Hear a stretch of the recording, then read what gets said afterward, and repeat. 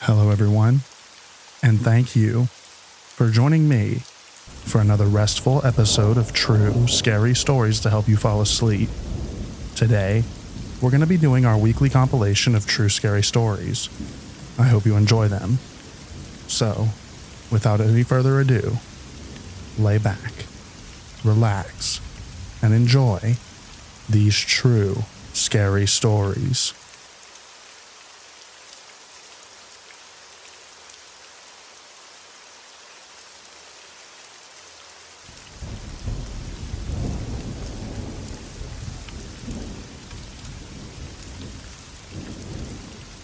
Bigfoot is in the Shenandoah National Park.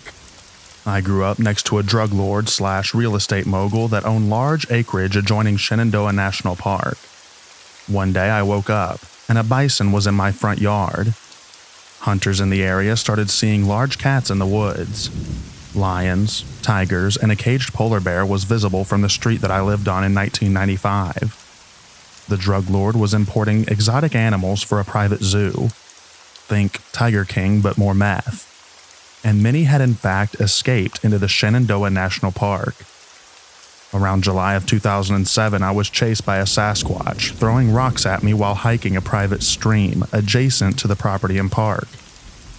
Around 2009, I received confirmation that the meth lord neighbor had in fact imported African great apes from the 1990s. 2017 War for Planet of the Apes debuted, depicting African great apes living in an American woodland park. A light bulb goes off in my head. Western Virginia and West Virginia are now a hotbed for quote-unquote Bigfoot sightings.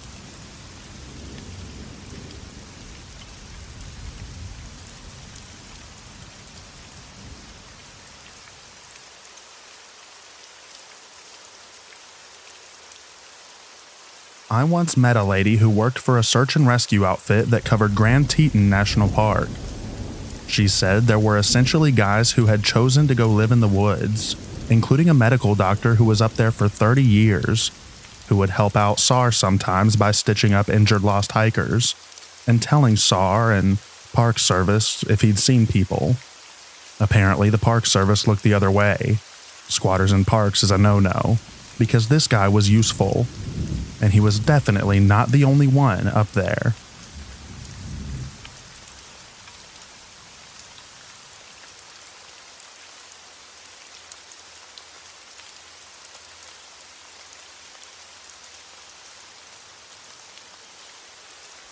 As someone who works in a national park, there are definitely plenty of people off the grid that try to illegally set up in it. We find their camps often and tell them that they need a backwoods permit or to get out. One time, one of our officers found a camp well cared for that had to have been set up at least a month and a half ago. He spoke to the man at the site and explained that he needs a permit to set up anywhere.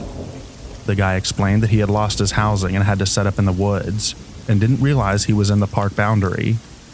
I think a majority of cases are just displaced homeless people living off the grid. But in no way would I dehumanize them and call them feral.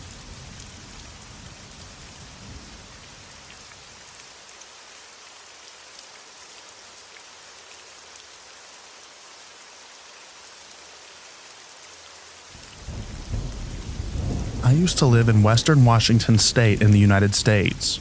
It is very woodsy. There's this one stretch of road deep in the Olympic National Forest. It goes around a bend and then you see up two mountainsides packed with trees. On one side we got out and parked and took a driving break. We walked a bit into the woods. So I have a strong sixth sense. Had it since I was a kid. I also have an irrational fear of inbred mountain men, a la the original Wrong Turn, The Hills Have Highs, etc. So we found a clearing maybe 100 yards on the tree line. It's a roundish clearing. We played for a bit, and then I was going to sneak around the back of a tree in the clearing. On the opposite side of the tree was a symbol. Not one I recognized. Thought it was a kid possibly, years ago. But I started looking at the other trees, and they all had marks as well. I started to feel a deep fear and a sense that we needed to leave. I'm lucky that my family and friends trust my judgment, but we had a lot of pushback from my younger brother. He dragged his feet and I was ushering us all back to the car. He's halfway between the clearing and the car. I was not watching him. I hear running and he's booking it to the car, screaming, "Go, go." He jumps in and we take off. I look out the rear view to see two scrawny men coming out of the woods. They looked dirty and their faces were crooked. I've driven by that spot 2 more times in later years and never had the inclination to stop again.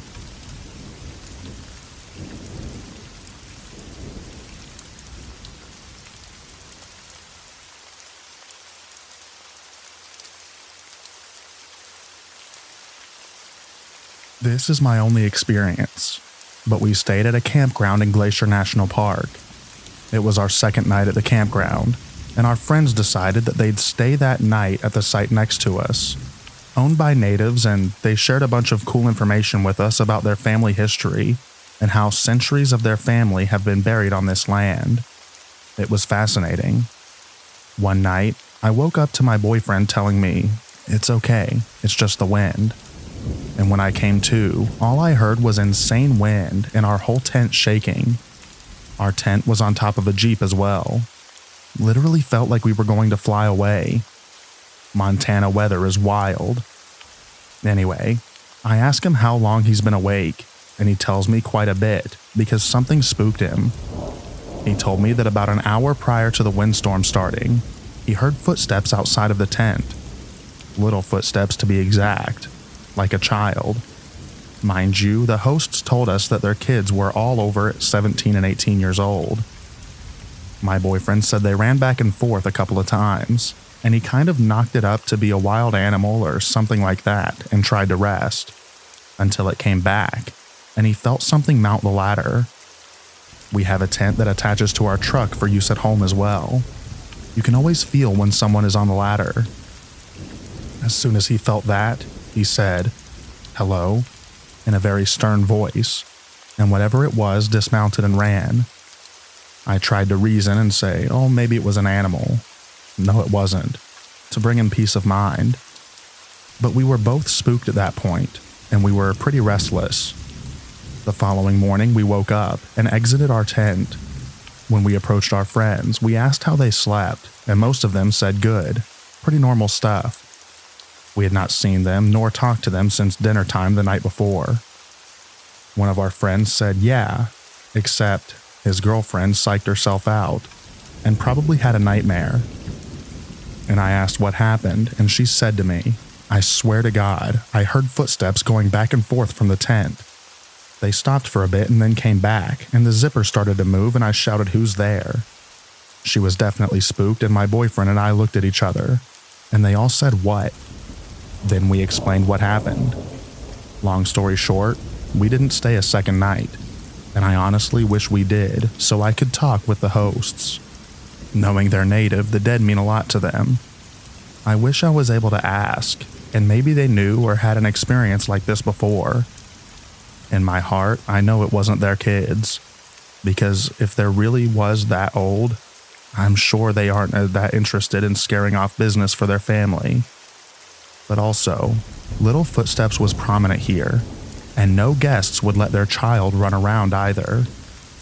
It was spooky, but I love spooky things, and I just wonder what it really was.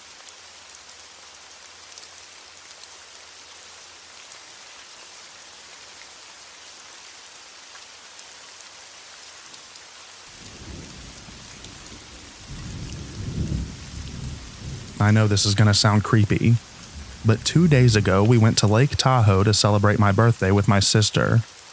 We arrived there at 7 p.m., had checked in our hotel. My sister still wanted to go to the beach, so we did. We arrived the pass in going to Chimney Beach at 8:30. It was sunset. We had to walk for 15 minutes to go to the beach. There's only 2 of us in the water, but we can hear teenagers hanging out. Half a mile away from us, and 3 men preparing to leave a few miles from us. I felt uneasy at that moment while my sister was busy taking pictures. I felt like someone was staring at us or in the water. I don't know if I have the gift to hear and feel the presence of the existence of spirits, since I had a lot of experience ever since I was a child. But whenever I see the photos taken during that moment, it creeps me out, and I remember the feelings I've had when we were setting in the water during that time.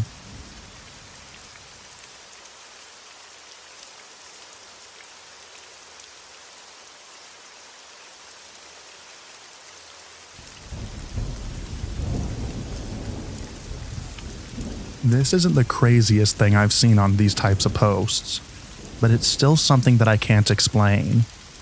This past year, I hiked the Pacific Crest Trail. There was about 600 miles of the trail that I hiked and camped alone.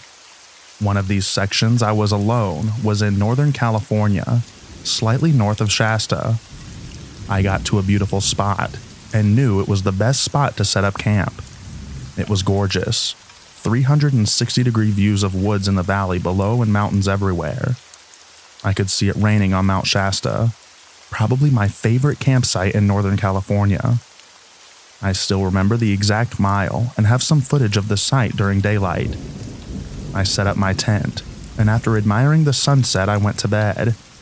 I could see outside below the vestibule when I was lying down in the tent.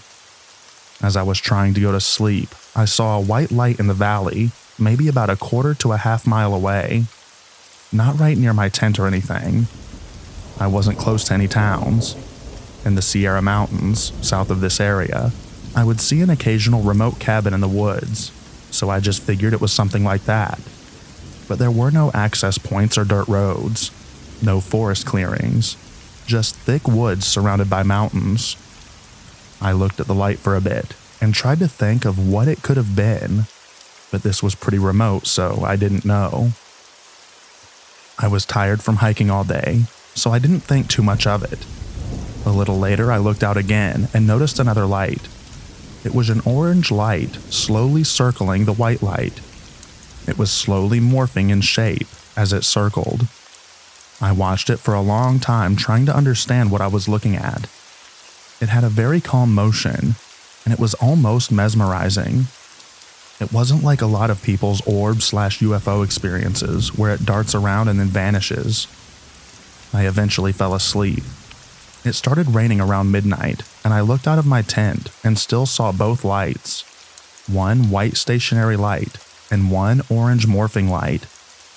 I woke up again around 4 a.m. and walked outside of my tent, and it was still there. Same motion.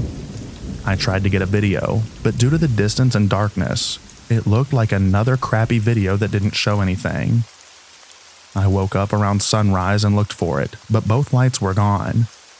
I didn't see these lights around sunset or sunrise, only in darkness. I know these would have been visible during sunrise and sunset too. I'm sure there's an explanation, but I genuinely have no clue what I was looking at, and I'm still trying to figure it out. Unrelated, but near that area I was walking to the right of the trail was some thick brush, maybe 5 to 6 feet tall. This was near Shasta Trinity Forest, maybe 1 to 2 days after the lights in the woods. I was hiking alone, and I noticed about 100 feet away from the brush was being flattened by something, and it was moving very quickly. It was approaching the trail, and was going to end up right next to me if I had continued my pace. I couldn't see what was flattening this brush, but it had to be strong. It reminded me of something you'd see in Jurassic Park. I assumed it was a bear. I still think it was. But I didn't want to surprise the bear and have a close encounter. I yelled stop, and then it stopped. Completely. I remained still and waited to see what was going on, but it was completely still. And it was really quiet everywhere. Total silence. I got pretty unsettled and started talking to whatever it was while I walked by. I just kept things like, "I'm going to walk by and be on my way, my friend. I hope you're having a good day." I kept walking and kept looking back, but nothing moved on from that point onward. Like I said, it was probably a bear. Black bears are generally like big raccoons and don't want to interact with humans. But I encountered a few bears, and they always ran away when I told them to get lost. After speaking with other hikers, I noticed I met a few people who said how Northern California was a little unsettling. The SoCal desert is very windy, and the Sierra Mountains have tons of flowing streams. Northern California doesn't have as many streams, or as much wind, so there's just a silence that pervades which can feel ominous, especially in the dark. That's my explanation for the feeling, at least.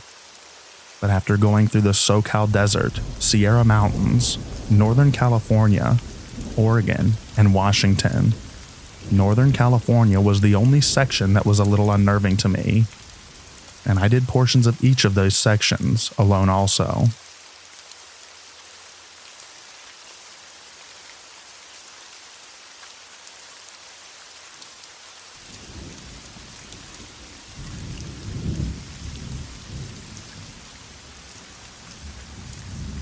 My friend was on a solo backpack trip through Yosemite. He started talking to a guy he met about his trip. The guy said that he used to do solo trips often, but would never solo again after experiencing something horrific on his last trip. The guy said he was 2 days into a 6-day hike in the middle of the desolate wilderness when he came upon a dead man in a suit with a bullet hole in his head, and the body was very fresh. He never heard any gunshots, and he could not see signs of anyone else around. He was filled with dread and felt like he was being watched. He took off running back down the trail in the direction he came from. He hiked 2 days and 2 nights without rest back to the trailhead. He said the nighttime was the absolute worst. Every noise he heard and shadows he saw felt like something was stalking him in the dark. He told the authorities upon his return and never heard back from them. He wondered if maybe the man was shot and thrown from a helicopter. My friend said that he had to stay with a group for a couple of nights after hearing that story, and even cut his trip a bit short, feeling spooked.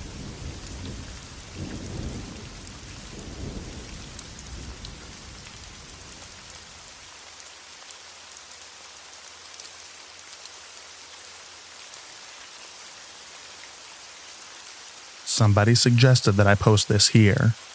This happened to me last weekend, and I'd really like to get some opinions and figure out what happened to me while camping in my van in Mount Rainier National Park.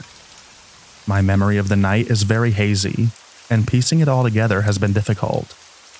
I went to a van life meetup in Enumclaw, Washington over the weekend. The city is close to Mount Rainier National Park, and because I had already made the trip, I figured I might as well camp overnight nearby the park in a dispersed camping spot in the forest. I brought some ingredients to make some asada tacos, downloaded some movies, and was ready for a nice cozy evening in my van, something which I do on most weekends in various campsites around the state. I hiked around the campsite, which was very nice for the large amounts of trash which was littered and actually made me really sad. The trail led to 2 fire pits not too far from where I had parked, and it ended at a quiet riverbank. It seemed like it was a spot that local teens might go to drink and smoke weed. There was even a log bench with the words 420 painted colorfully on its seat. I wasn't sure how recently people had been there, and there were open, half-drunk cans around the fire pits what seemed cold. I wasn't quite sure if this meant anything in the moment, but it was a bit on the warmer side outside at around 70 degrees. I decided that it likely wasn't an active camp and stayed. The spot wasn't terribly isolated. Every 30 minutes or so, someone would drive by to claim their campsites down the lonely fire road, some trucks and even an RV. People like me, looking to spend time out in nature and who don't want to shell out the extra cash for a campsite. After exploring the area, I went back to my van and started to make dinner. I used a satellite communicator to check in with my friends and family, as I didn't have any service this deep into the forest. The sun was setting as I sat down to eat my tacos. I left my doors open to let air flow, and the cool breeze felt amazing. But after eating, and when it was quiet, I started noticing a sound in the distance. They sounded like gunshots, really almost like cannon shots. Deep, rhythmic booms echoing into the valley every few seconds. What accompanied those sounds was a still distant yet closer noise of a chainsaw in the distance. Now, neither of these noises are very uncommon to hear when camping on fire roads, to be honest. People in Washington love their guns, and it wouldn't be unheard of for someone to use a chainsaw to cut down larger chunks into firewood. Summer fire ban be danged. I also saw some campers start to leave, including an RV, which was particularly unusual. Finding a campsite for an RV can be hard, but it is especially hard to find one at night. The rule is to always find camp before the sun sets, and the sun had only just disappeared from the sky. Something spooked them, and I wondered if it would be wise to follow their lead. However, I had unwashed dishes on the counter, and I was in no mood to move, and so I didn't. I did, however, triple check that all my doors and windows were locked before drifting off to sleep. That night can only be described as hazy and disorienting. I have very little memory of anything that happened, but the evidence that something had most definitely happened was very evident. I remember being awake in the pitch black of night, struggling to breathe. Not choking. My lungs were filling with air, but I remember the feeling of drowning. I remember the pleading desperation for air. I remember trying to see with my sight being wholly consumed by the darkness in front of me. I have a memory of trying to punch out a window to no avail. I remember making my way to the side doors of my van to open the door to breathe. And then I woke up in bed, and the sun was in the sky. I would have chalked this up to be a really bad dream, but the damage around me was evident. There was definitely a struggle. Some of my window blinds were sliced and ruined. One of my windows had scratch marks from the inside. Even the air vent on my ceiling was obliterated from the inside. My curtain rack was pulled down from the ceiling, which was screwed into a beam. I didn't think I was even capable of this. The van was well ventilated, so I'm unsure as to why I would have trouble breathing in the first place. My carbon monoxide detector was silent, and the van was well ventilated after cooking. I have no idea what possibly could have caused me to do this and ruin my lovely van. I saw no indication of any kind of forced entry, and all the damage was done from the inside, by me trying to get out, I guess. My knuckles were very sore, as were my feet, as I probably hit them hard on the various cabinets in the van on my way out. A pole that I used to prop up my canopy was strangely out of place in the middle of the floor and broken at the ends. I have never had any form of night terrors or sleepwalking before this, except for one incident, also nearby Mount Rainier National Park. A few months ago, my friends and I were driving through Enumclaw, trying to find a camping spot we might be able to post up at. It was nighttime already, and as I said before, finding camp at night can be pretty difficult. We were driving down the same road I had taken for my recent trip, and we had gotten a tip from a local about a mountain which had some pretty good dispersed camping. We were tired and hungry and just wanted to start setting up camp. We passed a few spots, mostly mud and rock, none too level and none too appealing. We decided to pick the least muddy spot we could find, and I helped them set up their tents. It was one of my first trips in my van, and I was excited to test it out. As we were setting up camp, we heard the wind blowing ominously through the trees, causing them to creak loudly, threatening us with a fall. And this particular area of the mountain was very unleveled in the most unsettling way, so we thus referred to this campsite as the ominous slant. When we slept that night, a few things of note happened. My friend Melissa claims to have heard squeaking noises, as if someone were wearing a latex bodysuit. She refers to the sound as the happy gimper. Kurt, her boyfriend, swears that he heard a bear that night. However, the worst of it was in the middle of the night. They both heard me yell bloody murder from my van. Kurt rushed out of the tent, tripping a few times in his haste, and rushed over to swing open the doors. But I was asleep. He asked what was wrong, and he thought that someone was attacking me. I had no idea what he was talking about. I have no memory at all of any nightmares preceding it or anything. I have no idea what any of this means. I've been on many trips in the van since with different people, and nothing like this has happened anywhere else. It has only happened when I've been in Mount Rainier National Park. To be honest, thinking about the feeling of drowning in darkness makes me very much not want to revisit the subject anytime soon. So I don't believe I'll be visiting the park anytime in the near future, or camping either.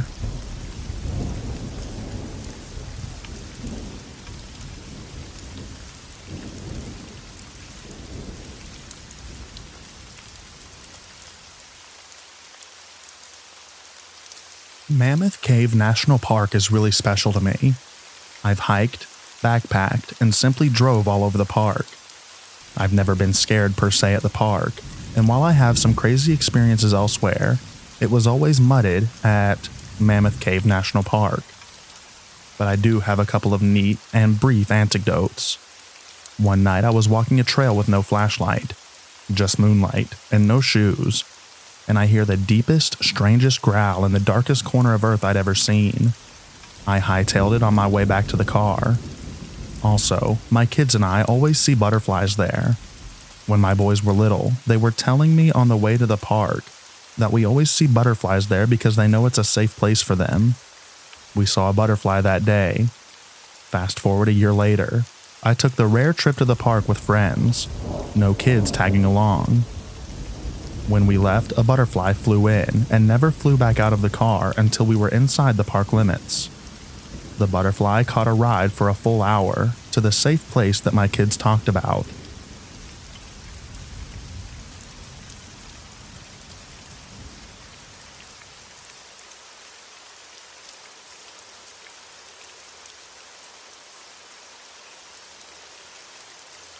I visited Yellowstone National Park last week and decided to take our boat out on the Yellowstone Lake yesterday.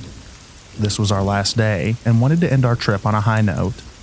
While we were loading our boat down into the launch pad, there were fishermen from Wisconsin catching trout, cutting them up and then throwing them back into the lake. This is a government job, an angler incentive program to manage the fisheries. One could tell how experienced these men were and knowledgeable about the lakes just by talking to them and watching them work in rhythm, as they probably had for several years. Basically, these guys knew their stuff. So, a couple of the older, bigger guys were kind enough to help us get our boat in. We're new to using this boat. The guys tell us to be careful. The water has big swells and it's getting windy. In a side conversation, an angler tells my dad about the bodies still lost on the lake and never recovered, including a couple of park rangers. The angler explains the water is too cold, and within 20 minutes hypothermia has set in. So again, he cautions us and we head out anyway. We didn't make it far. 3 to 5 foot swells pushed us back in. It was almost as if the angler was expecting our short return, and he helped us guide the boat back into the dock, onto the boat trailer. He just smiled and said, "I'm glad you're back. It's bad weather out there." I felt I had to give you the background so you could see why I'm so curious about these missing people. Bodies in the lake, and park ranger bodies all believed to be at the bottom of Yellowstone Lake. However, I cannot find any information on these missing people and missing rangers. I asked other park employees and researched national park websites. Nothing. What are your thoughts? Does anyone know about missing people and missing park rangers at Yellowstone Lake?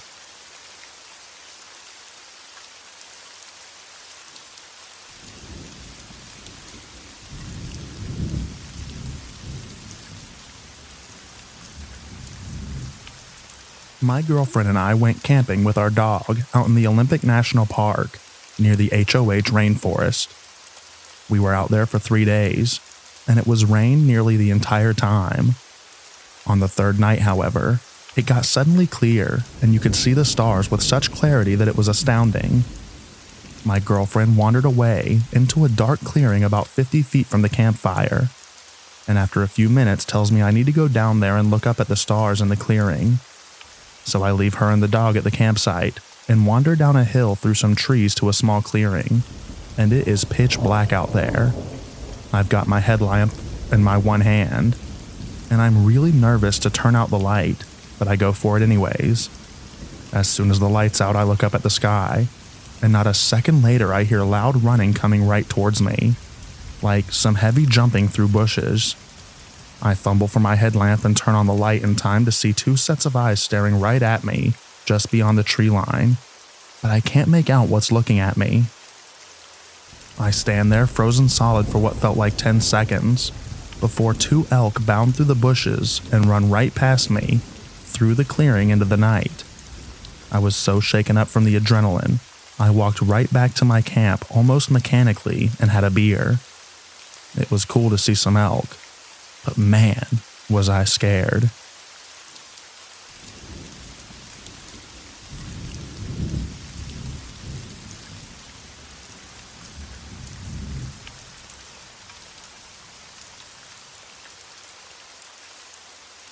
I had a really weird experience in Congaree National Park outside of Columbia last winter that brought me to these kinds of subs.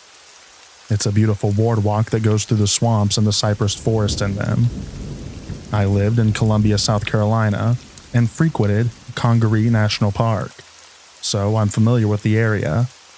I often would jump the fence and walk the boardwalk at night, as it's super peaceful to walk the swamp and hear all the wildlife. They never have a ranger or guard there after hours, so I was always alone. The last time I did this, in October of 21, I was taking my usual stroll with flashlight in hand. I should mention, between the insects and the frogs, the sound is loud, but then it completely stopped when I was about a mile in. I heard what I thought was my wife calling me from the trailhead, but she wasn't there. I was alone and she was out of town. I then heard water sloshing to my right and saw nothing with my flashlight. I chalked it up as being tired and kept moving. The wildlife started up shortly after and everything was fine. Maybe 15 minutes later, I noticed it got eerily quiet again and heard swamp water sloshing on my left, but this time it was more deliberate, like somebody walking. I was in a thick portion of the cypress and couldn't see more than 20 feet in front of me. And then I heard my wife's voice again. Again, she wasn't with me and was out of town, certainly not moving through a swamp at 1 a.m.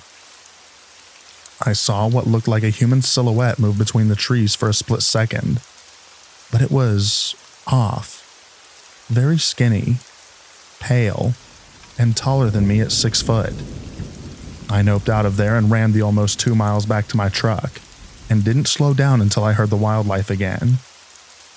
Like I said, this is a boardwalk that's in a swamp in the boonies. Nobody is walking around in the water at night without a light, or ever.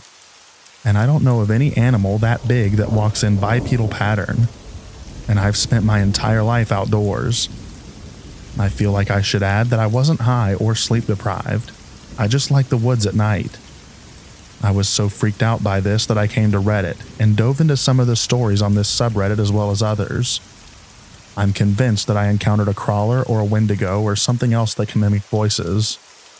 There's no way some meth head was stumbling through the swamp miles from civilization that sounds like my wife. But then again, it is also South Carolina.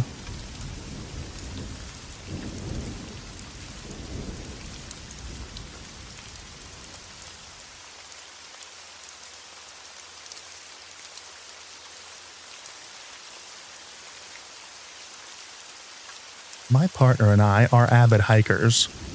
Last July, we went on a trip and decided to camp at this spot that we love just west of Shenandoah. It's quiet, off the beaten path, and offers absolutely spectacular views of both Shenandoah and portions of George Washington National Forest to the west. The first day and evening of the trip itself were nice and uneventful, though we didn't sleep super well because of the humidity.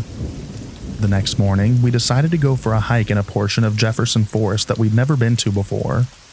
It's comprised of ATV trails and about a dozen campsites, but has a trail that leads to an old fire tower we'd always wanted to check out.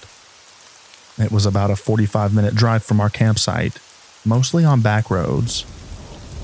When we got there, the first thing that stuck out to us was how empty the campsites were.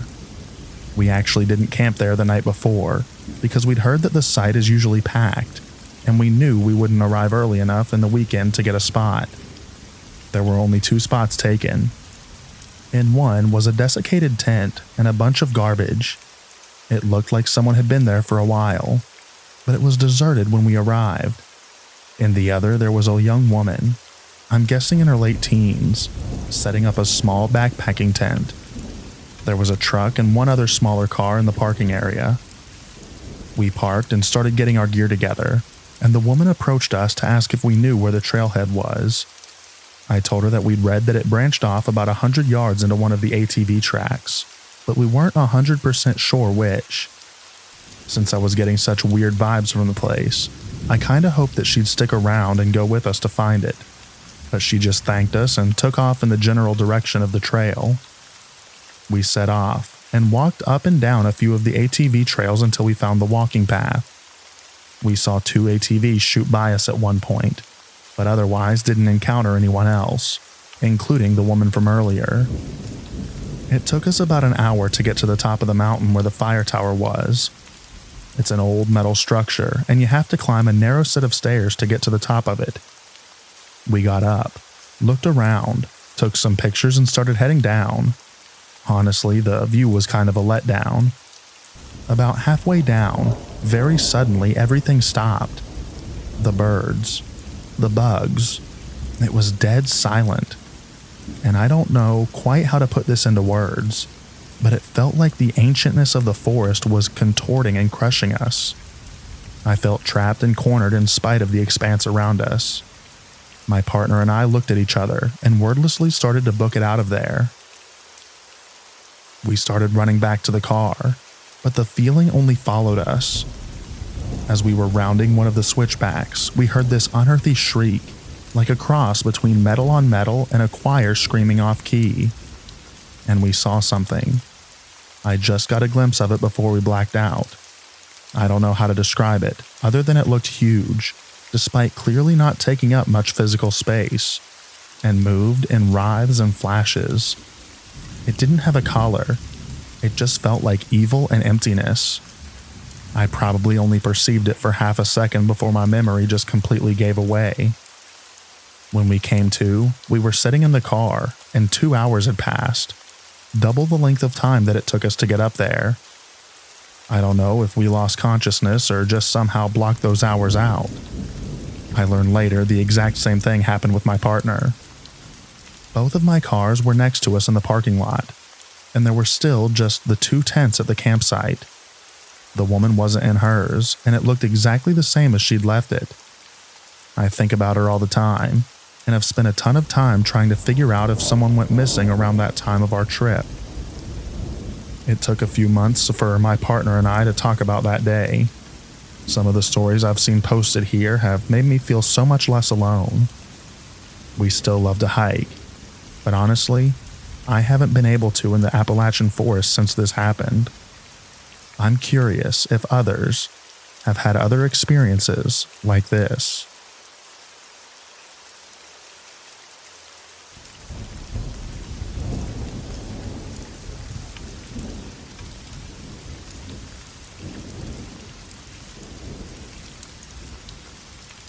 My buddy and I served together, and we liked to plan camping and hunting trips ever since we got out of the Army.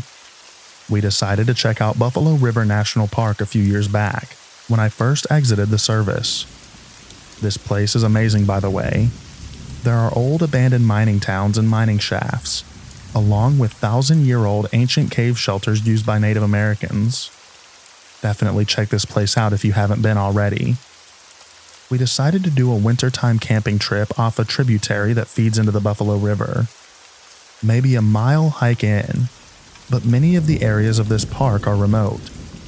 We built a campsite on these stone cliff terraces overlooking the tributary, and had a pretty ordinary experience, besides how cold it was, until our 4th night. It was snowing on and off, so we had a tarp over our fire. In hindsight, this was not such a great idea, because we were definitely getting smoked out. But because of this, my friend decided to go to bed early. I decided to stay up and keep the fire going as long as possible for coals in the morning. After about an hour of me tending the fire, out of nowhere we heard a shrill woman's scream in the night, followed by a man's voice yelling, "Hey, hey, hey." We were positive we were the only ones out there. There weren't any trails nearby as we dead reckoned to this camping spot, and since it was winter, the tributary was very low, so that negated the possibility of people recreating on the water. This was also around 12 a.m. at night. My buddy asked if I had heard that, and I said absolutely. We always camp with protection. Both of us carry pistols, so we weren't that worried. But during and after what we heard, we didn't hear sounds of movement. No brush crashing, just the shrill woman-like scream, and the man's voice yelling "hey" 3 times. We rationalized that maybe it was a mountain lion. We read that they can sound like a woman screaming. We also checked on Google and at a ranger station to see if anyone had reported a mountain lion incident in the area. Nothing was recorded. Heck, I'm not even sure there are mountain lions in Arkansas, but I wouldn't be that surprised if there were. Anyway, we ended up staying one more night after this without any further incidents. Just thought I'd share. This was a truly wild experience for both of us, and I still can't really explain it to this day. We spend a ton of time outdoors, and this is the only time we've ever experienced anything like this.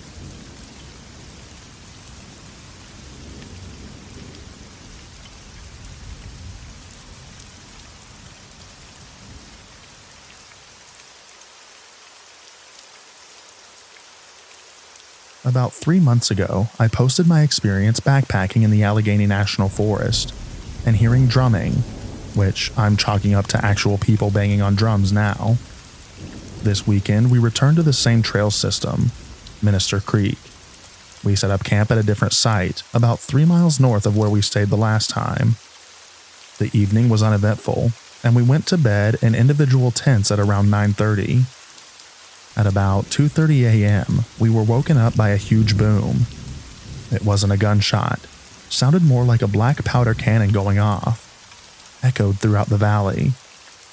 We came out of our tents and discussed what we all heard. A little on edge since it was so close to us, but eventually tried going back to sleep. The boom really has nothing to do with what happened later, but it was just a weird night. As I'm laying in my tent, unable to sleep, staring at the ceiling, I kept seeing shadows on the tent walls. I would swear I'd see a silhouette of a person walking towards the tent, but as I'd look at it, would disappear as quickly as I noticed it. I decided that I'm just seeing things and closed my eyes, eventually falling asleep. Next thing I know, I'm being woken up by a young-sounding female voice saying, "Dad, Dad, Dad." I jolt awake, unsure of what I actually just heard. So I'm laying there. Check my watch, which says 5:13 a.m. Wide awake at this time. And about 30 seconds later, right next to my tent, I hear very urgently, "Dad? Dad?" There was something off about the voice too. It was just creepy. I got major chills, like nothing I've ever experienced. Now A, my daughter didn't come with us, and B, there were no females in our small group. It's pitch black out. I see no flashlights, no more light from the fire. I'm trying to rationalize what I'm hearing, and set up in my tent, thinking maybe a camper from another site wandered into our site thinking that she was at her dad's tent. I unzip my tent, shine my flashlight out, and catch a glimpse of a black bear walking off into the woods. I uncontrollably at this point let out a huge "oh crap," waking up the rest of my group. Bear didn't care and just walked off into the darkness. So of course we're searching around with our flashlights and find nobody else around us. The whole experience was just crazy. What did I hear? Do black bears make noises that sound like a girl calling for her dad? Was it a ghost warning me that there was a bear in our campsite? A guardian angel? Or did I have some sleep disorder-induced auditory hallucination that just so happened to perfectly coincide with a black bear roaming through our camp? Either way, both of my experiences overnight backpacking in the Allegheny National Forest have been pretty weird.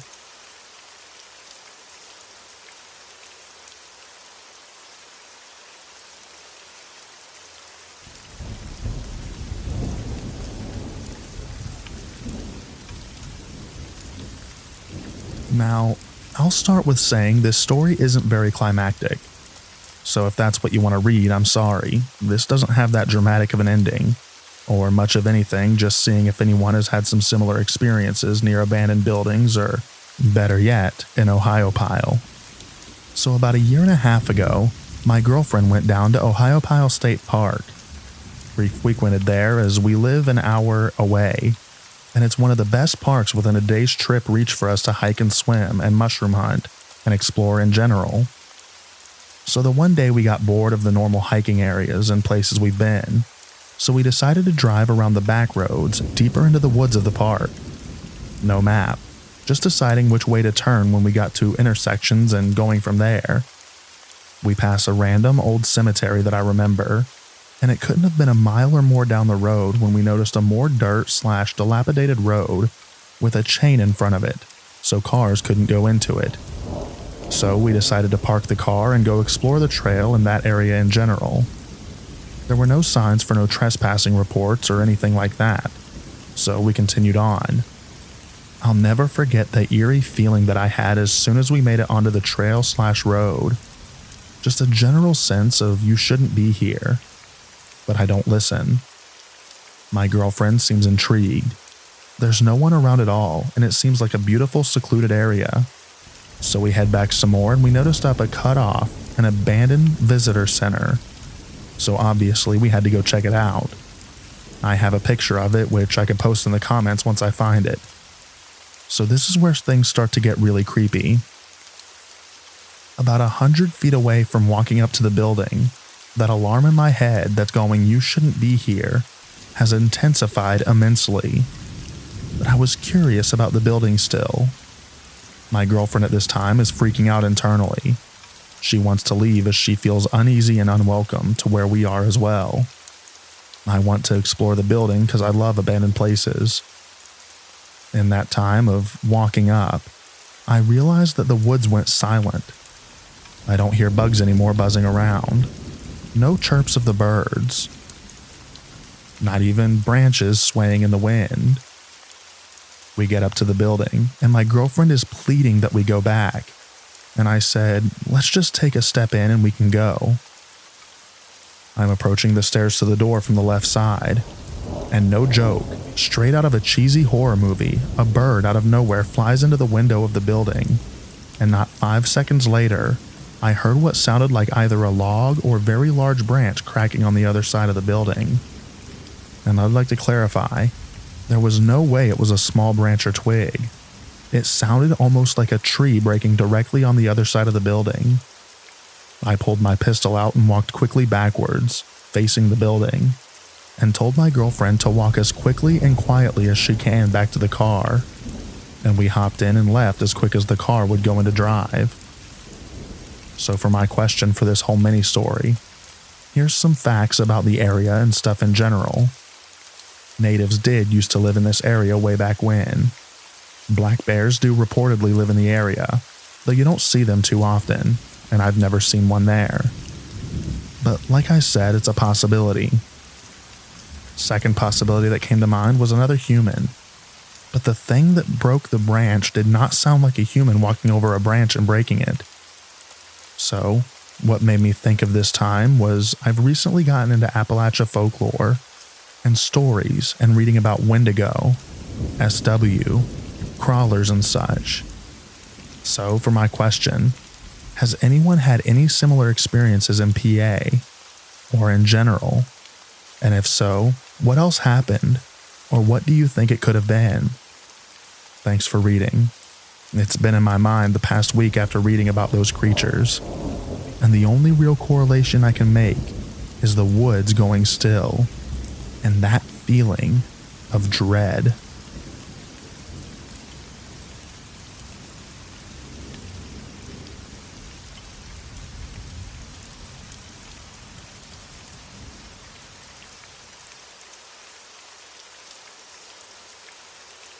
When I was younger, and more ambitious in my early teens, I loved to explore the mountains of my home village in the gates of the Arctic National Park.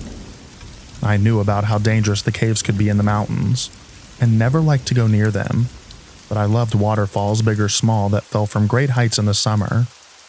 One year, I had just received a Honda Foreman 500 as a gift from my mom.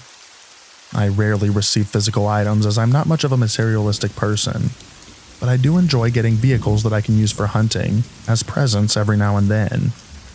Usually they're older models, so they aren't as expensive as the newer models, but I love them just as much, and I take care of them as best as I can. Anyway, I was driving my new Honda through an old trail that I only knew of as a snow machine / snowmobile trail in the winter. I had recently learned about the summer trail, and I decided I would go and explore the valley it led to. While driving, I began to have the eerie feeling of being watched. The hair on my body stood on end. On the side I felt like I was being watched from, so I knew where to glance at as I drove. I did my best to keep the old rocky trail, and I began to glance over to my left as frequently as possible. I think that as a hunter, I have developed a better sense of when I am being watched, and it seems to pay off quite a bit in the wilderness up here. As soon as I looked over, I would scan the willow thickets. As I did, I noticed a dark figure keeping up with me.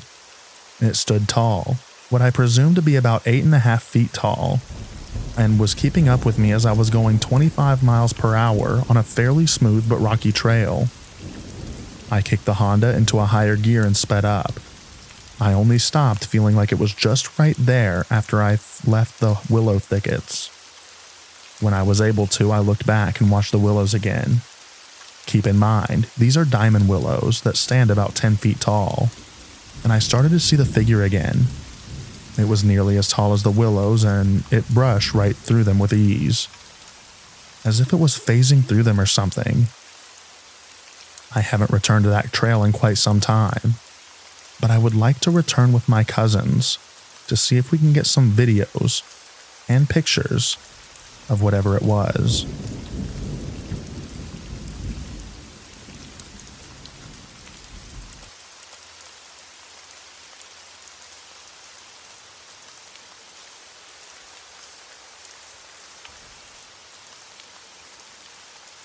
I grew up in Orange County, California. There were some real wild areas around us, believe it or not. In high school, we went out to this place called Black Star Canyon in the Cleveland National Forest. Big, densely wooded area of oak that stretches from OC to San Diego, almost to the border. Even contains Marine Corps Base Camp Pendleton. Anyways, we have been told that it was haunted growing up. Turns out, true story, there was a tribe set up there that was slaughtered in the 1800s by hired fur trappers because they kept stealing the Mexican ranchers' horses for meat. Enough said for a bunch of dumb high schoolers.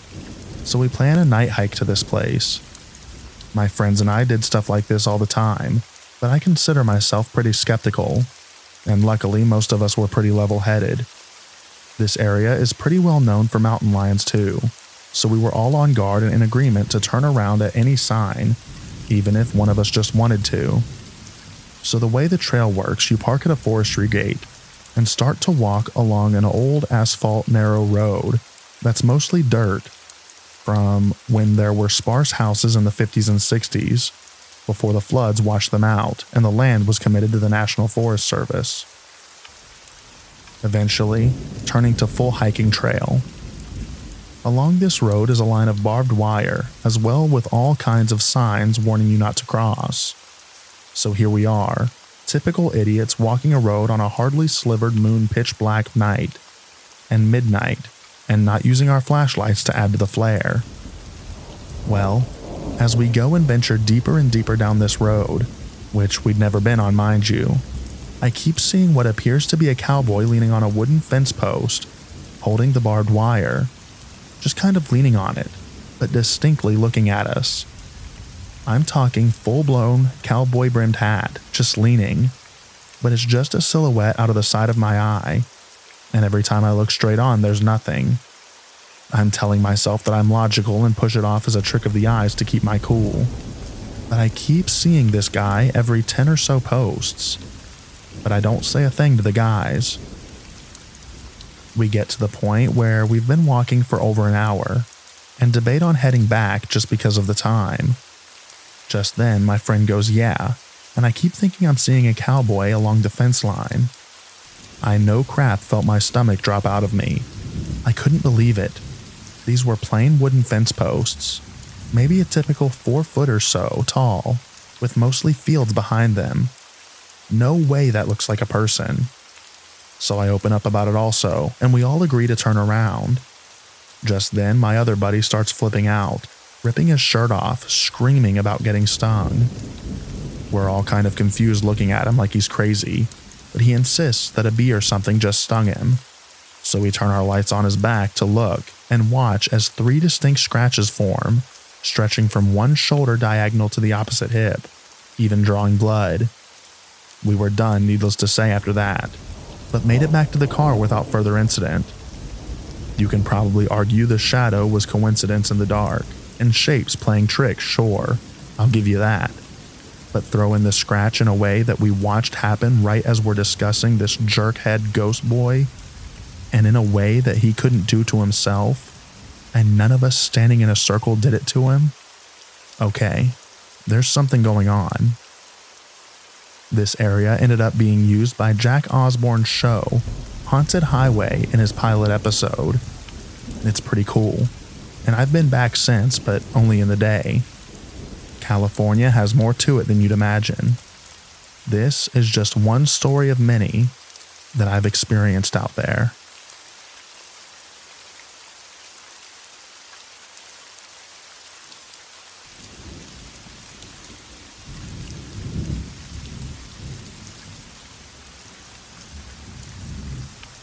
So hey guys, this is a long story kind of.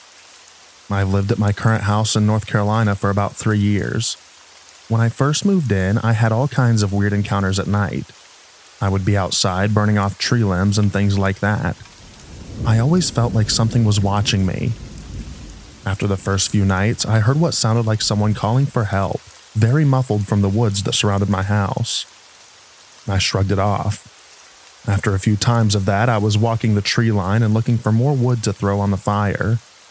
Keep in mind, this was at about 1 to 2 a.m., and I had a 30-30 shell thrown at me. I don't own a 30-30, so I thought it was very weird. Anyway, this goes on for a few months until my ex came in and we brought our kids in the house to live.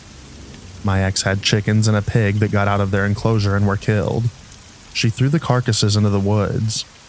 I know, I don't know why she did that either. But after that, all the spooky stuff stopped. No more eerie feelings. No noises. Nothing. Now, fast forward to last month. I've since gotten a new girlfriend, and she takes our dogs out in the early morning hours before she leaves for work. I leave the house at 4:15 a.m., so it's probably about 5:30 a.m. or so when she's out with them. Twice in the last 2 months, she's seen what she described as something large and pale in the wood line. The first time was last month. It saw her and hurried off.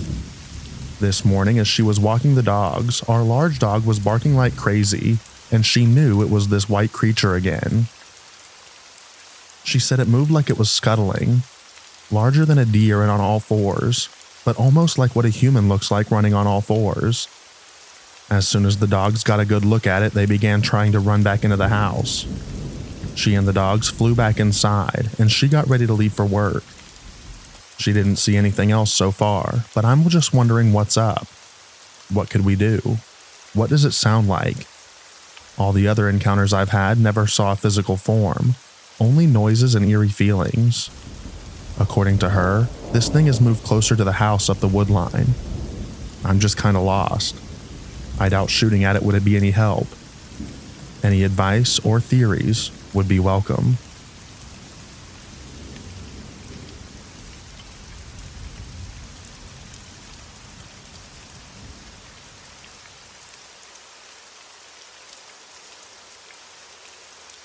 Around 2 years ago, one of my friends was moving from Appalachia region to Florida in a few days, and we decided to go catfishing before he left. We didn't catch anything that night on the river, and we left at around 2 to 3 a.m. On the drive back, we hit a fog. I remember the window was cracked because I was smoking a stogie. My friend was half asleep in the passenger seat but still conscious. I had just looked up from changing the song on my phone, and right in front of the car was what I can only describe as a shadow being. It was tall and stood on 2 legs. It had no color or details, just a black void in the shape of an upright silhouette. It was right in front of my headlight too, and it still didn't show any detail. The thing about this whole experience that terrified me the most was right after it passed us. It smacked the weeds and tall grass on the side of the road, and it made such a loud sound because of how fast it was moving. Hearing that noise after what I had just saw sent a chill down my spine. My friend and I didn't say much, except to confirm to ourselves that we had indeed saw what we had saw. An Appalachian shadow man. I've never seen something like that before nor since. Please comment if someone has seen something like this. It would be interesting to get more insight on what I saw that night.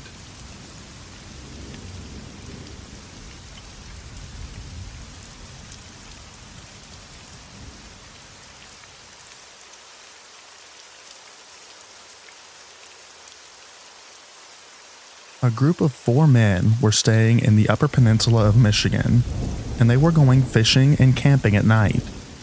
They were avid outdoorsmen, big and buff men matching the lumberjack aesthetic. They live outdoors in the boonies and always have. Their families stay behind at camp that night, while the men took their John boat out to catch the next day's meals.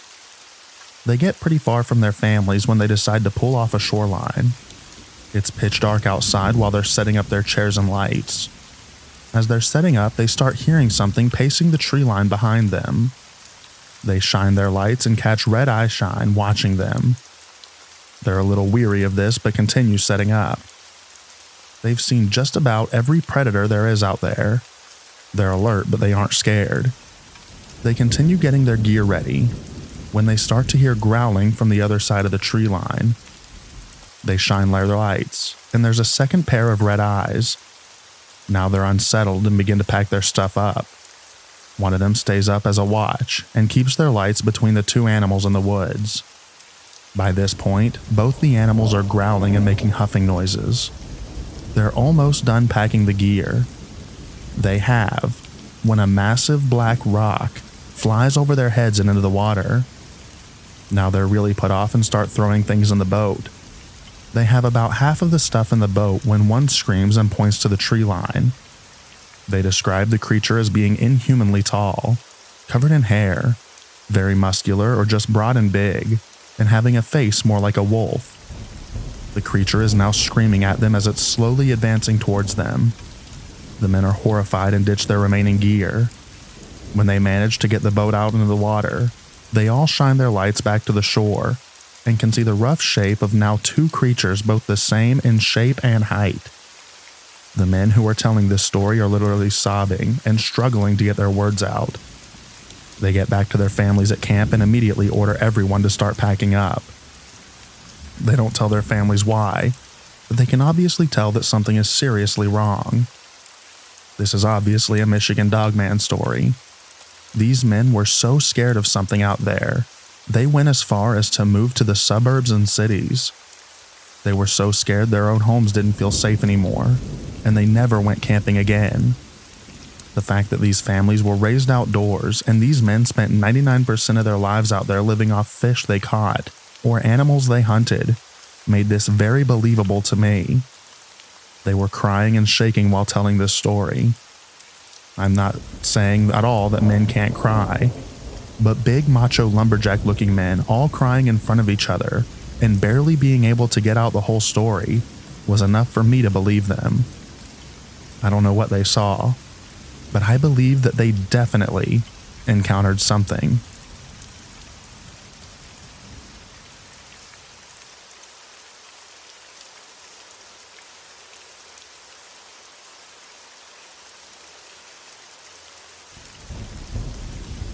I was casually road hunting in Texas, mainly with my buddy listening to the radio with him driving. As we slowed for a fork in the remote dirt road, I saw something running at my car from the side, right where the light and dark met. I was too shocked to say anything or shoot. The definition of deer in headlights. He glanced over and saw it, gunned the engine, and it missed its intercept with us. I guess it was the size of a wolf. Short hair, shaped kind of like a hyena, fast like a cheetah, real fast, and had the run mechanics like a jackrabbit. No idea what it was. I joked that it was my chupacabra sighting. As I think what it could reasonably be, I think kangaroo or greyhound. Most likely a trick of the imagination, but my friend saw it too. I've seen other wacky stuff, but they were explainable. More than anything, I just wish I had an explanation for it. By the way, it was 30 years ago, about 1 a.m. near Zephyr, Texas in the summertime. Regardless, it gave us a good spook.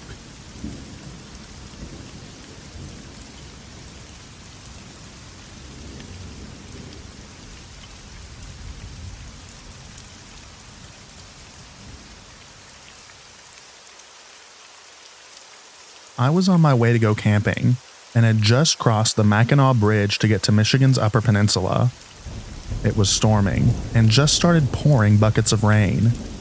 It was the kind of rain that forces you to put the windshield wipers on full speed, and you still have to slow way down and strain your eyes to see. While driving up a hill, my daughter and I saw a man standing in the middle of the road. There was not great visibility with the sheets of rain, but we both pointed out the man standing in the middle of the road, and we were worried he would get hit by a car. He turned and bent, and then it was not a man. It was a huge black dog. We both thought it was a man at first, and then it was a dog, and I can't explain it. It could have just been the combination of looking up from the bottom of the hill in the rain. I think it's odd that my daughter and I both thought that we saw a man standing up at first, and then it was a dog. I stopped on one side of the road to help it, and so did a man on the other side in a truck. I'm a dog groomer, and always have slip leads in the truck. I love dogs, and always stop to help when I see one in the road. But I hoped that someone else would be able to help it because my truck was stuffed with camping stuff, and the only place it could go in my truck would have been the front seat with my daughter and me. It was still in the middle of the road looking back and forth between the man and I. I was a bit surprised to see how big it was up close. I felt uneasy and intimidated by this animal. It looked almost like a black German shepherd, but much bigger, and also wolfish. I've been around a lot of big dogs in my profession, and if I had to guess what breed it was, I would say a wolf hybrid. The guy yelled over asking if it was my dog, and I yelled back no. The dog was still in the middle of the road looking back and forth between the man and me. In my head, I was repeating, "Don't pick me, don't pick me," over and over, because A, I had no room in my truck and didn't want a giant strange dog that I thought was a person at first next to my kiddo, and B, it gave me the creeps. The man then yelled, "Here, boy," and patted his leg, and the dog ran off to him. Seeing the dog was being taken care of, I got back in my truck and got back on the road towards our camping destination. My daughter was telling me how it looked like a person standing in the road, and then when it turned, it was a dog. We were both very confused. If it had just been me, I would think I was driving in the rain and my imagination, but my daughter saw it as well. It may not be paranormal, but it was definitely an interesting experience.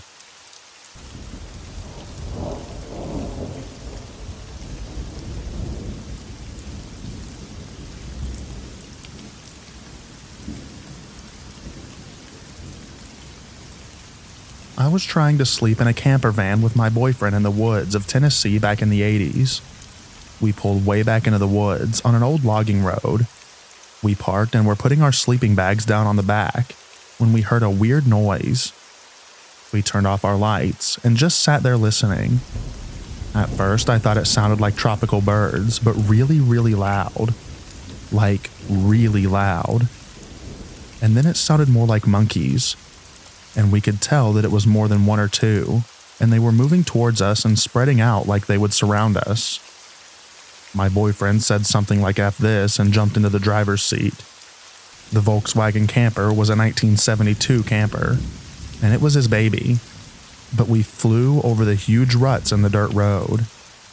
It didn't make any sense to me what happened that night, until I started listening to Bigfoot podcasts about 20 years ago. I've checked, and there are sightings on BFRO right in that area. I think we interrupted a hunt, and they were hooting and barking and trying to scare us off. It worked. It's funny because this boyfriend was a big daredevil. It used to scare me how he'd get on his bike and draft off vehicles on the highway, or he'd stay in a place with a hurricane coming. I saw that he was just GTFO, and it made an impression on me. Occam's razor. There weren't exotic birds that turn into apes in the Blue Ridge Mountains. I didn't see them, but they sounded like some of the recordings on the Sierra Sounds. They are really the best explanation for what we heard. Pranksters could never have been so loud and fast, running through the woods in the dark.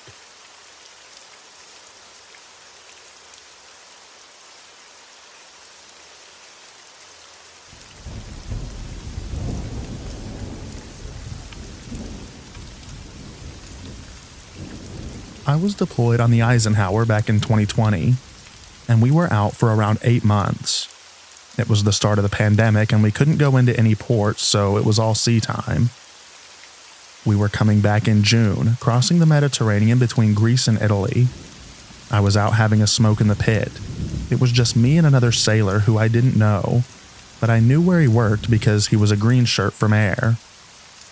I was facing the outside of the pit towards the walkway and door, which was a closed water / airtight sealed door. He was on the other side by the capstan. Well, when I was halfway through a cigarette, I heard a voice singing, harmonizing out towards the water. I knew it couldn't have been the other guy because he was built huge with a deeper voice, and I doubt that he messed like that, because he said that he heard it too. We both seemed to have a strange want to look over by the water, but couldn't see anything, but we did hear splashing like someone swimming out in the water. It was pretty late too, around midnight. I believe that I may have encountered a siren out in those waters, and it's one of my favorite stories to tell when asked about my time in service.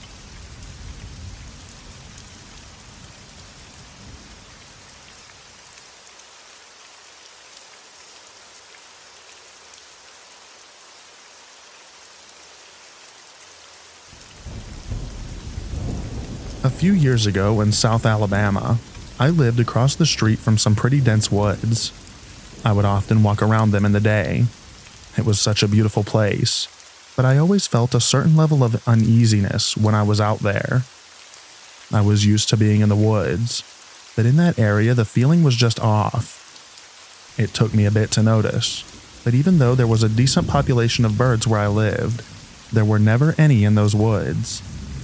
After about a month of going into the woods on a nearly daily basis, I had developed a routine where I would just walk fairly deep in the woods until I reached this flat area with 4 trees overlooking a drop-off, and I would just chill there for a bit before walking back.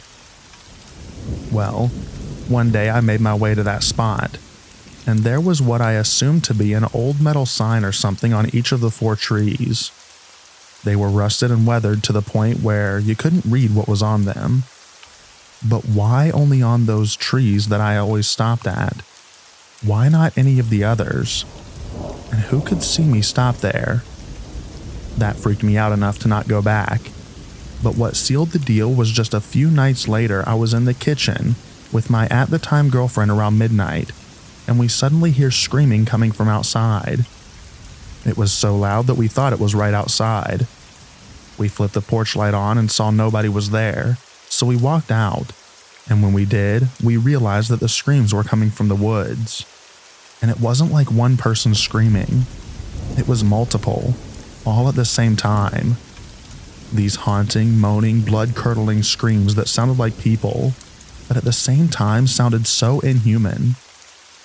I thought maybe it could be a bunch of foxes or bobcats, but I'm familiar with the sounds that they make, and those were not this. To this day, I'm unsure of what it really was out there, but one thing is for sure, I'm done with the woods. 。 . . . . . . . . . . . . . . . . . . . . . . . . . . . . . . . . . . . . . . . . . . . . . . . .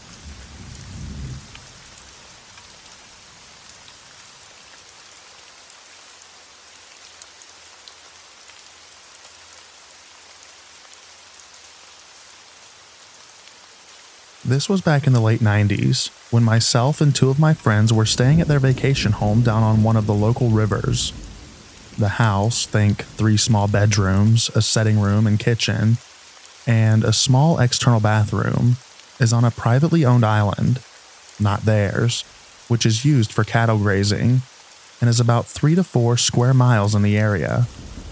It is accessible by only one dirt road, which takes all of about 30 minutes to travel down, as it bends and winds through dense cypress swamps full of alligators and marsh plains. Along the road there is one other house. Just as you get onto the island, which has long been abandoned, this old 2-story plantation-style home was supposedly abandoned when the owners, a married couple, child, suffered a fatal accident, and they couldn't stand being there anymore. Aside from my friend's house, the cattle farmer's home, and one other vacation home, the abandoned property is the only other structure. Well, my friends and I were out on the dock doing some night fishing, trying to land a shark or something to throw on the grill, but we hadn't had much luck. The river was as smooth as glass, which was really unusual because of where the dock is. The current there is usually very strong, even during the tide shift. We sat and chatted, waited for a bite up until about 11 p.m. Then off to our right towards the coast, we heard a loud tone or wail, which sounded like a mix between a ship's horn and maybe a wolf howl or something similar. An important note: the island is by car nearly an hour from deep water access, and probably more from actual ocean, so the likelihood that the sound was a large ship is very low. So anyway, we were startled by the sound, and even my friend, who had been spending his summers there since he was in diapers, had never heard the noise before, and he was bothered by it.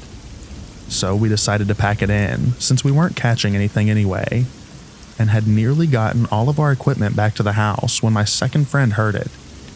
Coming from down the road back towards the island access was what sounded like either a cat meowing or a child crying. We all stood in silence listening, and trying to figure out what it was and where it was coming from. After listening for about 5 minutes, we decided to hop in the truck and drive down the road a ways, with the windows down, so we can try and find what was making the sound. What started out sounding like a cat was made clear as we got further up the road. That was not the case. We could clearly hear a child, and it sounded like it was saying, "Help me." We drove very slowly, calling out, and we'd wait a few minutes and hear "help me" again, but always further up the road, towards the swamps and the old abandoned house. We were seriously freaked out, because if there was a kid out there, why would they be going away from our calls and light into the swamp? We nearly made it all the way to the abandoned house, when the sound just stopped. We waited for nearly an hour, and never heard it again. We marked it up as nerves and headed back to the river house, assuming that it had been an animal after all, and that we were probably just imagining it saying words. Well, after we had gotten back inside, we settled in for the night and started hearing it again, but as time passed, it came closer to us. We went out and called again, and the sound would come closer. This went on for hours. Well, we decided we would try one more time to see if there was a kid lost or something. Again, important to note, we are miles from the next nearest people, and the noise sounded like a child. Think a 4-year-old. But once we got out to the truck again, the noise stopped. It's now nearly 3 in the morning, and we have been out in the sun fishing and swimming all day, so we were all tired, and after driving around a bit, calling out again, with no luck, we decided to give up. We get back inside again and get into our beds. Then we hear it clear as a bell, "Help me," right outside the house. But it sounded so strange, like it was an echo, if that makes sense. Like it was close, but far away too. And like crap if any of us were brave enough to go commando and leave the house. But we went out onto the porch, which was screened in for bugs, and listened. As soon as we went out, it would stop. Get back into the beds, it would call out again, but in a different location outside the house. It circled the house, calling all night. We all slept in the living room, but to be honest, there wasn't a lot of sleeping happening. In the morning, we went out and looked for tracks around the house, as the foundation is basically sand. There wasn't a mark, no prints, animal or otherwise. And to the best of my knowledge, this never happened again to my friend or any other visitors. To this day, we don't know what we heard, but it's probably the most supernatural occurrence I've ever experienced.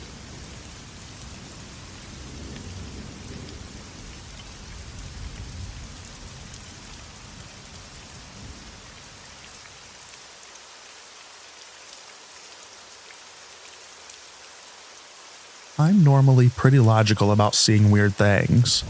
I work nights and go long periods of time without sleeping, so my mind playing tricks isn't super unusual. But this happened in broad daylight with other people around, and it has left me completely confused as to what happened. I was repairing a condenser in a very standard-looking suburban neighborhood. Directly across the street was a mother playing in her driveway with her toddler, pushing him around in one of those plastic cars. I was walking back to my work van around the side of the house when I hear a shriek, like a noise that you hear and know someone is being hurt. I took a very quick few steps to clear the corner of the house and see what was happening. The mother across the street didn't seem to notice or hear or care. That's when I heard it again, but being in from the house, I could pinpoint it a little better. My head snapped to the house directly to the right of the one that the mother was out in front of, and I saw a small child staring directly at me with its mouth wide open and eyes that seemed to be completely black all the way around its eye socket. I looked at the mother, sure that she had to notice or at least hear the commotion. She didn't. The thing waved, not like in a come here motion, but more so acknowledging its awareness of me. I walked slowly back to the condenser and hid for maybe 5 minutes. When I came back around, it was gone, and the mother was carrying on like nothing had happened. I had no explanation for what happened and still don't. When I went home and began to tell my girlfriend what had happened, she told me about black-eyed children. I don't know what I saw that day, but there was something so deeply unsettling about the entire situation. I'm happy calling it a cryptid, if it means that I'll never see them again.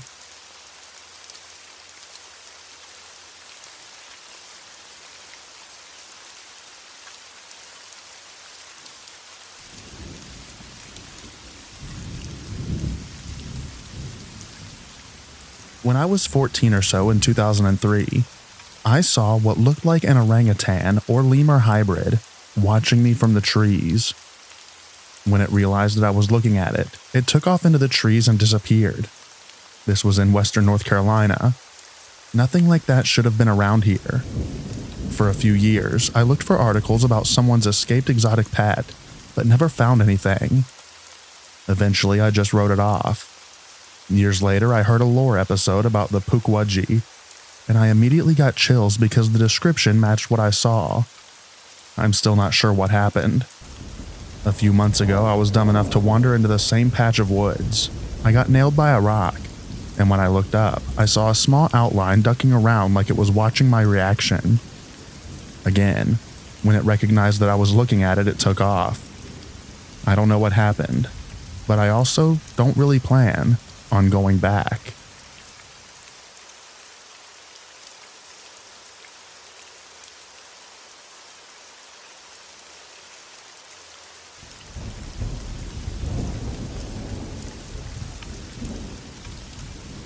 Marcella Bennett's encounter with the Mothman.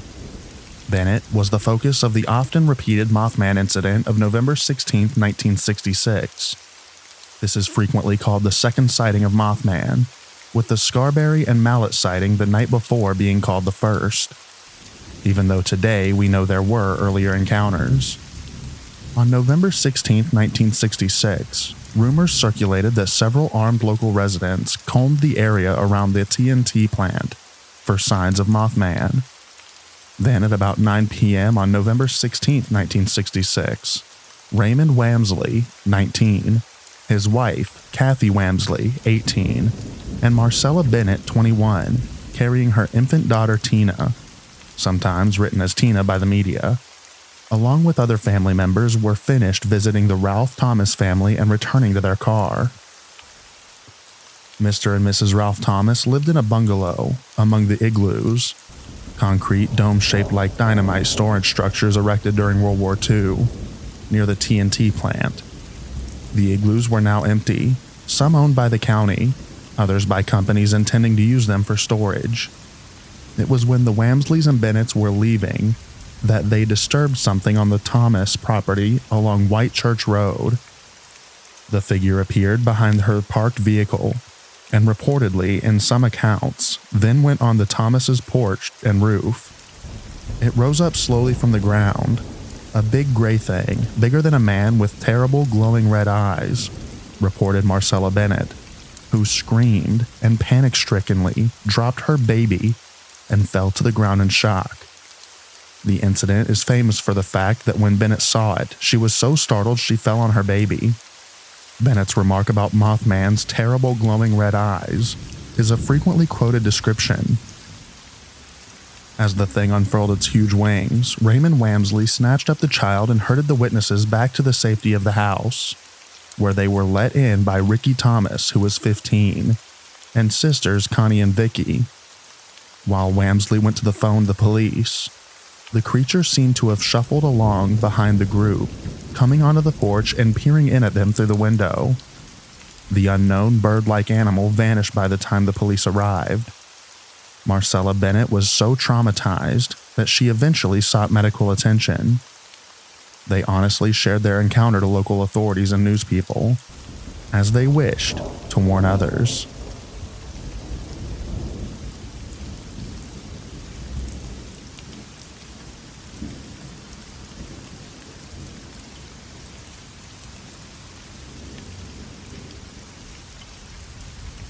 This was about 5 years ago. Me, my mom, and my dad were camping at Mary Jane Thurston State Park, just outside of Grand Rapids, Ohio. It was around the end of August or the beginning of September. Our campsite was in front of the campgrounds. Leading up to the two separate incidences, we occasionally heard what we thought could have been a bird of some kind screaming or screeching up in the trees. Or at least it sounded like it was coming from the top of the trees. We'd hear it almost every night, but in a different location. We'd hear it in the trees behind us one night. Then the next night it would come from the other end of the campgrounds. Then, the night after, we'd hear it from across the road. I've listened to the sounds of different animals, including owls, to see if it was the noise we heard, but nothing is even close. Occasionally we'd hear what sounded like branches being snapped, but thought nothing of it. I had my own tent, and that detail is somewhat important, as it factors into the second incident. The first incident. My dad woke up in the middle of the night to what sounded like someone rummaging through the ice chest, which was setting between our tents. He said he then heard whoever or whatever it was shut the cooler and walk away. He told me and my mom about it the next day. The odd thing was that nothing was missing from the cooler. The second incident happened the night after the first one. I had a small little TV and my game console in my tent. I was watching a movie when I hear something approach our campsite. Whatever it was went through the cooler again. I could hear the ice moving around as it was rummaging through the cooler. I was as still and as quiet as possible, but whoever, or I should say whatever it was, knew I was awake, because it decided to put its massive hand on the side of my tent and push it in. I was frozen with fear and didn't know what to do. It felt like forever, but was only about 20 seconds before it took its hand away from my tent and walked away. I didn't even think about looking for tracks the next day. We don't have bears in this part of Ohio, so I definitely know that it wasn't a bear. The thing didn't take anything from the ice chest despite going through it twice. I know when it put its hand on my tent and pushed it in a little, I was frozen with fear. We know it wasn't some homeless person or anyone else, because there were about 5 campsites that had anyone there, and they were in the back part of the campground. Now I can't say for sure, but I think it was possibly a Sasquatch that I had an encounter with while camping.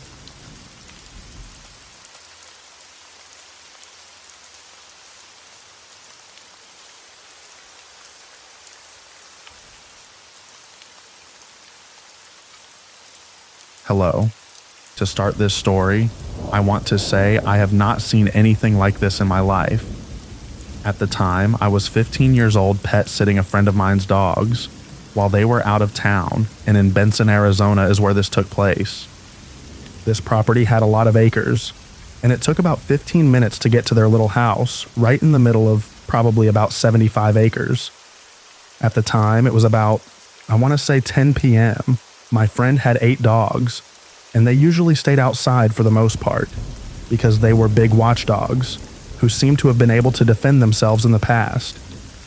Before everything happened, I was inside their tiny home making food, and when I heard her biggest dog start squealing kind of quietly, very scared and in pain but loud enough for me to hear, I knew the sounds were unusual this dog was making. I shot up and ran outside to see what was going on. I thought maybe the dog might have hurt himself or something similar, but this was not the case, and I ended up seeing a 5 or 6 foot tall, pale, very skinny creature hunched over this dog sucking on his head. I was very stunned, almost too stunned to speak, but I managed to shake that feeling off. I start yelling at this thing because the dog started yelping loud, and I'm telling the creature to get out of here and trying to scare it. And I run over to her dog as fast as I could because I've heard of these things before. Perhaps a chupacabra, and I know they would likely eat the dog if I didn't do something. But I stop about 10 feet in front of it to see this creature jump up and run as fast as it can away. I couldn't help but keep looking over my shoulder the rest of the time I was there. I also didn't let those dogs out at night, and I didn't care to go out there either. So when my friends came back, I told everyone what happened and what I saw. It felt like everyone was just as frightened as I was, and made me even more unsettled. I ended up leaving that desert and did not come back. Still don't know what to make about it to this day, except I know that it was something.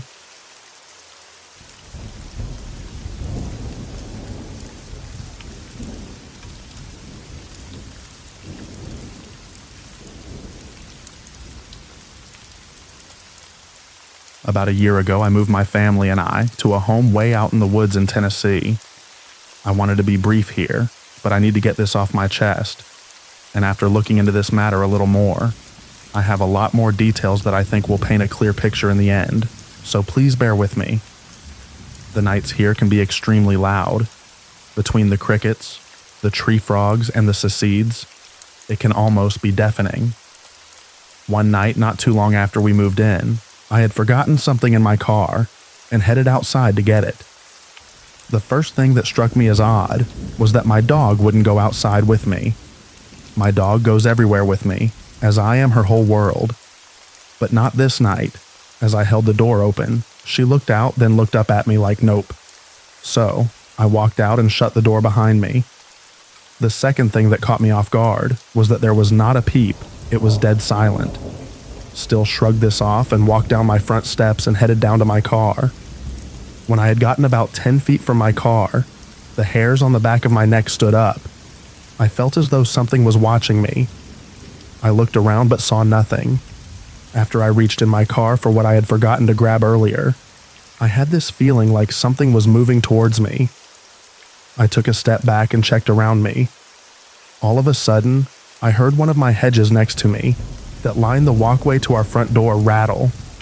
At first, I thought it was a rabbit that I had spooked, as I had seen one just earlier in the day, right where this was.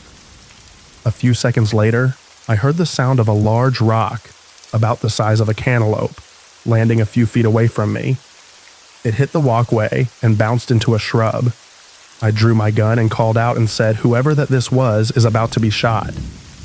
After a few seconds of nothing, I began to think that maybe this was some local teenagers messing with the new people. I holstered my sidearm, turned, and started walking back to my front door.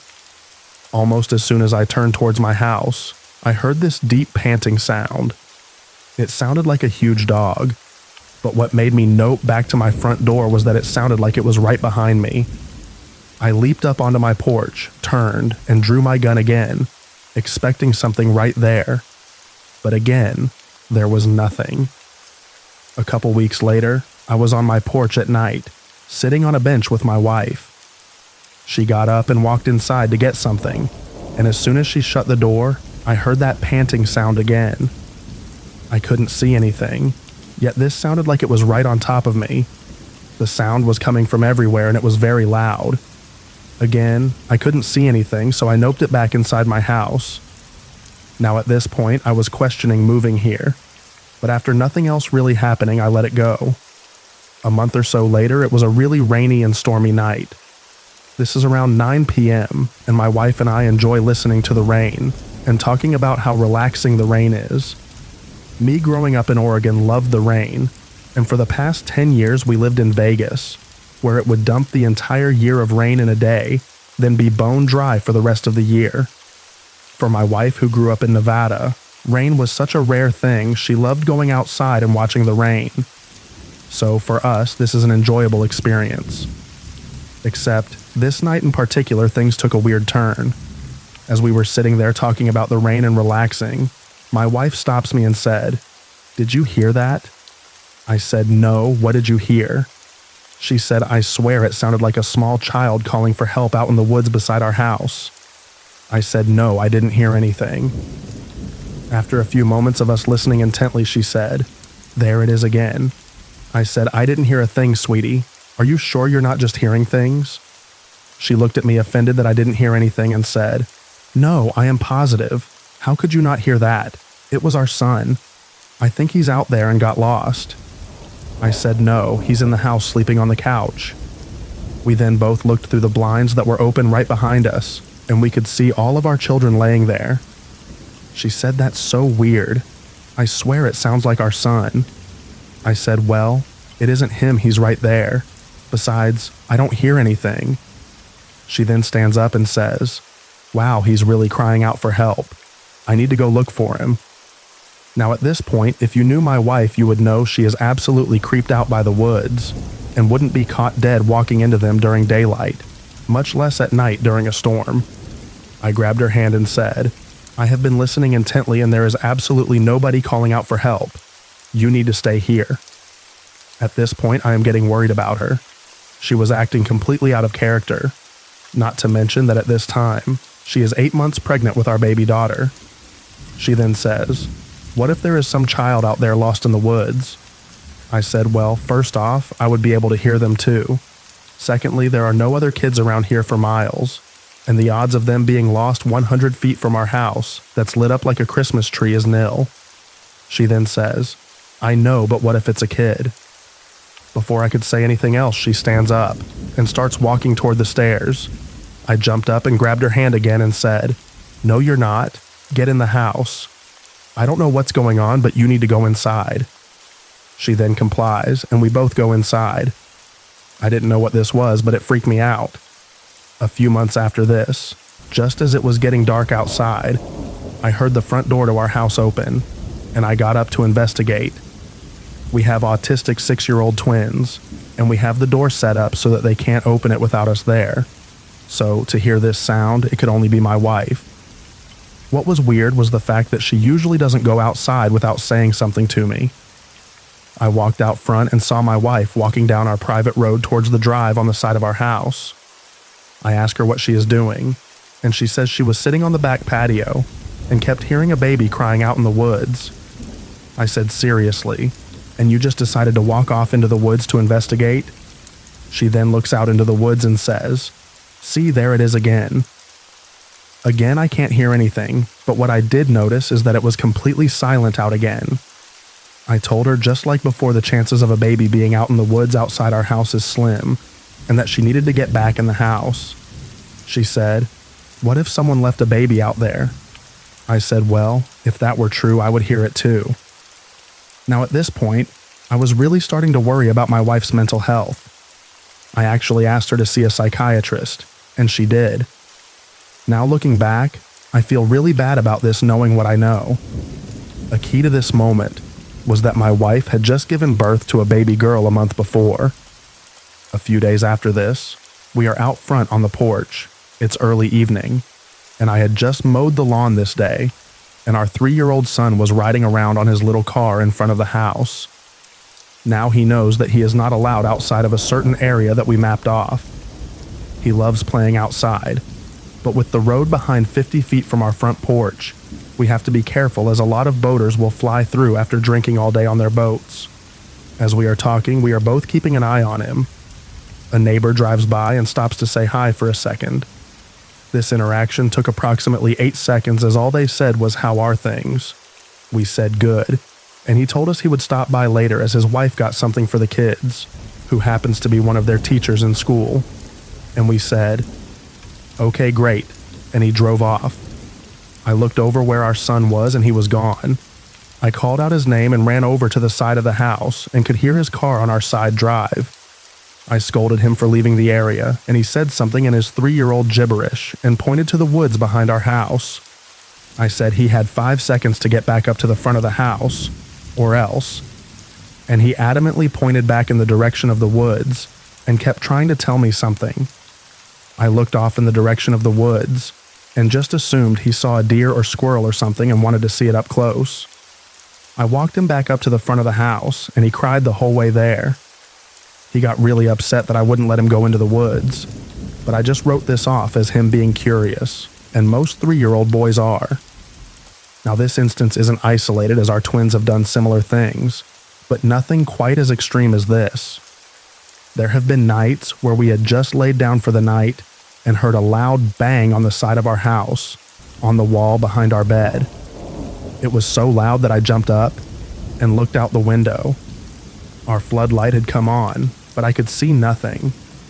Now, the weird part about this is that our bedroom sits about 12 feet from the ground level, as we have a full-sized basement that's cinder block. I put on my slippers and grabbed one of my 12-gauge shotguns and walked outside to investigate. It was dead silent again.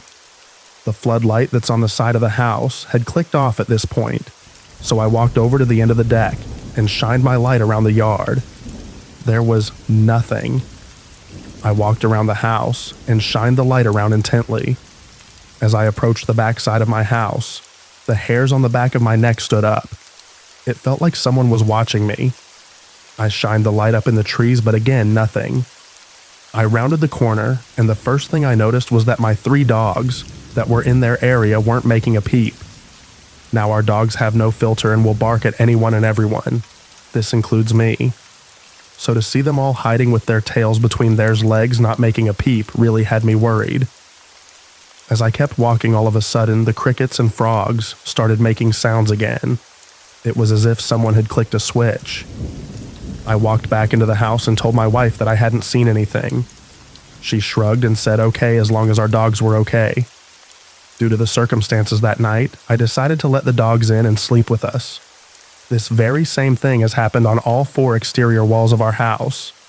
It's random and annoying, but just like this instance, every time there is nothing going on outside.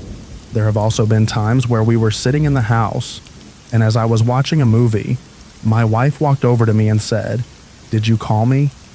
I said no, and she said she swears she heard me call her name in her ear.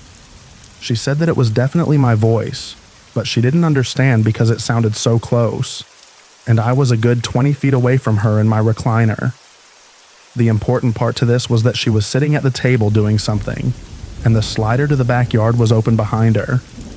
Now our back patio sits about 20 feet off the ground, and is like a balcony, as it has no stair access outside. I think the previous owner built it for a barbecuing. There have been several instances where she would say she heard someone whisper in her ear, but she couldn't make out the sound.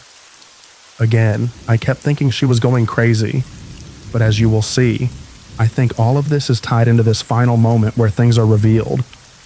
The last thing I want to mention before we get into what just happened is that I have a shooting range built behind my workshop on opposite side of our property, next to the main road.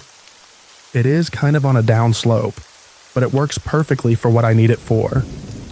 The range itself is cut straight into the woods, going down about 100 yards or so. When you're at the down range, you have woods surrounding you on all sides, except back up to my shop. I have to say it has always felt creepy when I am dealing with my targets or mowing. When you are down there, it feels like you're miles from anyone. One day around 5 in the evening, I was sighting in a new rifle scope. The sun was still up, but was going to start to fade soon. So I knew this was going to be the final test. Up until this point, nothing really happened while I was making my multiple trips down range, other than this feeling of uneasiness. As I got down range, I kept getting this feeling like someone or something was watching me. I looked around but didn't see anything. As I was placing stickers over my previous shots, I heard something big off to the side of me. It sounded like a large branch had snapped off a tree. Now, if you have been in Tennessee woods, you will know that a lot of branches fall off of trees randomly out of nowhere, so this is nothing new. Except this time, it was very loud and sounded like fresh, strong wood, if that makes any sense. I turned and looked, but again couldn't see anything. I started walking back up to my rifle, and I swear I heard someone right behind me. I turned around, but again saw nothing. As I started to walk again, I heard this deep growl. It was really deep and loud, and what's worse is that it was all around me. I turned around facing the range and started walking backwards. The thought of some rabid dog charging out of the bushes had me freaked out, so running wasn't a good idea. I slowly walked backwards up the hill to my rifle, but nothing happened. I grabbed my rifle and sprayed the target with rapid fire, hoping to scare off whatever was stalking me. I left 10 rounds in the mag and grabbed my rifle bag and quickly walked back up to the house. I never told my wife about this, as I didn't want her to freak out. Fast forward about a year later from when we moved in, and my niece is staying with us as a live-in nanny to earn money over summer break from college. We were on our way back from the store, and about a mile from our house, and I saw two eyes reflecting in the headlights coming from a wide tree on the side of the road just ahead. It had caught my attention because they were higher than a deer, but a different color and size. Just as I had said, "What is that?" And squinted, they vanished. I had made a comment that it was almost as if it had known I could see its eyes and moved. The color was kind of a golden green, but they resembled the mannerism of a large cat as they felt ominous. It's hard to explain, but I shrugged it off as we were passing the tree and saw nothing. A few moments later, we arrived at the house. As we were getting bags out of the car, my 3-year-old son came bolting out of the house, excited to see me. As I was waiting to help her carry in her bags, I heard my dog growl. I looked in the direction she was looking at my neighbor's property across the street. Now what I saw has kept me up all night. Up until this point, I have always been skeptical, as I had never seen anything with my own 2 eyes. Even with what had happened to me the year prior, I still had my doubts that it was just my mind playing tricks on me. Now my street is kind of a spread-out neighborhood. Each house sits on several acres, and at the end of our road is Kentucky Lake. My neighbor's house sits adjacent to my house on about an acre lot. Directly in front of my house is a wall of woods, and directly behind my house is several thousand acres of untouched forest. As I was looking across the street to my neighbor's property, I saw a large, dark figure between the trees at first. The movement caught me off guard, as it looked like something big moving quickly on all fours. Then, when it came out into clear view, it stood up and walked like a man. At first, I didn't know what to make of it. It was very tall, but what was strange about it was the distance it was covering, and the fact that when it was in front of his shed, I swear I could see through it. It was clearly walking quickly, but moving faster than any person could at a sprint. More importantly, there was no sound. It was like it was phasing in and out of reality as it moved. I said, "What the heck is that?" and realized that it was looking directly at us. It had moved at an angle away from us to minimize its time out in the open, and moving quickly as it could while still being silent. The hairs on the back of my neck stood up, as I realized that whatever it was stalking us. I told my niece to get in the house now, and I grabbed my son and booked it inside. I grabbed my AR-15 with a short scope and came back outside to see my niece still grabbing stuff out of her car.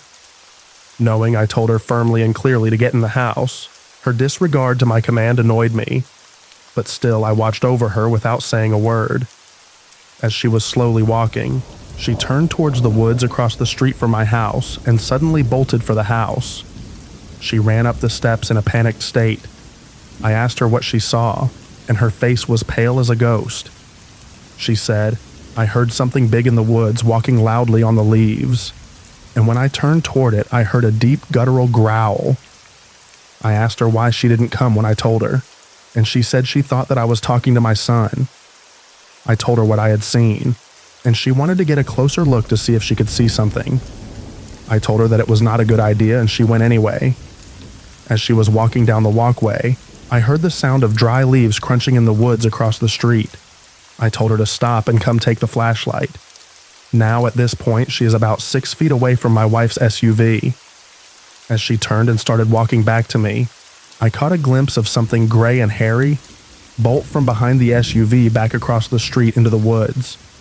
My porch is a raised porch, and our SUV is about 6.5 feet tall, and whatever this was, it cleared about 45 feet in what looked like a single jump.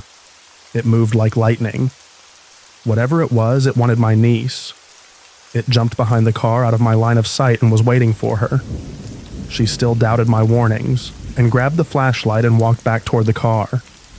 As she entered my driveway, she stopped dead in her tracks, leaned forward as if she could see something. I asked her what she saw. She turned and ran back up on the porch with a terrified look on her face, saying, "Nope, nope, nope," over and over again. She said it was a figure hiding inside of a tree and that she saw its eyes. I asked her what they looked like, and all she could say was that they looked dull red at first. But as she got closer, they looked dead. I said, "What do you mean dead?" And she said that where the pupils were looked gray like the way eyes look when they go blind. She said it was really dark gray, and she swears she could see through it almost like a dark cloud. She wanted to go out again and took a step down the stairs, and as she did, it revealed itself from the tree. I said, "Get inside," and I went in and locked the door. It looked like a tall, human-shaped being. The next morning, we did a height comparison to the tree limb she saw it stand over, and it put its height to around 9 feet tall, and its eyes were about 6 inches apart. At this point, I don't know what this thing was. After doing some research, I think this thing was a Glimmerman crawler. I looked to see if there had been any other sightings in Benton County, but nothing. More importantly, I swear it would phase in and out almost like a shadow person, but bigger and more obvious. Now, I originally posted this on our Bigfoot, but after doing a bunch of research, I believe this belongs here. One of the things that makes this fit is that it can communicate telepathically. This explains why everyone was hearing something that nobody else could hear. Secondly, it has a playback, like communication. So when I heard a dog panting, it was probably one of my dogs it had heard. My wife was actually hearing our son crying for help, as he had recently fell and cried for help. The baby crying would be our newborn baby, who she had given birth to recently. And it must have heard me call my wife's name, and kept telepathically calling my wife's name with my voice. Another thing that my niece had said that night was that she felt compelled to go back outside to it. She said she felt like this thing was communicating with her somehow, and it wanted her to go back outside. The more I read about this thing, the more everything that's been happening over this past year makes sense. One thing that I find extra convincing is that down the road towards the lake, there is a property that is barbed wired off and is a wall of forest with no driveway.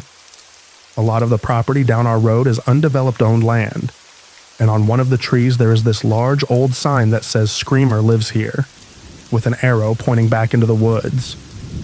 Now, I have to admit, when I first saw this sign, I laughed thinking maybe the owner screamed at trespassers who entered his property, and teenagers put up the sign to mess with him. But when I did a satellite search of our neighborhood, that entire section of road has no houses or trails or anything, and is just pure forest for as far as the eye can see.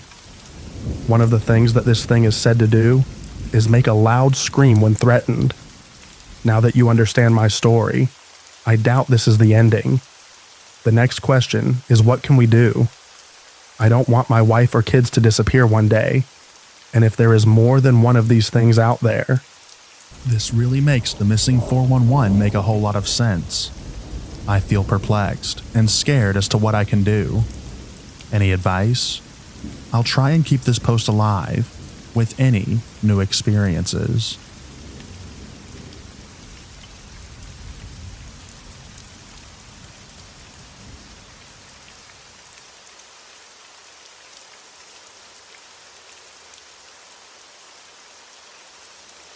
Hey y'all. I've been dying to tell my story about my experience in Brenham, Texas. I went to the junior college there in 2010 to 2011. My friend and I met some local guys that wanted to show us around. So one night they invited us to some house that they knew was haunted. I absolutely hate being scared, so I was very stern when I said that I wasn't going. No one cared if I went or stayed, honestly. I decided to stay in the car. We were parked in a Lowe's parking lot, and next door to the parking lot was a huge abandoned lot full of trees and tall grass. If you weren't a local, you would never even know that there was a house back there. As soon as they started walking away, I jumped out of the car and I was going with them. I was scared to go, but I was also scared to stay in the car by myself. As we were walking towards the house, there was a long sidewalk along the fence line. It looked like a newer sidewalk too, which kind of threw me off guard. As we approached the house, it was so dark. You could barely even see the house. The trees were covering the moonlight. So we opened the door, and as soon as you walk in, there are stairs to go upstairs. We didn't even bring a flashlight. So like I said, this is 2010 to 2011. iPhones were becoming more popular, and I had just gotten mine. I let them use my phone for a flashlight. As we start walking upstairs, there is the loudest sound of what I assumed were combat boots running from one side of the house to the other, upstairs. And we all completely freeze and don't even say a word. In that moment, my body was truly numb. I know for a fact I have never been so scared in my life. Everyone paused for a second and then continued on, as if nothing just happened. And when we get upstairs, there is so much junk on the ground. Glass, cards, clothes, blankets. I pick up a piece of paper from the ground. It turned out to be a thank you card. It was from 1920. We open the closet and there are top hats and clothes from what seemed to be a very long time ago, untouched. Obviously, people had vandalized this place, but there was still stuff from the 20s in this house. There were so many bed cots in this whole entire second floor. It was one big room, not multiple rooms. They had what I assumed to be bloodstains on them. Just as we're about to start heading downstairs, my phone completely glitches out, starts rebooting and has the dial on my phone where it's acting as if it's loading. Won't turn back on at all. So it's pitch black in this room. My friend and I had just went that day to buy her a new camera, and she still had it with her. We decided to just keep taking pictures to let the flash guide us back downstairs. As we're trying to keep flashing the camera, it starts glitching also and saying lens error. We had just bought the camera that day. The camera finally turns back on and is flashing uncontrollably. We weren't even touching it, and it just kept going on and on. My phone finally turns back on. We walk downstairs and I kid you not, there is a humongous chair with a tall back facing the front door.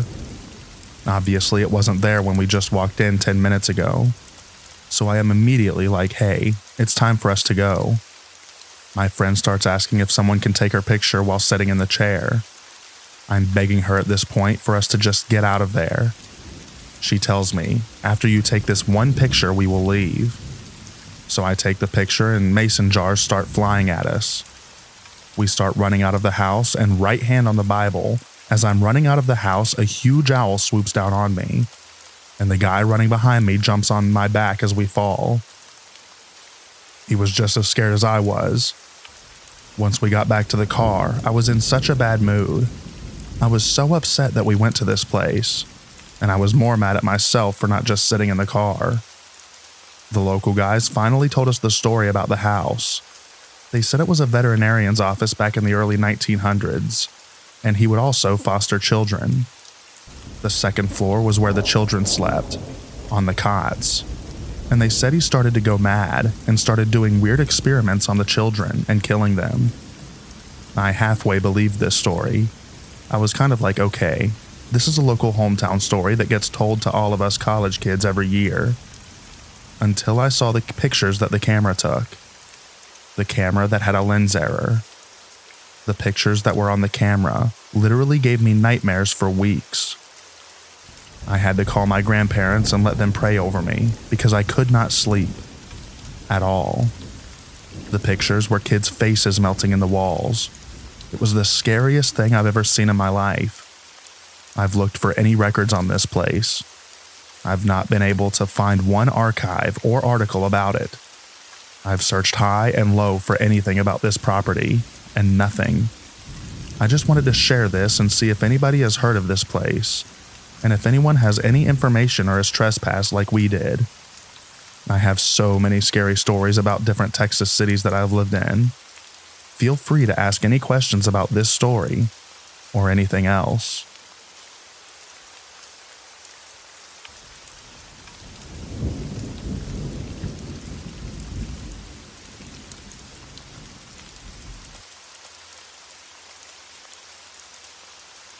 Preface. So I'm not at all one of those people who believed in anything paranormal or spiritual until after this experience. A year later, it's still bothering me, and I haven't got much of an answer as to what this even was. I'm hoping to get some logical answers to put my mind at ease, since it's been this long. Quick background. My partner at the time was in the military, an avid outdoorsman, has the stereotypical macho personality, has camped in different states, and doesn't believe in supernatural, spirits, etc., and grew up religious. I work in outdoor settings. I'm an avid outdoorswoman. Camped in different states. Before this experience, I was agnostic and didn't really believe in the supernatural, but I believed in people's experiences. On to the experience. My partner at the time and I wanted to go camping in the Allegheny National Forest for his birthday. He had this dispersed camping spot that him and his family used to go, and his family still goes there occasionally. I haven't camped in a while, but I'm an avid outdoors woman. This spot was about 2 miles from Minster Creek Campground. We went on a Thursday in September of 2023 in hopes of getting the area to ourselves, which we were lucky to have. We even checked out Minster Creek Campground and didn't see a single person. I do recall the area being oddly quiet in terms of wildlife. There were no crickets, frogs, birds, branches snapping or anything. It was just the sound of the stream the whole day and night. I know that wildlife starts to quiet down during this time, but I thought it was really odd on how eerily quiet it was. I could hear my own breathing, which was a bit unnerving. I've never been to a place so stagnant from wildlife. As nightfall came, we hiked up to the car that was parked on the side of the road to brush our teeth to avoid attracting bears at the campsite with our scented toothpaste. As we were brushing our teeth by the car, around 11 p.m., I kept hearing this drumming sound. At first, I thought it might have been some truck in the distance, brake checking, but there was not a single car or person in sight. We looked at each other very confused as it kept getting louder and louder. It was a steady drumming beat which echoed through the entire valley. It got so loud at times where I honestly thought someone had a boombox, or that my head was pounding from the intense hike back to the car. But again, not a single person was around. The campsite is a half a mile from the car, down a very steep hill. We had a clear view of the nearby dispersed spots, and didn't see any flashlights, fire, cars, or people. My partner was too focused on brushing his teeth, while I was just confused about the drumming. I automatically assumed after a while that it might have been some sort of fracking machinery nearby. When we finished brushing our teeth, we stood there and talked about breakfast for the morning, but the drumming got so loud to the point where we couldn't hear each other without raising our voices slightly. After I expressed my progressing confusion with my partner, he then also became concerned and started walking up and down the road with his flashlight, looking for anything that would explain this. At this point, 30 minutes has gone by. The drumming is still going. It's in a steady rhythm, and the volume of the drumming dips from loud to heavy to soft and light. I come to the conclusion that it's just some sort of machinery somewhere as we head back down to the campsite. I didn't sleep well that night due to how uncomfortably quiet it was, and I didn't think about the drumming for the rest of the night, nor did we hear the drumming for the rest of the night. The next morning, the day just feels uncomfortable, and tension starts to build between my partner and I for no reason. This may seem unrelated, but I promise I'm going somewhere with this. That following night, my intuition was screaming at me that we shouldn't be there. My partner saw how visibly uncomfortable I was and said that he also felt like something was off there, and we made the decision to pack up all of our things around 10 p.m. and leave that night. The hike back to the car with our belongings felt like the longest, most exhausting and stressful hike in my entire life. Yes, it was steep and we overpacked, but I've never seen such anger from my partner about the hike. We were both carrying extremely heavy things, but it felt like it was impossible to get back to the top. He was screaming in frustration, swearing up a storm, and I've never felt so weak in my life. We finally get to the top, pack our things, and start driving. Tension eases and we reflect on the uncomfortable night and day there. The conversation goes back to not knowing what the drumming sound was, and we start to realize how unsettling that actually was. Unrelated, but on our way back to the interstate, there was an LED billboard that had information about a missing person with their license plate number.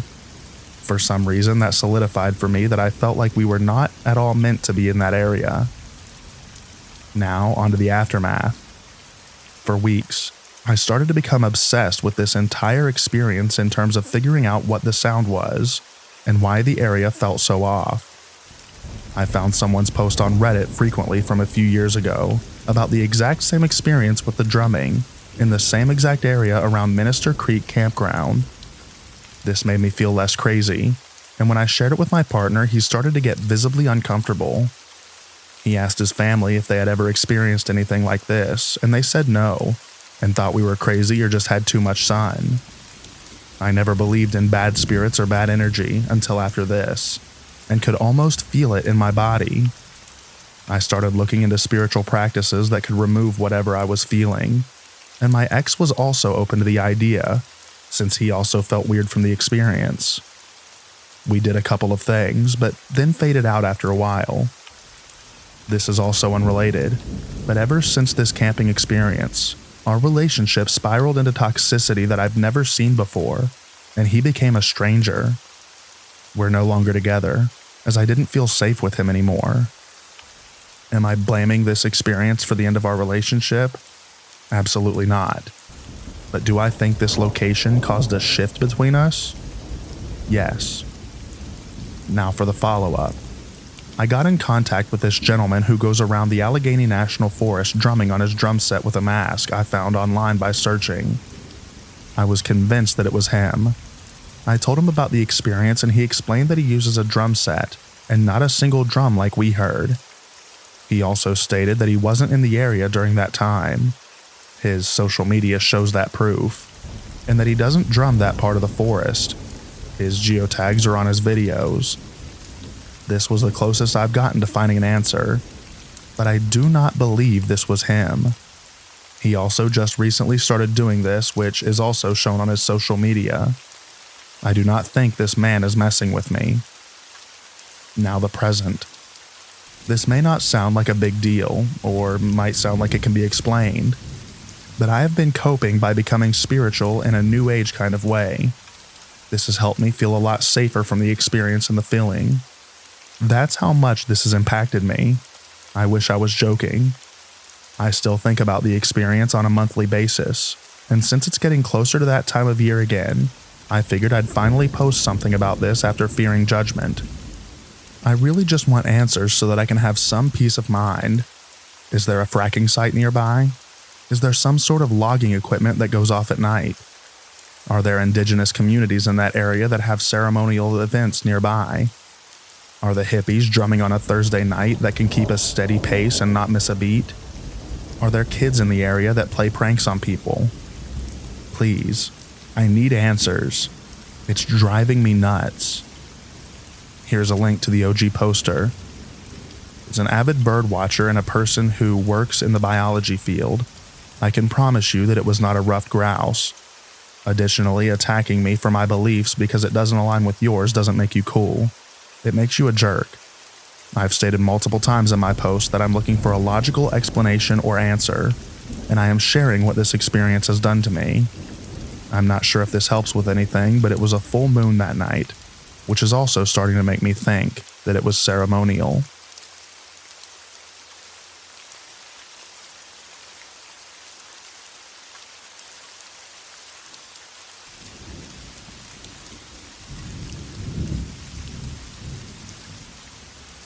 Now we're going to read the original post that was mentioned in our last story.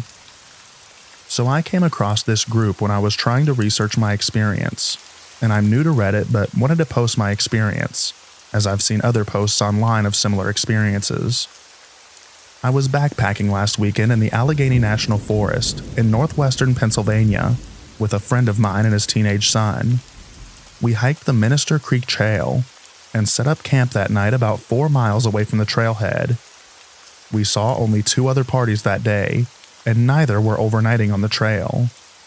We explored the area we camped in extensively to find the best campsite, and did not see any other campers within at least a mile in either direction. The rest of the forest was heavy growth hillsides on either side of the valley, without anywhere good to set up camp. At about 2 a.m., I was woken up by the sound of drumming. It sounded like a single drum, and was a rhythmic beat, like bum, bum, bum, bum, bum. If anyone is familiar with the Cleveland Indians baseball team, now the Guardians, they used to have a guy who would beat on a native-style drum, and it sounded exactly like that. It was loud and close-sounding, and it reverberated throughout the valley we were camped in. If I were to guess, I would say it sounded as if it was within 100 yards of our location. I got up out of my tent to investigate, and my friend had also been woken up by the sound. We couldn't see anything other than the dark woods around us. This continued for at least 2 hours until I was able to fall back asleep. The next morning we woke up. All was normal. We continued on our hike and did not see any other campers around. I have no clue what it was. I've watched YouTube videos of grouse drumming, and that definitely wasn't it. Obviously, it could have been a person, and likely was, but setting out in the middle of the woods at night drumming on a drum for at least 2 hours straight without skipping a beat? Perhaps is there some Native American ritual which calls for this? I guess this story isn't too creepy, but I've been obsessing over the answer to this since Sunday morning. If anyone has any ideas or suggestions, please let me know.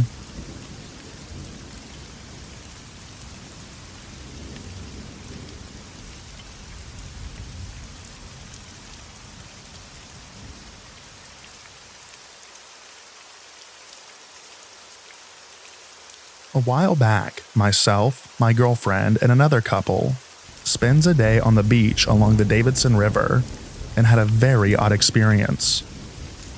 We had found this spot the day before, and 3 of us spent the day chilling. One friend goes upriver about 500 yards around the bend and comes back stating that he's heard a weird noise. We disregard and continue the day, leaving without incident. Upon return the next day, it was surprisingly crowded. At about 3 p.m., the place empties out, and we are alone until maybe 5 p.m. We all begin to pack the car, that's maybe 50 yards away, and a friend who heard the noise and I returned to the beach for the last 2 items. We had been skipping rocks all day in complete failure, and decide let's throw a couple more before we go. We throw like 2, and all of a sudden my friend skips his easily like 40 yards, 50 times, and before we can even retract an extremely loud vibrational noise that I can only compare to buzzing off like a guitar amp that's not fully plugged in. It was so loud, and you could feel it in your chest getting closer, like a helicopter or something was going to fly over us on this riverbank. When it felt like it was going to turn into our visibility, it kept going and seemed to go over where the car was and up towards a mountain. The noise abruptly stops, and we both look at each other like, what in the actual heck was that? He looks at me and goes, "That was weird, but it's going to get even weirder if the girls didn't hear it." We return to the car, and they're both in the car, angry, asking what took so long, and saying that they didn't hear a thing. We asked them how long they thought we had been gone for. They said no less than 45 minutes. I would say that we were gone for no more than 5 to 7 minutes at the most. I've spent no less than 40 days at this river spot, and have never had anything else happen, nor heard of anyone experiencing something similar.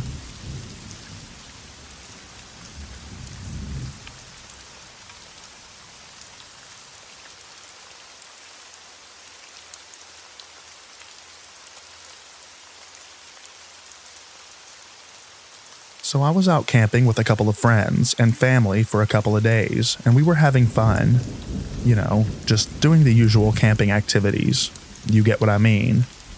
The second day of our camping, rain was forecasted in the middle of the night, so we decided to cover up all of the stuff that was outside so that it wouldn't get wet, and started a campfire shortly thereafter. It's almost 11 p.m. at night, and I decided to go to my tent and try to sleep while my friends and family were still outside talking by the campfire. We all go to bed sometime later, at 12, since it was going to rain anyways. It's the middle of the night at around 2 to 3 a.m., and I'm sleeping like a baby, when all of a sudden I get woken up by the rainfall coming down on my tent. And I was annoyed a bit since I didn't want to wake up at 3 a.m. So I tried going back to sleep. Then this very loud screeching, eerie sound started, and it was so loud I had to cover my ears. And even so, it was still very, very loud. It went on for a couple of minutes and then stopped. When it stopped, I said to myself, what the heck was that? I thought it was some animal, but there were barely animals near the forest I was camping in. And even if there was an animal that made that sound, it wouldn't have made me cover my ears with full force and then still be very loud. I don't know. Let me know what you guys think of what I heard.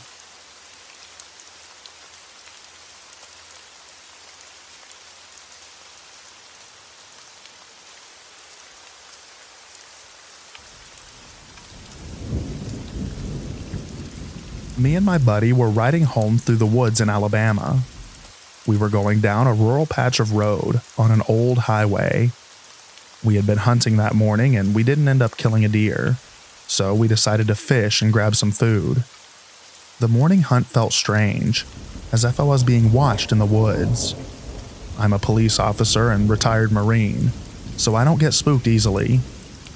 A pack of wild dogs ran through where my stand was. I kept feeling that burning feeling of being watched. It prompted me to leave early. The dark woods of Alabama is a scary place.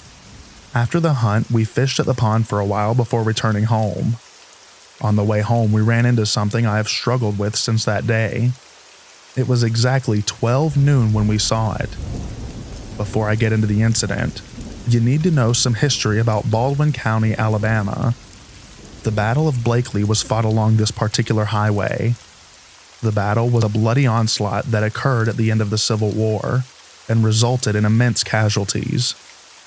Now onto what happened.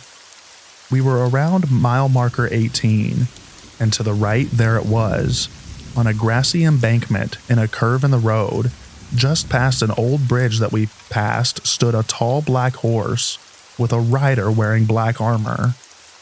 It had black gloves, gripping his horn of the saddle with a sword sheathed. This dark rider was massive in figure and missing his head. You heard me right, a headless horseman. The horse was abnormally large and was darker than night.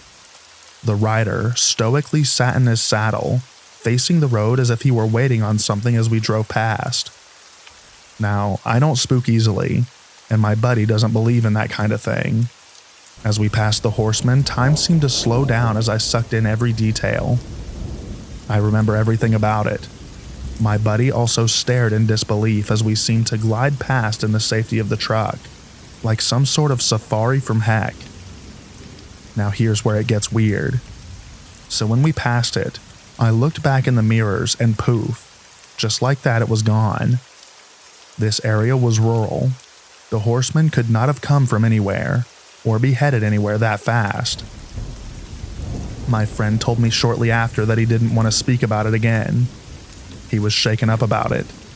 It wasn't until later that he accounted this story, and we saw the same thing. All up until we passed the horseman. His account was that the horseman was on the left side of the road, and slowly walked into the center of the road and disappeared. I saw him clear as day on the right side of the road. Has anyone else seen him? Please let me know.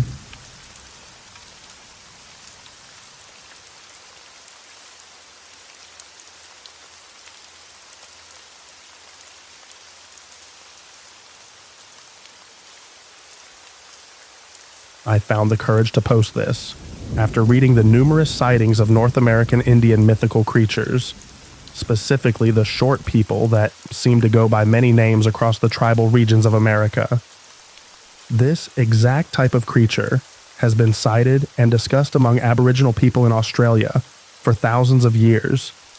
In the southwest region, they're known as the Waraji, or hairy bushman.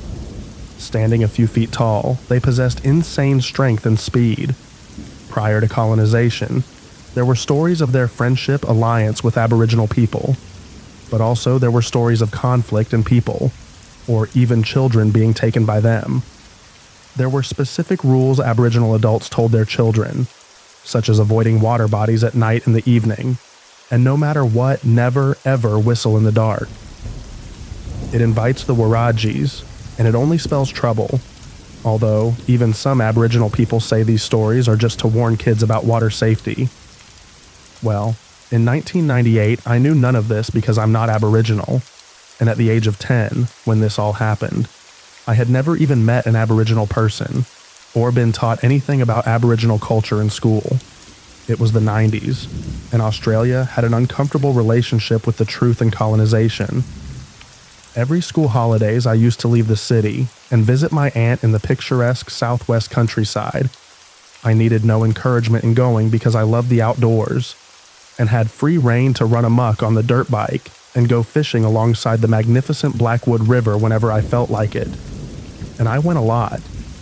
It was the 90s in Australia, and incredibly safe for a 10-year-old kid to roam the landscape for miles and hours on end, all alone with nothing but a trusty pocket knife. I was able to walk through my aunt's massive property to the edge of the forest, and then into the depths where the river flowed through, fishing for trout and redfin.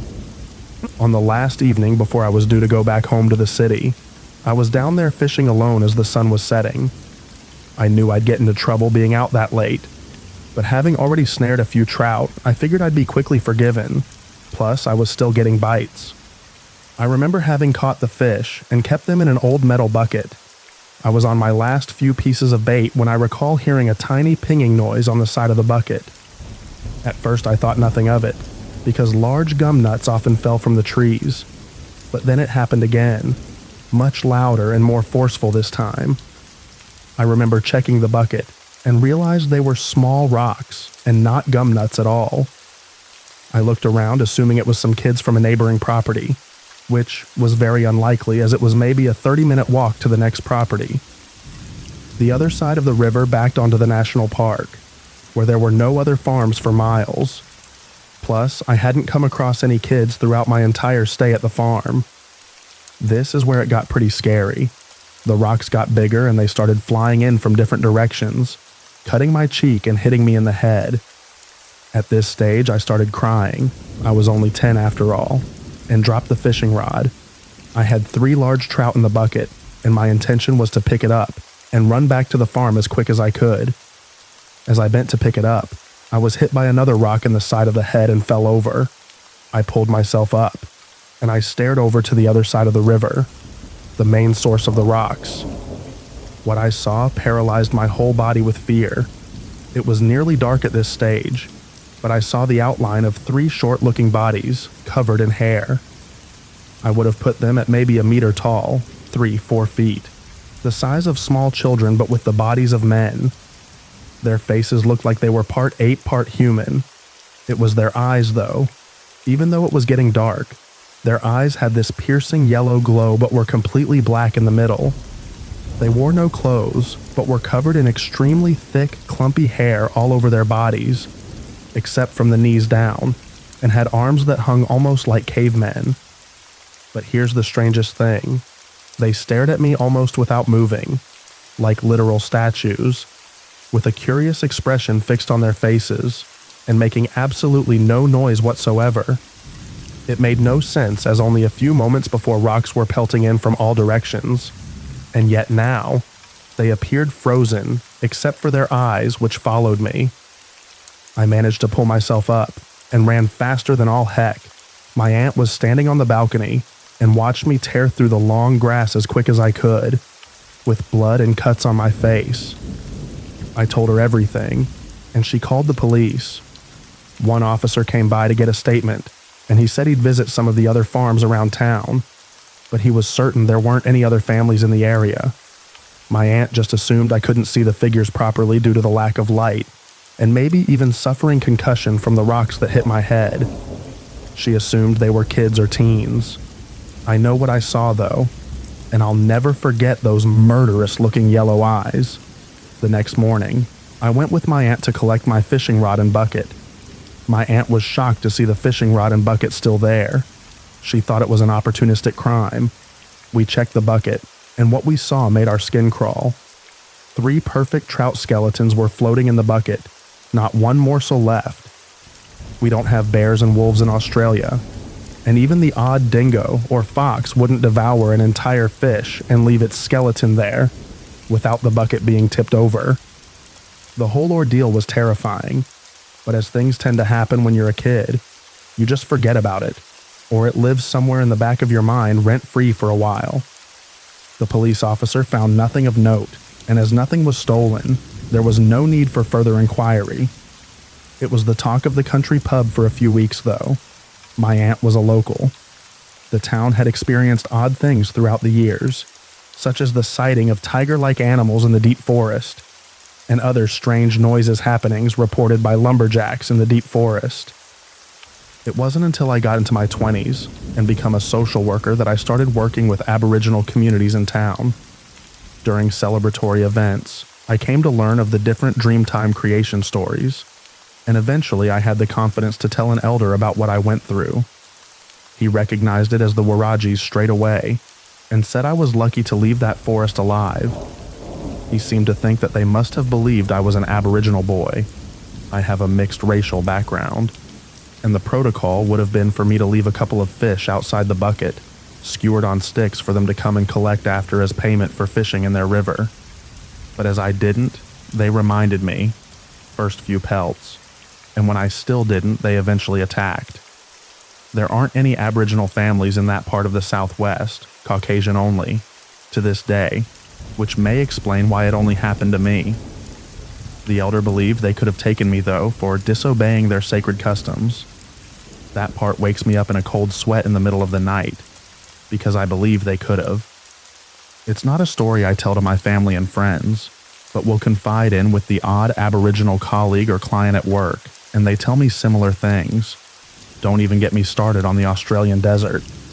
I'm 36 now, and as time goes on, I find this event something I think about more often as the years roll on. Despite becoming more logical and cynical in age, I ponder its significance and proof of otherworldly beings living alongside us on this planet. Thanks for reading.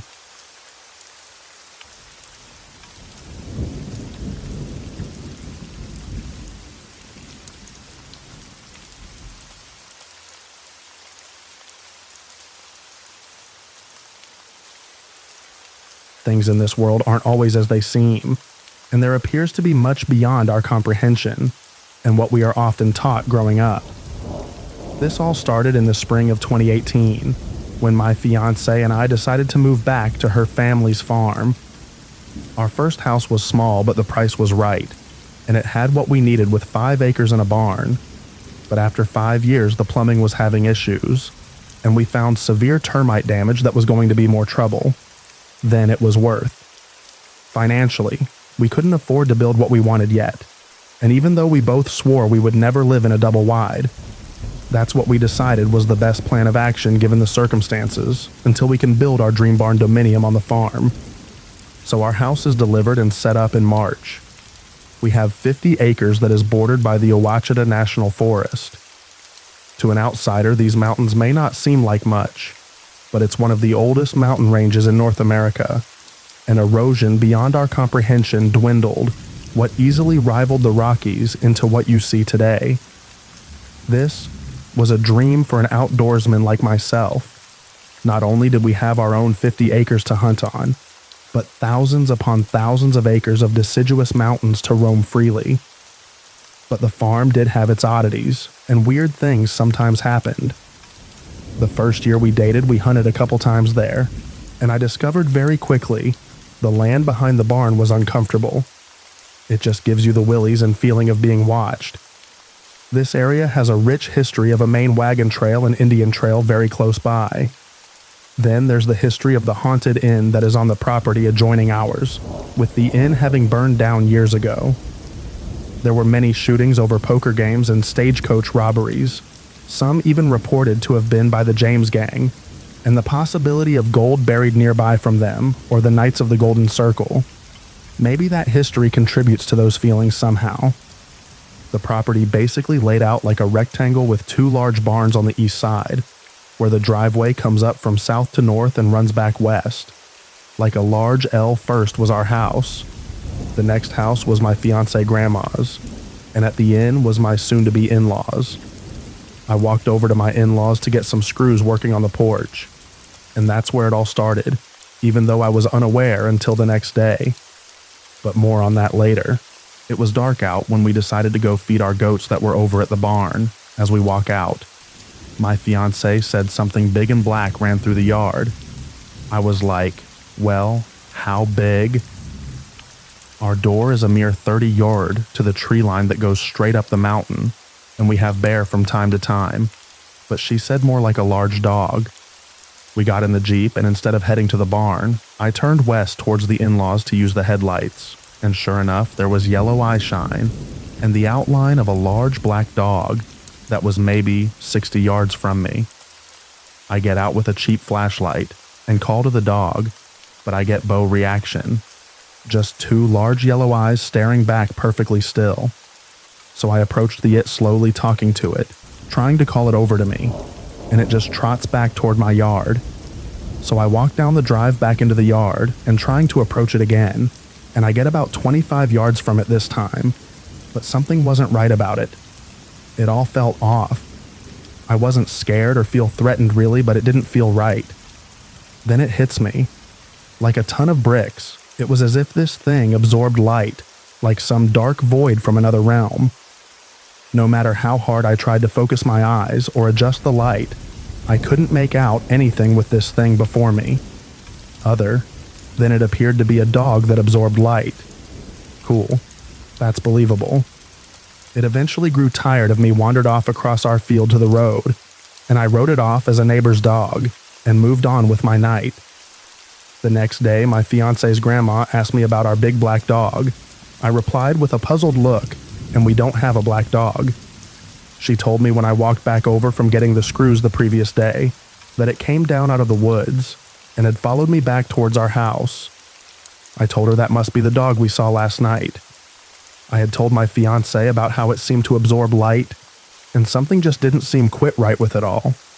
And it was also massive. My shepherd is 70 pounds, and our Pyrenees Anatolian mix was 85 pounds, and it dwarfed either of them. 2 days passed without seeing the dog, and it was out of mind and wrote off as a neighbor's dog from down the road, or one that was dumped.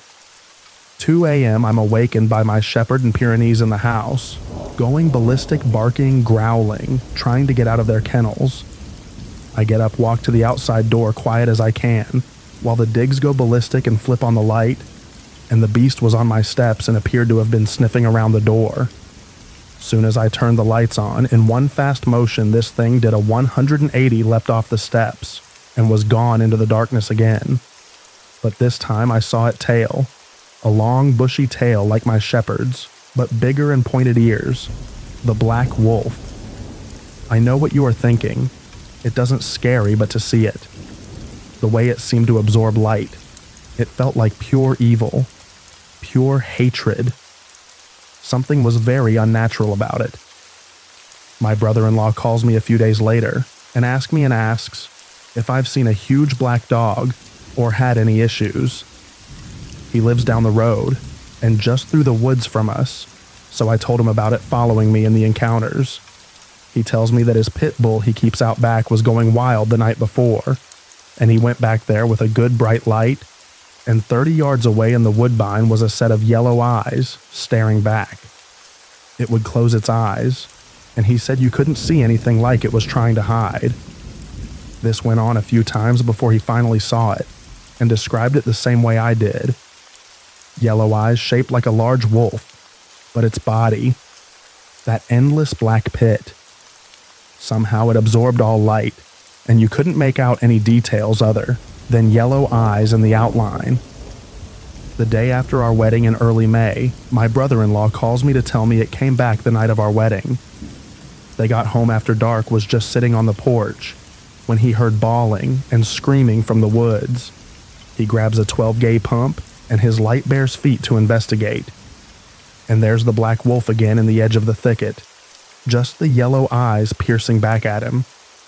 Deciding he's had enough, he took aim and fired. But he didn't expect what happened.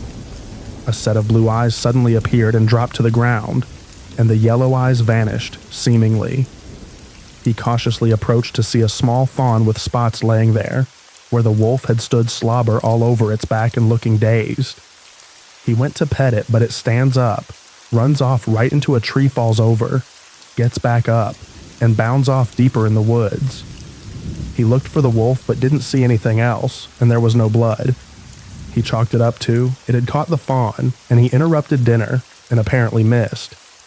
We spent all our money to move, putting in septic, dirt work, etc., so our honeymoon was a weekend at home before it was back to work. I told my wife I wanted to go investigate his claim. We get to his house, and he recounts his story as we make our way to the location. I look for blood, hair, anything, and find nothing. So I start making circles in the woods, and come across a big doe that was undoubtedly the little fawn's mother. I find no signs of injury on her, and can only assume she was hit by a car, and that's just where she made it to. Saddened for the poor fawn, knowing it won't survive, and likely ended up being dinner for the wolf or coyotes. Days passed without the wolf coming back, turned to weeks, turned to months. Then the dream happened.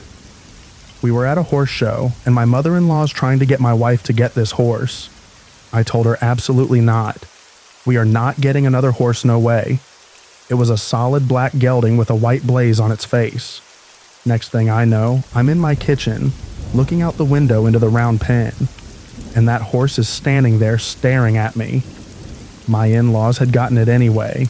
I went to ask my wife about it but couldn't find her. And when I looked back, it changed to a very dark, very weathered, haggard Indian-looking lady with long, matted black hair and dreads long yellow fingernails, and wearing a very tattered, dirty, long black dress. With it over her head, the material almost looked like weathered burlap or fringe. And when she saw me looking at her, she smiled. Even though it was a dream, I can still remember the smile. The nastiest yellow teeth ever. I spent the rest of my dream asking people about the witch that lives in the woods by the barn. Things pretty much calmed down after that for a while. Every now and then I'd see a tree with claw marks about 6 feet high. I figured was a bear. One night, while skinning a big 10 PT buck something between us at the barn and our house, lets out a huge roar, growl. Anytime you skin deer at the barn at night, something paces just inside the thicket. Sometimes it will come right for you, but shine the light, and there's nothing to see and it stops moving. Soon as you ignore it, it will start to move again. I always leave the carcass, and the next day they are gone. My wife was alone in the barn, taking care of a goat that just had babies and getting them situated while I got something she needed from home. These were originally hay barns, so the upper half on each end is open so you can hear outside pretty well when something growls at her from right outside the barn, and she tells me to hurry up and bring a rifle. But besides that, everything was pretty calm, until it wasn't. I'm not sure what changed. It's been a few years since the wolf was around, but I couldn't shake the feeling it was back. I had off-the-wall nightmares, wake up in a state of fright at random. My shepherd would wake us up at 2 a.m. sometimes nights in a row, barking, growling, and wanting out. I let her out the first time, and she bolts straight up the mountain. I grabbed a shotgun that stayed by the door, no light, and took off after her. I finally got her called back to me, but couldn't shake the feeling of being watched. I felt like it was trying to lure her up the mountain. Maybe because IT knew I would follow. Sometimes we would wake up because it sounded like something slapped the house, but we never could find anything. It happened again. My shepherd losing her marbles at 2 a.m. wakes me up, but this time there's terrible screams coming from the goat's pen. I rush out, but it's too late. Whatever it was is gone, and so is one of the goats. The rest huddled into a corner of the shelter trembling. I could hear the goat's cries as it was carried up and over the mountain at incredible speed. I felt so defeated. This was war. It has to stop. This land is ancient, but now it's our land.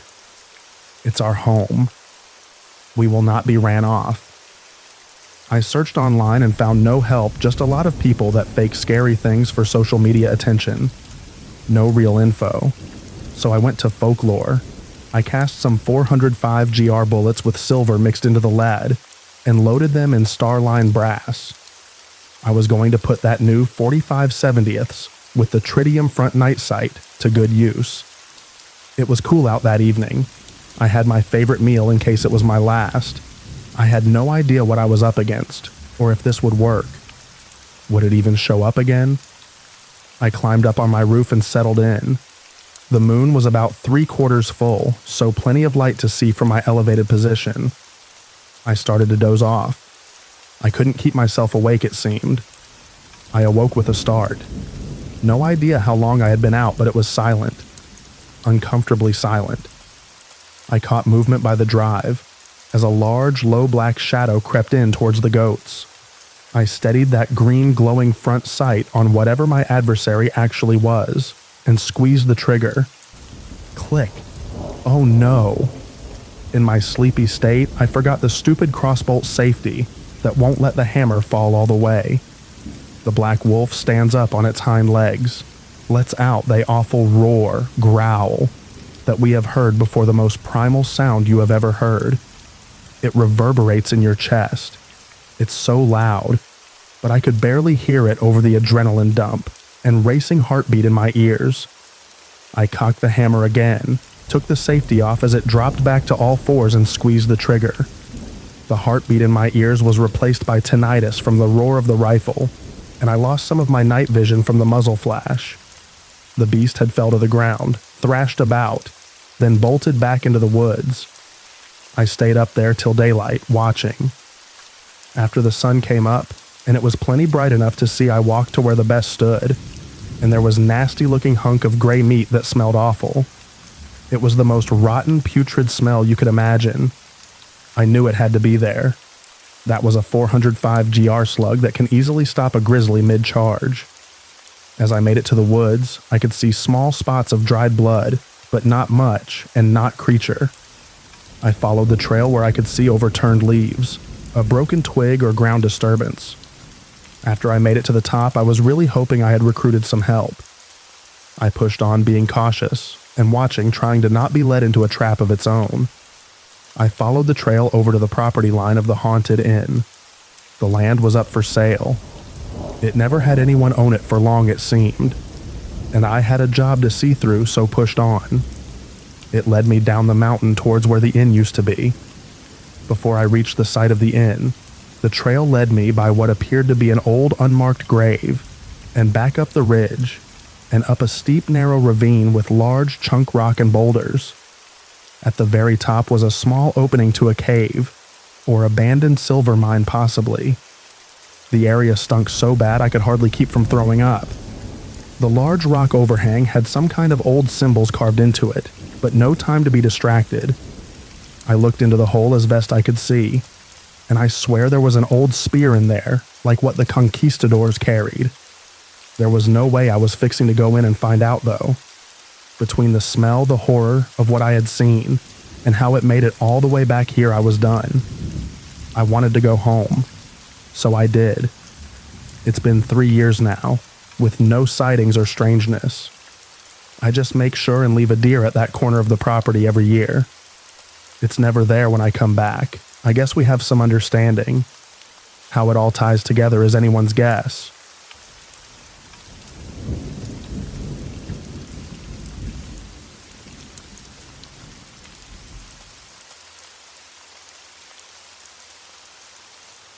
I don't think it's paranormal, but a very strange encounter, and I'm sure that guy was not a human being.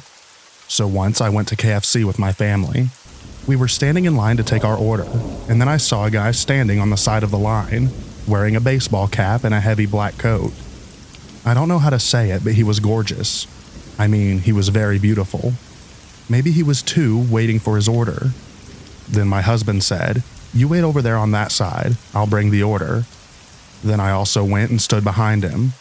But like seconds I went there, my baby, who was 2 years old, suddenly started crying.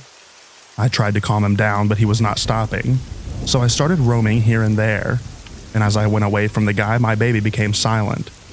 I thought maybe he will not cry now, so I again stood behind that guy, but he again started crying, and it happened maybe like 3 or 4 more times.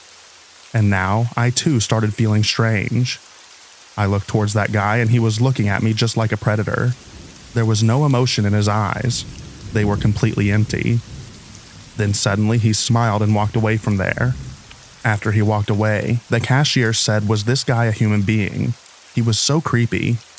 Sorry for my bad English. It's not my native language.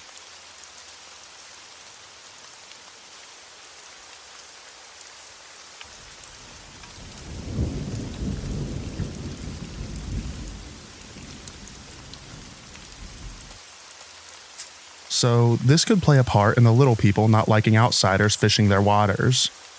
I'm like a tiny percent native, allegedly, so I don't know if that counts. But me and a few friends were night catfishing. We go fairly often. There's a spot where someone carved the green man's face into a rock one night. We're fishing, and on my line I had a 2-ounce weight, bait, big hook, and a float. And all I did was lightly reel it back in. Friends holding the light watching me do this, like I always do to check bait after no bites. Then we heard something slam into the rocky hill behind us.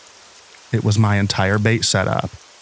It wasn't snagged on anything, but it was like something grabbed my entire bait set out of the river and threw it back at us over our heads in the side of the hill. For that to happen with that much weight, my rod would have to be like bent in a U shape and clearly snagged, but it wasn't. That's the craziest thing that's happened to me while fishing.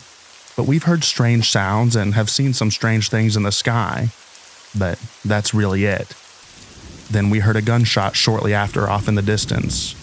It was like 1 a.m. So we decided to call it a night.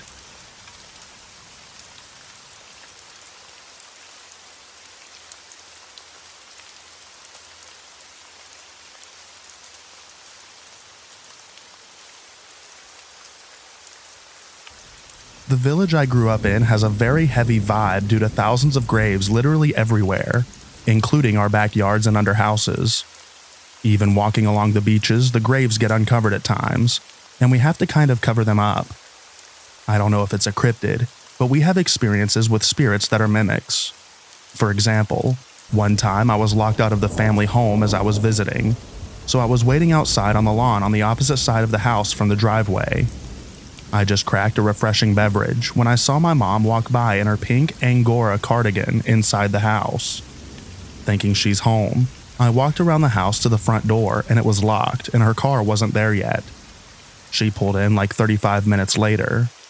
I clearly saw her walk by in the house in broad daylight, like for 3 seconds. Only thing I noticed was her hair was darker. Afterwards, when I told her about it, she dug around in the closet and pulled out the pink cardigan. Another story was a group of us were walking by a trail, and my friend's girl was walking way ahead of us, and she saw her boyfriend hide behind a big rock. He was wearing a white ball cap, so he was very noticeable. She calls out to him, and he answers because we were just arriving behind her. There was no one behind the rock. I had one of those dreams where you're aware of your dreaming, and it was super realistic. I was walking down the block past our formal graveyard, and there's a large field. When I looked into the field, I saw an army of shadow men arranged in rows like an army. Turns out, I wasn't the only one to have dreams about the ghost army. Sometimes at night, I would go out and talk to them when intoxicated.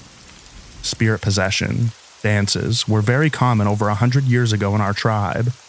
Some were very powerful. I read records of the family headman dragging 10 big men around like nothing by ropes, attached to flesh hooks in his back in the 1920s.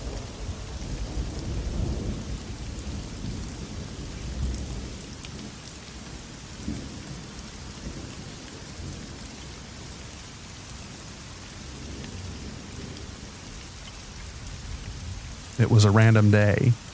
My family and I had a trip planned out to go somewhere far from home, just to go to a place in the Philippines called Dahilian Bukidnon Park. While on the way, we used a GPS tracker to reach our destination. None of us were aware that the GPS may not be accurate. We followed the route. My uncle was driving the car. It was a fortune car, big enough to fit many people inside. As we got somewhere, it was still sunset, and we were going up a hill surrounded by tall trees. I fell asleep for a while because I was already exhausted from all the journey that we went through. But I soon woke up from my mother's voice saying, Dongpag Bante Kai Mahulag Ta. It's in Cabano. It meant, be careful, we're gonna fall off. I looked around the car window. We were on top of a hill, the sides of the road being so thin and tight. One wrong turn and we would all come crashing down. My cousins and I were at the back of the car. We stayed quiet because we knew not to panic at situations like these. But my mom was the only one panicking. As we went further, my uncle drove slowly, and thankfully we didn't fall off and managed to find an area that we could make a U-turn. It was still on the hill, but the area was wide enough. After making it back to the main road safely, we were all shaken and scared. Time skipped to hours of driving. After that, it was already night. Nothing in sight. No lights, and it was nothingness. My family didn't follow the GPS at this time. They used their memory because they used to be on that road before. We were going uphill again. I had no idea where it was, but all I saw was trees around the car and the quiet sound of the car wheels driving over the gravel. Then at some point we stopped. I was confused, but it appeared that there was no continuation of the road ahead. Everyone in the car was quiet. My mother asked my uncle to check outside. When they opened the car door, it was so cold. The wind was strong and I heard the trees. It was spooky and sent a chill down my spine. My uncle closed the door as he turned on the front lights of the car. There was a line of people. Many of them. I don't have any idea what they were doing alone in the woods. It was so weird. After that, I fell asleep from exhaustion. I didn't eat all day because we were stranded in the woods. The next thing I know, I woke up, and we were already in the main road, and stopped by a 7-Eleven shop, and they bought hot dogs for my cousins and I to eat. All of us were starving and had no energy. This was the closest experience that I ever had of dying. I'm glad that my family and I were safe. Just a reminder, if you want to go somewhere, you can't always trust the GPS or the maps, because the routes are outdated.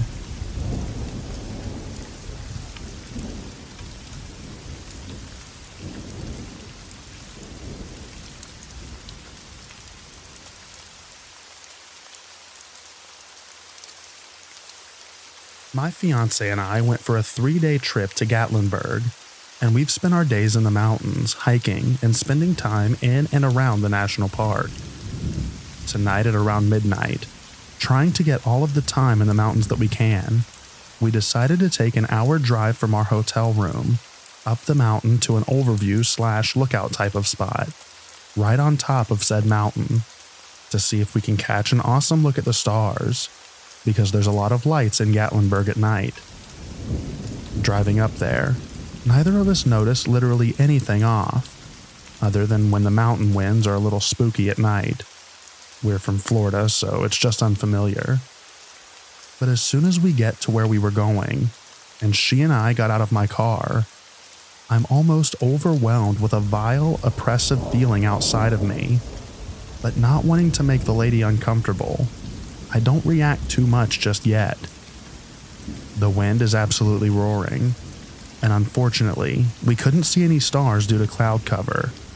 So I tell her I'm going to step to the side and pee, and then we can get back to the hotel room. As soon as I get like 10 feet away, I get a very strange feeling of extreme vulnerability and detachment from everything around me, almost as though I'm miles away from my nearest person, though obviously I'm only feet away from my fiancé. I turned around to walk back to the car and heard something off to my right, and instinctively looked over to see something roughly human size go down to coyote size and just kind of hop over a rail from about 200, maybe more feet away. I quickly get back to the car and usher my fiancée in, still not trying to scare her, or at least show her that I'm scared. But she asked if I was all right, and my reaction was a dead giveaway, and we jumped in and sped off. Never in my life have I had an experience like this before, and never in my life have I really had a reason to be made uncomfortable of just being outside. But I truly believe that something was in those woods with us tonight.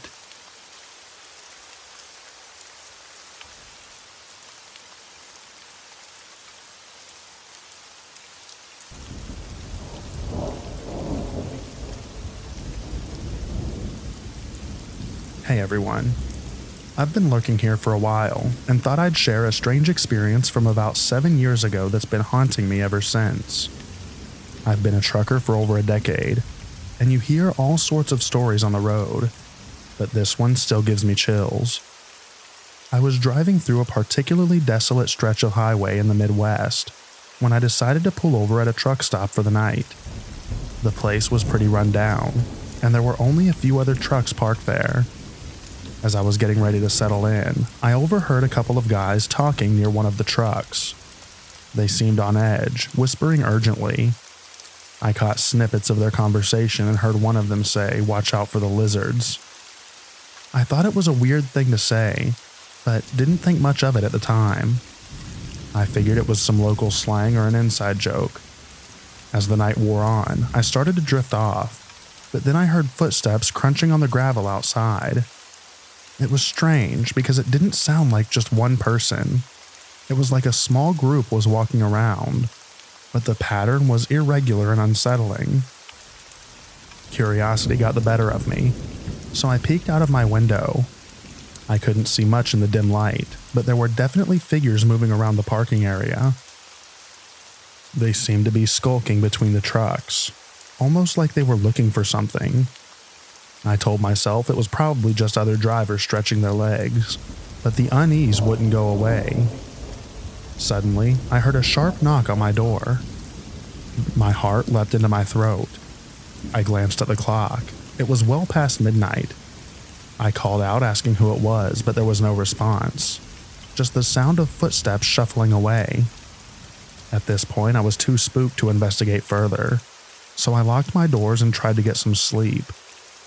Just as I was drifting off again, I heard a low hissing sound coming from somewhere nearby. It was faint but persistent, like someone whispering just out of earshot. I squeezed my eyes shut and told myself it was my imagination, but then I heard the footsteps again, closer this time. Throughout the night, I could hear knocks and scratches on the other trucks around me. Every once in a while, there was some sort of yelling or moaning coming from the distance, like someone or something was trying to communicate or call out. Occasionally, a smoky smell like a cigarette would waft through the air when these creatures were close to my truck. The rest of the night was a blur of eerie sounds and creeping dread. I kept telling myself it was just some weird local prank, but the whole thing felt off. As soon as the first light of dawn broke, I didn't waste a second. I fired up my truck and got out of there without even looking back. I didn't want to see what might have been left in the morning. To this day, I can't shake the feeling that there was something more to those lizards than meet the eye. Maybe it was just an overactive imagination, or maybe there was something out there in the backwoods truck stops that we're better off not knowing about. Stay safe out there, and keep your eyes and ears open. You never know what might be lurking in the dark.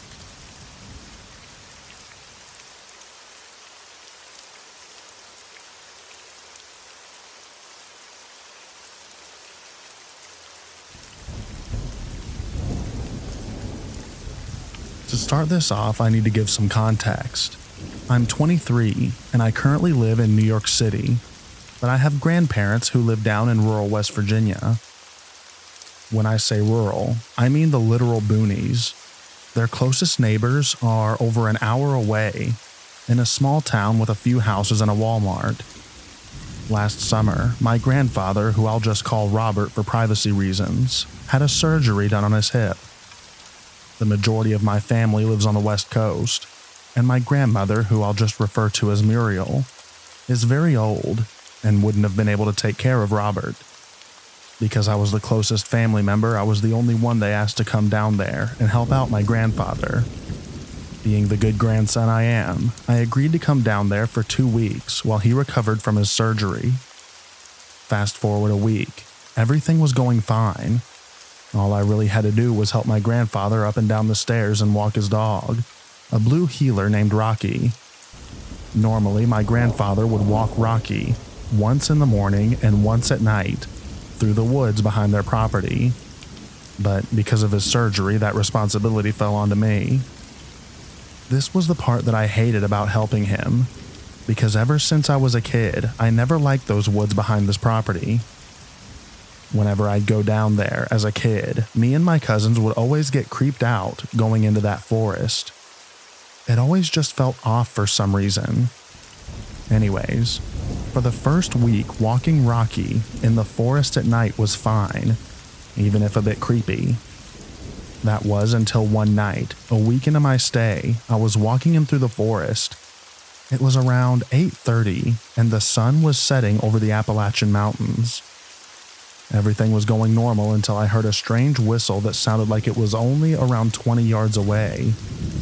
Both me and the dog stopped dead in our tracks and looked towards the direction the whistling came from.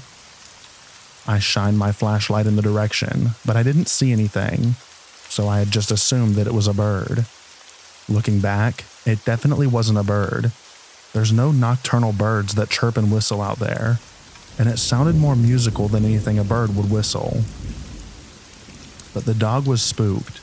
He wouldn't stop growling and staring at whatever was back there, and he kept trying to get back up until whatever, or whoever that thing was, whistled again. To which the dog started barking and going crazy. At this point, I decided that I definitely didn't want to stay there, so I yanked on the dog's leash and we both bolted out of the woods and straight back home. When we got back and I told my grandparents what happened, they both seemed spooked, and my grandmother immediately asked if I whistled back. I told her that I didn't, and she seemed relieved, but told me that I didn't hear anything and to just ignore it. I asked why, and she wouldn't tell me, and would instead just tell me that I didn't hear anything. I decided to not press it any further, and I went to bed, terrified, and wondering what she seemed so freaked out about. The next morning, she told me that instead of walking Rocky through the woods, I should just take him on laps around the house. So that's what I started doing. Every night, I would take Rocky for around 50 laps around the house before going back inside. On Friday, the third to last day I would be there, at night, I was taking the dog for laps as usual, until I heard that same creepy whistle behind the attached garage, which was only around 10 yards from the house. This time, I immediately took the dog back inside and locked the doors. The rest of the night, I put my earbuds in and ignored the whistling, like my grandmother told me to do. To this day, I still don't know what was whistling in those woods. Some of my friends said that it was a skinwalker, but that's a Navajo thing, and there's almost no Navajo in West Virginia. My girlfriend, who stayed back in New York City, asked her Muslim parents who are from Yemen, and they said that whistling at night is a sign that a jinn is nearby. I don't know what that is, but whatever it was had my grandparents legitimately scared. I've heard of weird stuff happening in Appalachia, but this is the first time I've ever had an experience with it firsthand. Does anyone have any idea what this could have been?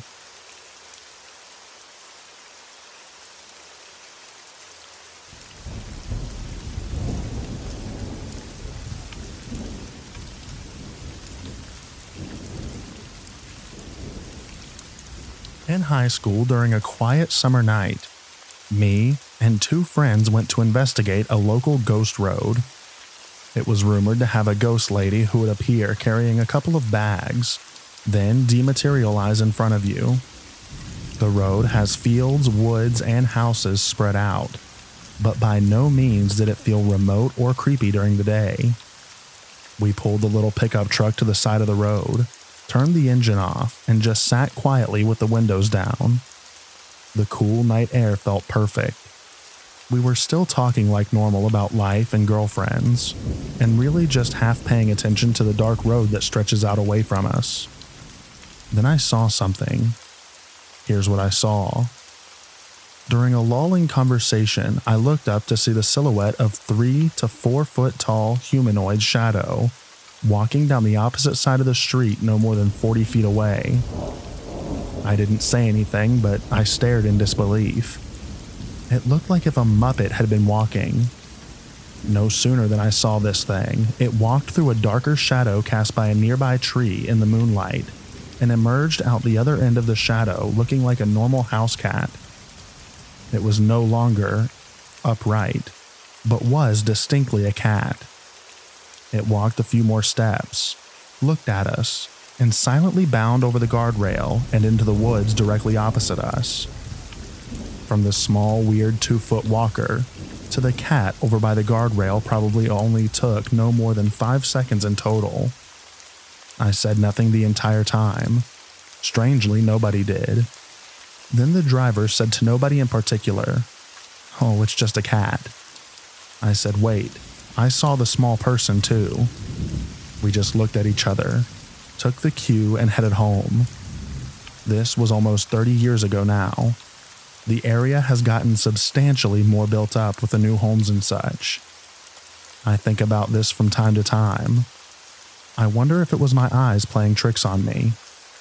But it is noteworthy that somebody else in the vehicle saw the same thing at the same time.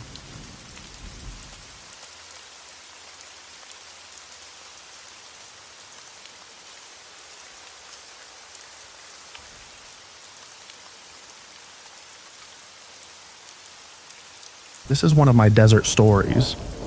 They are all true, with the given disclaimer that I am only human and have made mistakes in perception and judgment the same as the rest of us. I don't drink booze to more than a light buzz most of the time, and have only blacked out once early in my teens. I don't really mess with weed, and avoid hallucinogens. Deserts are inherently kind of otherworldly places, even if you call one home. Dunes in particular are very odd. I know of only a few places where you can find them in my part of the world. The northernmost are the Kilpecker Dunes in the Red Desert of southern Wyoming. Then to the south, Great Sand Dunes National Park in Colorado, and further south yet are the dunes in White Sands National Park. Maybe there are others, but these are the ones I've been to, many times. They are some of the few places where I feel reasonably comfortable practicing firecraft in dry seasons. They are an amazing place to learn about what you can and can't do without, and to practice more esoteric bushcraft and survival skills. These 3 locations are also, by amazing coincidence, where these stories take place. I'll start here with the one I've been to the most. I grew up in a high desert. They are unforgiving by their very nature, but if you can take what they throw at you, they are full of a surprising amount of life and beauty. The forests and mountains may be my sanctuary, but I fear in my heart that I am ultimately a desert creature, and the dry wind that steals away warmth and moisture also calls me home. I love the desert and the winds that allow nothing spare. I love the rocky creek beds, where the bones of the fish that once gave them life blew into dust centuries ago. I love the rocky outcrops rotted away to globular non-forms by wind and ice. The desert is my home. Much like any other home, once you get used to its little tells, a sense of a place forms within you. You know when you're alone in it, when a cherished knickknack has been moved, a door left open. Sometimes the echoes of a missing familiar sound can whisper a warning, a slight sense of offense. Sometimes, though, they can scream. The dunes of the Red Desert are not easy to get to, and depending on which part you are in, entry can be of dubious legality. I, of course, would never advise going where you aren't allowed, and certainly never have in my hastier, less cautious youth. No, sir. I had been many times, and I tried to avoid camping or tooling around out there in the same spot. Alcohol was usually hauled out, water always was, and usually some lightweight means of defending oneself. But there isn't exactly a plethora of prey animals to feed a huge predatory population, so it's not really all that necessary. Somewhere around a decade ago, maybe more, maybe less, I took something of an on-again, off-again girlfriend of mine out to the Red Dunes, hopefully for a night of fun, if not outright debauchery. The pretense, which she later happily confirmed was pretense for her as well, was that we were there to practice air-based water collecting techniques and firecraft. I've never been much of a smooth talker, but what can I say? Hope springs eternal. I won't use any real names, but I'll refer to her by the trait I most associate with her, so let's call her Grace. It was a drive and a half, but eventually we got there, and in relative comfort.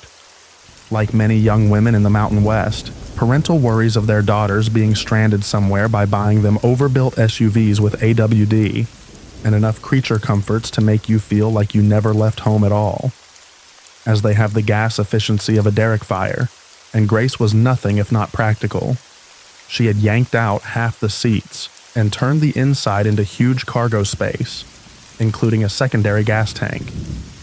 I understand that this is not necessarily safe if done by an amateur, and is typically outside of the cab in a truck bed, but whatever, not my vehicle. Anyway, this was good, as we burned a lot of gas to get out there, and the AWD was very handy. We got there around the hottest part of the day, which in the early fall isn't so bad, and hiked out to where we wanted to set up camp. I had on occasion read about them before, and decided to attempt a travois with a couple of poles I had brought for the purpose. For the time expenditure of around 20 minutes of setup, and the purpose of dragging stuff along the sand, I got to say, not bad. I was able to haul all of our stuff out by myself around 3.5 miles from where we parked.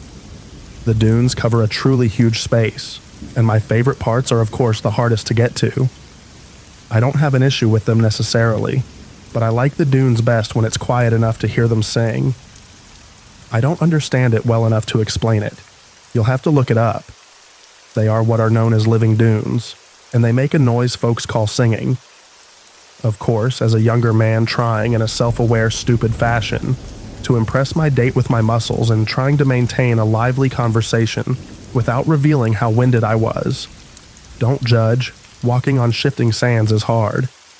I wasn't listening for the singing of sand, but trying to catch what Grace was saying over the wind. This story isn't about that part anyway, but I can say, even with something of a bittersweet taste in my mouth now, that it was a pleasant time with a person I once loved, and I wouldn't have traded it for the world. We set up our camp in the nook between a few dunes, erecting a virginal handmade tent of Grace's design and manufacture, with some difficulty and good-natured swearing. It was pretty cool, a kind of low wedge designed to be erected in high wind zones and remain warm. It had a dead airspace built in, which was a pretty neat feature to my mind. Along with it, we discovered why a Dakota fire pit doesn't work well on shifting sands, which should have been obvious if either of us thought about it for more than a half second, and thoroughly chastised by the cruel dictates of basic physics, dug a regular fire pit like folks with functioning frontal lobes. We set up a few frames which held elevated tarps with stones in the middle, over half-buried buckets to attempt to collect dew as well. I showed her the basics, and Grace lit her first friction fire with a willow bow drill, a cottonwood baseboard, and yucca stalk spindle. This is my go-to combo in the Western Steppe, BTW. In only a few tries, as the pre-dusk light show that descends every evening, known to the natives as Golden Hour, probably to everybody for all I know, rolled across the dunes and mountains of the Red Desert like so much maple syrup over harsh and unusually topographically variable pancakes. Grace and I were letting some stew cook over the fire, while I showed her how to process yucca for fiber. We had a very pleasant evening, characterized by not enough stew and too much whiskey, and a song I wrote, very much not for her except in the fact that it very much was, accompanied by one of those horrible little broom-shaped traveling guitars, as is the way of the fortunes of all young idiots trying to impress women, who they should know have them dead to rights already. The B string broke halfway through. If you can't make the object of your affection swoon, making them laugh their butts off isn't a bad consolation prize. We ended the night wrapped in a blanket by the fire, watching the moon rise and the stars do their gentle revolving dance around Polaris until I carried her, snoring like bandsaw, into her sleeping bag. I settled into mine and let the sound of the wind and the singing dunes carry me to sleep. As an aside, folks who might still benefit from this advice, take time to remind yourself to remember moments like these as they happen. They are gifts, and they should be treasured as such. I rested comfortably for a while, maybe an hour or two before the whiskey reminded me of the debt I now owed it, and I went to relieve myself. I was immediately taken aback by two things. One was the ludicrous brightness of the moon. Despite the residing in the red desert, the Kilpecker Dunes are in fact a kind of creamy tan color, and on nights with a full moon, you might find darker conditions under a storm cloud in the middle of the day.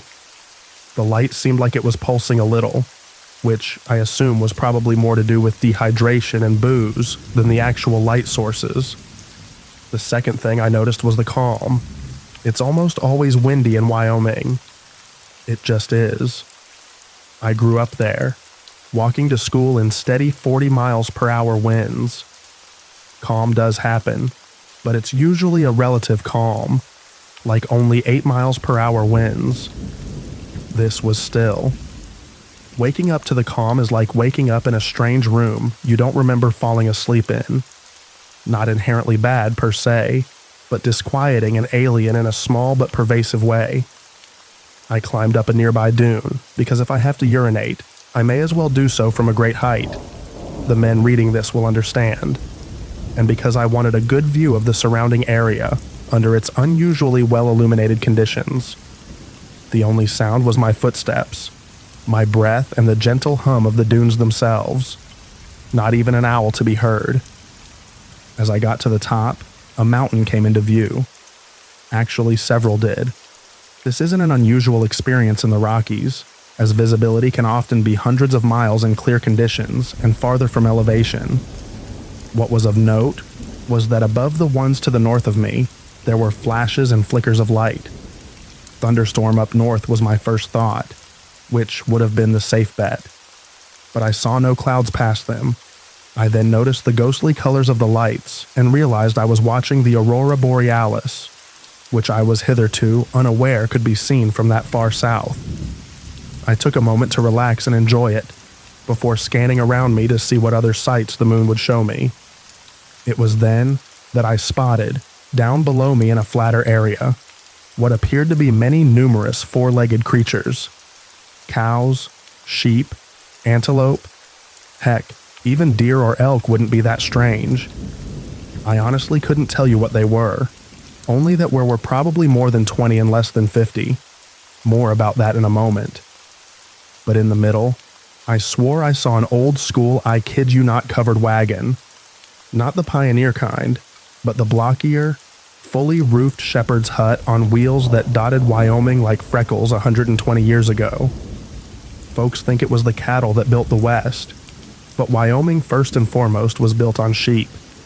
However, whatever I was seeing, it was all backlit by the moon, so they were casting shadows from the side facing me. Now, I'll be honest with y'all, I don't have the absolutely clearest vision. It's not bad, better with glasses, but I don't usually bring them with me to throw a leak in the middle of the night. So when I say the movement of these critters and the wagon looks strange, I expect you to take it with a grain of salt. I expect you to say it had something to do with the aurora or my eyes being tired, and those are all legit. Thankfully, I have really good hearing and olfactory perception. What my mediocre vision doesn't explain is why I was looking at something probably less than a mile away, and I couldn't hear it on a still night. Wagons are noisy. They creak worse than boats even when new. Livestock are noisy, and I'd find it odd to see a group that size with no bells around their necks. Nothing. Silence. Furthermore, why would you try to travel by night? It was bright, sure, but it's not like that's a common practice. At least not according to anything I've ever heard. You want your critters together and easily defended from predators, that's what I understand. I watched them for a while, moving slowly across the ground almost like they were underwater. Slow enough, I broke off a yucca stalk and stuck it into the ground to mark the progress. Slow, but it was there. I stayed up there, watching the lights and the procession of shadows for a long time. Eventually, I decided to whistle at them. The 2 fingers in the mouth, super loud, angry dad whistle. I heard it echo back at me and then nothing. I yelled aloud, hello, at them as well. Echo and nothing again. No change in pace, no lights. I started to think the progress might be the moon moving across the sky, and not whatever I thought it was. So, I decided to go grab my binoculars and try to wake up Grace to at least see the lights. It was a little treacherous descending, but I made it in one piece. Camp was as I had left it, and I relaxed a little. I opened the tent flap and dug around a little, found my binoculars, but my attempts to rouse my lady friend were unsuccessful. She was not having it. Not at all. She rolled over and went back to sleep, and chastised. I went back up to the top of the dune. It took me a little longer this time. I was definitely feeling the climb by the time I got to the crest again.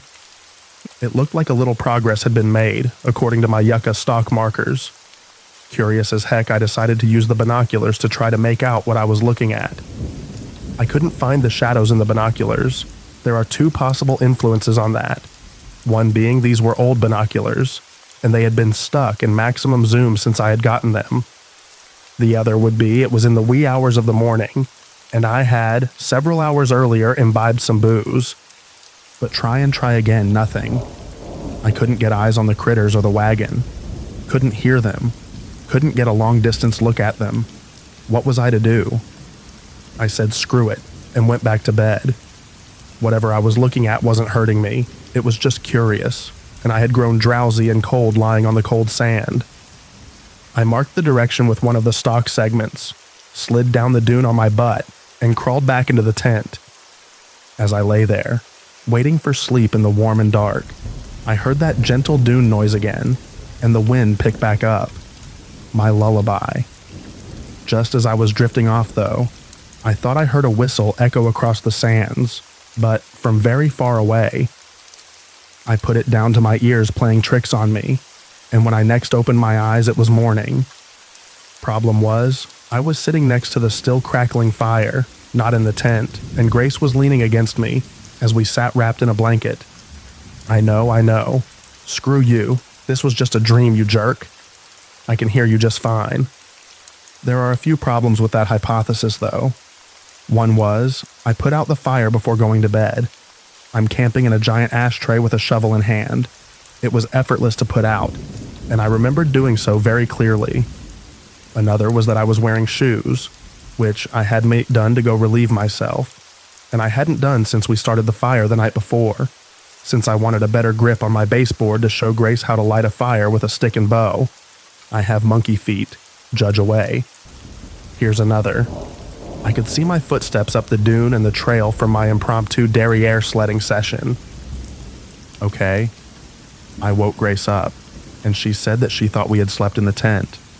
I concurred, and we sat there blearily blinking at a fire we didn't remember building. I asked her to start the coffee, and climbed back up the dune, this time with my compass and my binoculars. My yucca fragments were there, and I got a heading, scoping out where I thought they were the night before. Still didn't see anything that would have made sense, so I headed back down once more on the Butt Cheek Express and talked to my girlfriend about what I had seen. She wasn't particularly freaked out by any of it, confidently told me I was still asleep or sleepwalking when I saw lights in the bizarre caravan. She was a little concerned by the lost time and not remembering getting up, but I think to her credit as a reasonable person, she thought I was winding her up. I wasn't offended. I was, however, racked by curiosity. What the heck had happened? I'm not a sleepwalker as far as I know, and I, as I am now writing this, have lost time before out in the wilderness, but never before this incident. Was it just weird shadows? Had I been asleep? My markers were there, so I had been pretty lucid for a somnambulist. One simple test I thought of would confirm or deny it. I decided to throw on my boots and hike over to where I thought the trail should be by my best guess, while I let Grace do her morning routines. A short, brisk walk later, and I found nothing. No prints of any kind. This part wasn't as sandy as some others, so prints wouldn't have been everywhere, but there were none. Likelihood of sleep and booze fueled hallucinations increasing. I did a fairly thorough search of a few hundred yards in several directions, leaving my water bottle as a guide for where I thought it should be. No prints. I didn't give up. I trust my senses most of the time, and I'm stubborn. Also, I wasn't seeing anything that, given the angle of the moon, should have cast a shadow like that.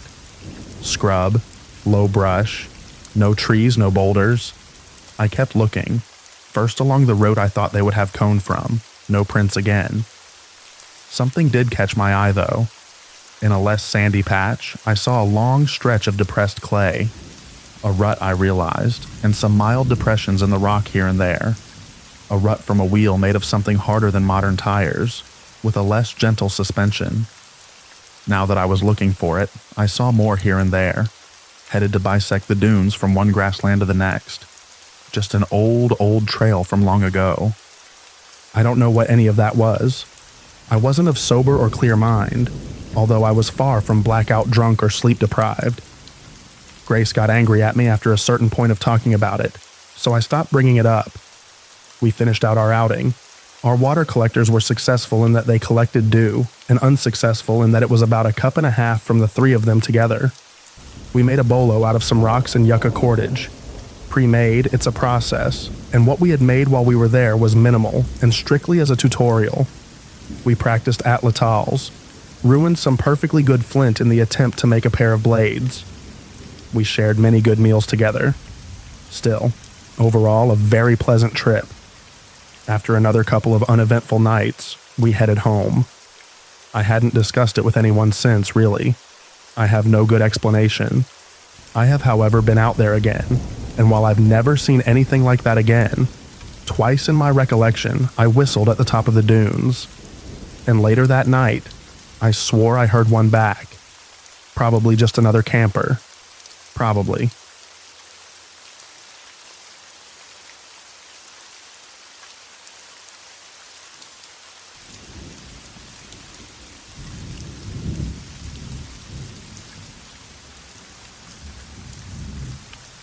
I had a self-rescue I had to do in the Laramie Peak Range. I lost my gear and map and shelter in a windstorm. Took a few days to get out. Had some deeply unpleasant experiences along the way. This isn't that story. It sucked, but it wasn't all that scary. I kept a cool head. Typically, that's who I am. I'm the person who stays calm in crisis, and I mention that to give you a litmus test for what it takes to freak me out, to make me lose my cool. This is about a time when I had all my gear, but I couldn't keep my cool. There are a lot of cool little trails in Colorado, some well known, some only locals know. There are mountains and forests for days out there. In 2013, we got torrential downpours in September along the eastern slope. It was squelchy as crap for a while, and then a glorious mushrooming boom happened. I love mushrooms. I love to forage, take one, leave three, and my absolute favorite is the Boletus rubriceps. The conditions weren't exactly right, but I thought, why not? I gave it a shot. I'm not saying where my spot is. I will say I also have the native hazel there, some actually fruiting manzanita, watermelon berry, currants, rose hips, raspberries, strawberries, and frequently oysters, morels, hawk's wings, puffballs, the big ones in one meadow, milky caps, chicken of the woods and chicken of the road, and the only chanterelles I've found in the region, all in a glorious few acres. It's wonderful. I can disperse camp there. This is where I went no-brainer. Now it's fall, even if it's somewhat early fall. So I know that Yogi and Boo Boo are going to be out stuffing it for the winter. So I've got my spray and my uncle's lever-action 44 Mag Henry. GF at the time was supposed to come with, but couldn't get off work, so solo it was. I figured I could practice some firecraft, maybe build a chair, maybe a smoker, and in general just have a nice few days out. I went up early in the morning, hiked about 7 miles in, set up my shelter, set up to enjoy the rare luxury of a real fire in Colorado later, and started to do my stuff. Set up a couple rods with bells, got out my baskets and set up my dryer and its shelter far away from my sleeping tarp shelter. I was squelching around with my foraging gear out in a few minutes and having a blast. I marched happily along pretty much until dusk, and then pulled out my headlamp and kept going well past I should have. But did I get a haul? It was an incredible spread, and I left plenty for the woodland critters.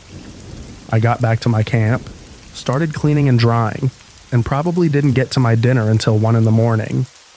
I had caught 2 brook trout of reasonable size, gutted them, and let them hang in a bug net next to the creek for the next day. Figured it was cold enough that they'd be okay. I got back to my little dinky tarp shelter around 3 a.m. and went inside, toweled off, and passed out. I awoke around 10 a.m. or so the next day, and the woods were silent. I mean, no birds, no bugs, wind in the branches, nearby brook gurgling, and that's it. Usually there's something. I decided to be cautious and go about my business. My camp was exactly as I had left it, except for 2 things. The first was there was a branch, about 2 feet long, thick as a wrist, laid against the tree my pack was tied to. It had been gnawed, like by a beaver on both ends, which I've heard of but have never seen before or since. It had no bark on it, but still was green wood. Had to have been left there, but to what end I have no idea. Unsettling? Sure. Freaky? Not really, I wasn't scared. Actually, my first thought was I must have picked it up and forgotten about it. And I put it out of my mind and went to collect my fish, which hopefully were still there and weren't rotten or nasty yet. I got into sight of them, or rather, the bug net they were in. They were gone. Bug net was loose but intact. It's the drawstring bag-shaped kind. And empty. And both fish heads were still hanging in there. But the rest of the fish were gone. Okay. Probably another person then. Someone is giving me the Scooby-Doo treatment. I had a bunch of charcoal from the fire, and there was a nice big rock next to my fishing spot. So I scrawled on there, "If you're hungry, come say hi and I'll share my meal," with an arrow pointing roughly towards my camp. Grumpy more than unsettled now. I guess weird beaver branch is a trade for my fish. Whatever.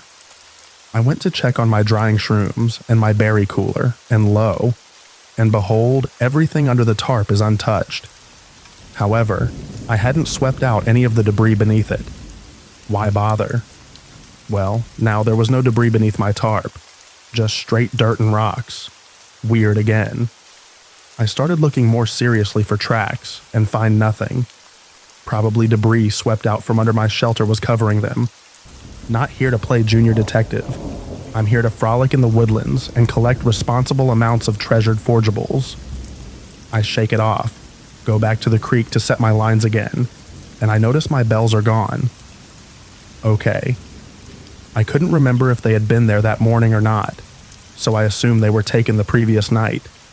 I had only tied the rods to the tree after all. It was easy grabbing. I went back to my tarp, made some food and coffee, shook it off, and went about my business. Now, here's the somewhat embarrassing thing. I know to make noise in the woods if bears can be around, and I like to sing. This isn't the same as singing well, or singing manly shanties and Viking epic poems. This is, by and large, singing whatever had been playing on the speakers at my job. So, Lady Gaga, Katy Perry, Florence and the Machine Lord. You get the picture. Also, I'm a bass. Whatever, don't judge me. Stuff is designed to be catchy. So, I went back on my rounds, and I found some fire morels or ash morels, which are a really rare treat. I was really excited. There are hundreds of them. and it's super late for them to show up. They're my favorite morels. I set about to collecting some and kept myself company by singing. All right, I was singing Bad Romance by one Stefani Germanata. I know, I got to the woo-o-o-o-oo part. If you've heard it, you know it. When I heard what sounded like someone harmonizing. Like I said, I'm a bass, but this was higher, tenor or alto and muted by distance a little. It was also completely and undeniably wrong. Scratchy, gravelly, almost buzzy. Syllables weird and clipped and disjointed, and a little off-key and off-rhythm. Uncanny valley for sounds. I shut up immediately and froze, and it continued for a moment and then stopped. I was experiencing a little bit of what my friends always call pucker butt, and started to slowly reach back behind for my Henry on its strap. And I heard a single sudden yelp, or bark or something, and some rustling from somewhere uphill of me, behind the tree line. I take a few breaths, assuming I had freaked the other party out as much as they did me, and force myself to relax. I keep small binoculars on me, and I scanned the tree line, but I didn't see anything. I thought, this is probably whoever took my fish. Probably someone squatting out here. I'm going to keep my head on a swivel some. But if they were going to be a problem, I feel like they already would have confronted me or taken a pot shot or something. It also occurred to me finally that I could have just been hearing some weird echo. That thought gave me a little more peace and calm than I had a few minutes before.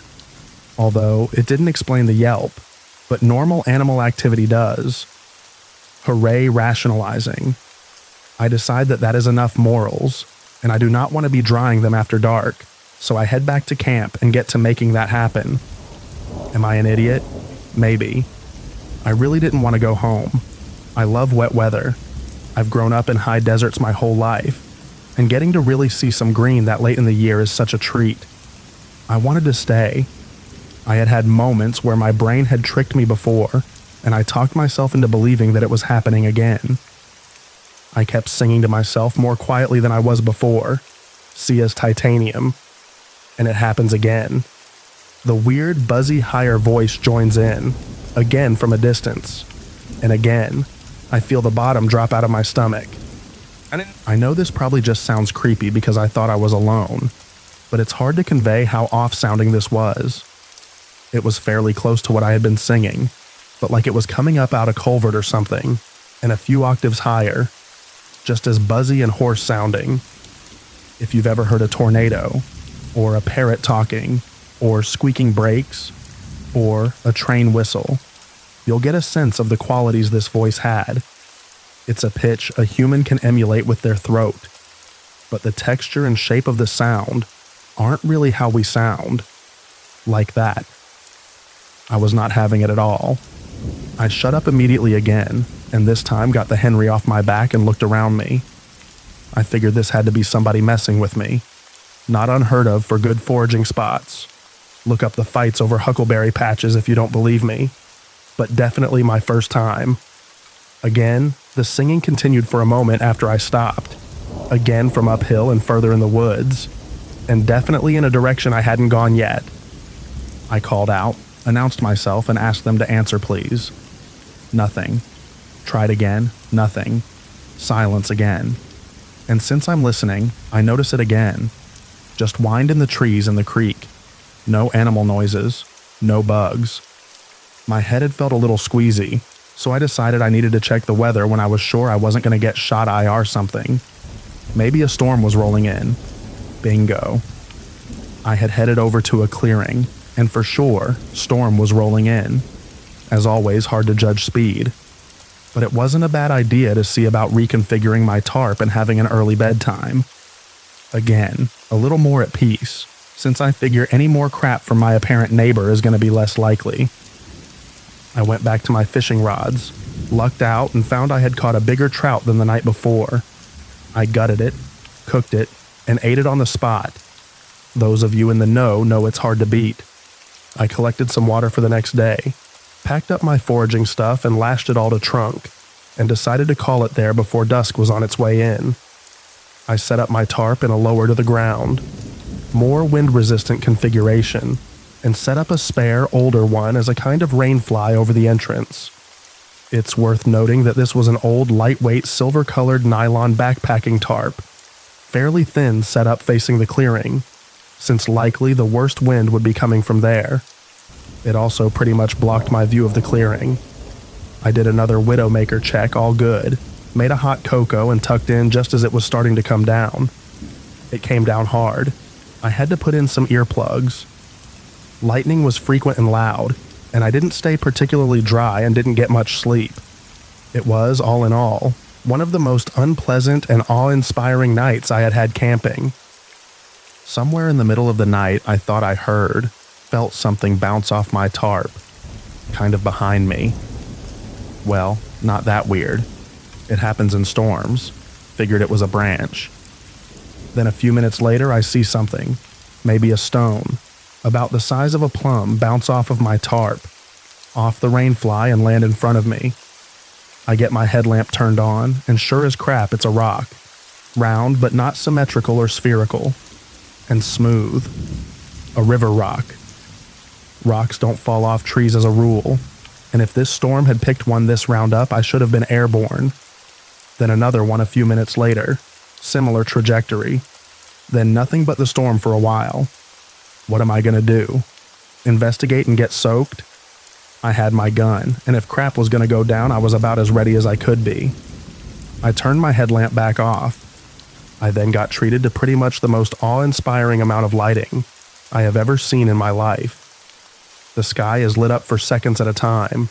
The earplugs were not protecting me from the thunder, and my ears are ringing. I keep seeing the trees from the edge of the tree line and the clearing projected in shadow form onto my rainfly over and over again, dancing this way and that. It was really beautiful, and if kind of inherently scary, also exhilarating. I really couldn't look away. Then, pretty clearly, I saw what looked like a person, walking along the tree line, outlined against the trees and my rainfly by the lightning. They were walking weirdly, not running from cover to cover, but just kind of strolling a little unsteadily, like a drunk person. The silhouette wasn't bulky, and for some reason I got the impression they weren't wearing clothes, or if they were, it was very, very tight. Not like rain gear. They stopped, and whether or not they were facing me or the clearing I couldn't tell you, but I felt watched and very exposed. The figure stood, swaying a little, probably being pushed around by the winds, and just looked at whatever they were looking at. I got little glimpses here and there as the lightning flashed, but they didn't appear to be moving much. It was pretty freaky, and I didn't move except to get my gun in front of me. Then I had another rock land on my tarp, bounce off and land in front of me. That was a bad moment. Lightning had stopped for a bit, and the thunder had died down for a moment. I had horrible, slow realization that I was very likely surrounded. Then I heard, cutting through the ringing in my ears and momentary silence, clear as it had been earlier but sounding much closer, the chorus from Titanium from behind my tarp. If you didn't know the words, here they are. I'm bulletproof, nothing to lose, fire away, fire away. Ricochet, you take your aim, fire away, fire away. Then nothing. I looked back towards the front and realized I didn't see that figure projected by the lightning anymore, now that there was a lull in the lightning. I remember thinking, crap, crap, crap, just over and over again. I basically was going to have to crawl out of my tarp to get on my feet, and there was pretty much no way I was going to stay in my shelter anymore. I counted down from 10, and then pushed myself out and got to my feet, Henry in hand, and let out the loudest yell I could. I think I said something like, "Knock it off, I'm armed, screw off." I was not in a good headspace. I was about as freaked out as I had ever been up to this point, and this was not all that long after the deer thing I mentioned in my other post. I was about ready to crap myself. I looked around the back of my tent with my light and didn't see anything. Nobody. Just rain pissing down. I walked around the front of my tarp. Nobody. I could clearly see into clearing until my light got swallowed up by the rain. I walked around the edge of my little camp, sticking close to my tarps, and I didn't see anybody. I wish I could say I checked out the tree line for footsteps, but I didn't. I tried to yell again and my voice was completely in my throat. Another rock hit my shelter and bounced off, squarely in the cone of my headlamp. And I won't lie to you all, I lost it. I fired my Henry into the dirt, about 10 feet in front of me, and I heard some immediate rustling in the woods. Uphill from me again. I yelled some dumb panic stuff, and though I don't know why, I ducked into my tarp again, wrapped up as much as I could and huddled up with my gun. Eventually the storm broke, followed by dawn, and I got up to pack up my crap and get out of there. I was pretty shaky, and it took me a while to get my various gear all in hand and brought up to my shelter. I took a few moments to gather up the round river stones, and I noted I didn't see any like this even in the creek, and definitely none sitting around the ground. The debris is too thick. My shelter was the farthest back thing in the woods of the various stations around the camp, except for my pack, which had a garbage bag over it. When I went around back the tarp to grab it, there were 2 more little sections of sapling, green wood, chewed-looking ends, barked stripped again just like before leaning against the trunk below it. Nope, not okay. It took me a second to go get my pack. I was that freaked out that I was now afraid of sticks. 1 my first night and 2 the second? Nope, screw that. I finally got myself under control and went to grab my pack, and again I had a powerful sense of being watched. I shook off the cover, packed it in Q dry bag, and turned around to get my stakes out of the ground and pick up my tarp. There was a whole ripped open dead rabbit on the back edge of my tarp. The rain had washed off any blood that would have been on it, but the carcass was just splayed out there, like it had landed on it after being thrown and then slid down the slope of it. It was fresh enough it didn't stink, and the digestive tract hadn't been punctured. I was instantly and totally numb. Mental dial tone. I picked it up with a stick, dropped it on my swamped-out fire pit, yanked my tarp out of the ground 1 stake at a time, balled it up, yanked my rainfly out of its lashings hard enough to rip it, grabbed the rest of my crap, loosely shoved it all in my pack, put my Henry so it hung in front of me, and power walked and jogged my way out of there until I couldn't anymore, and breathlessly walked the rest of the way to my car. I got in, drove about 20 minutes, and then had to pull over to throw up a few times and have a panic attack. I have never been back there alone, and definitely not unarmed. Even then, I only went back in 2017. I still can't listen to that song without feeling sick. I know rationally that it was probably squatters or somebody up there messing with me, but the same question keeps coming up. Why didn't they need lights?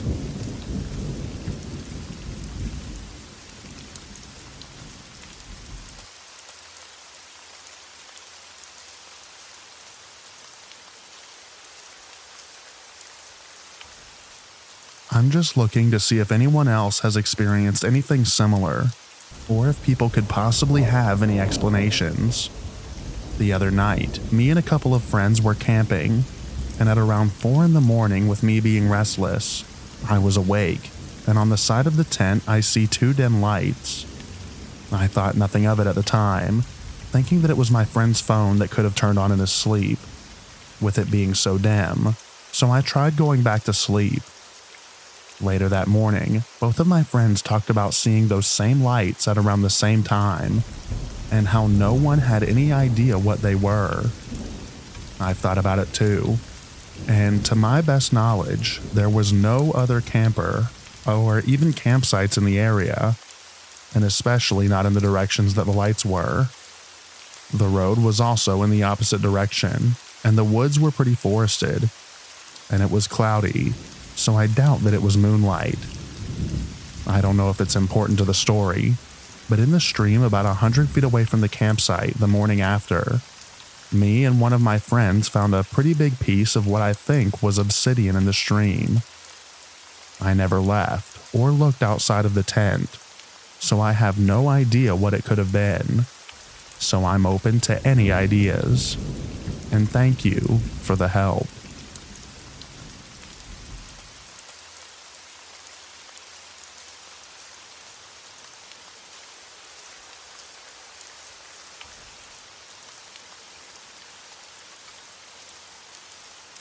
Me and my neighbor walked to the store and didn't get back to our apartment complex until it was completely dark outside. It was pretty chilly out as it was early December, around 9:30 to 10 p.m. In order to get to the apartments, we had to walk through a stretch of road with no streetlights and covered by trees. Usually you can use the moonlight that shines through the spaces in the leaves to see.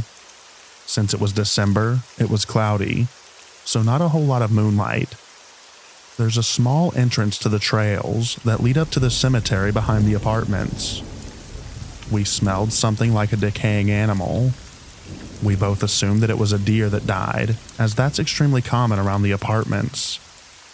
However, my neighbor decided to point the flashlight at the entrance of the trails. We both saw a tall figure crouched down. I'm 5'9", and it would have been eye level to me. It was really skinny, a pale gray, long limbs, and either really sunken in eyes or none at all. All I saw was 2 black sockets. The way I describe it is it looked like someone took decaying skin and stretched it across the skeleton. We both ran until we got to my neighbor's apartment. We still don't know what we saw that night. We tried to figure it out, but never got any answers. It's common for creepy stuff to happen at the apartments, as again, there is a cemetery right behind the buildings, just through the woods.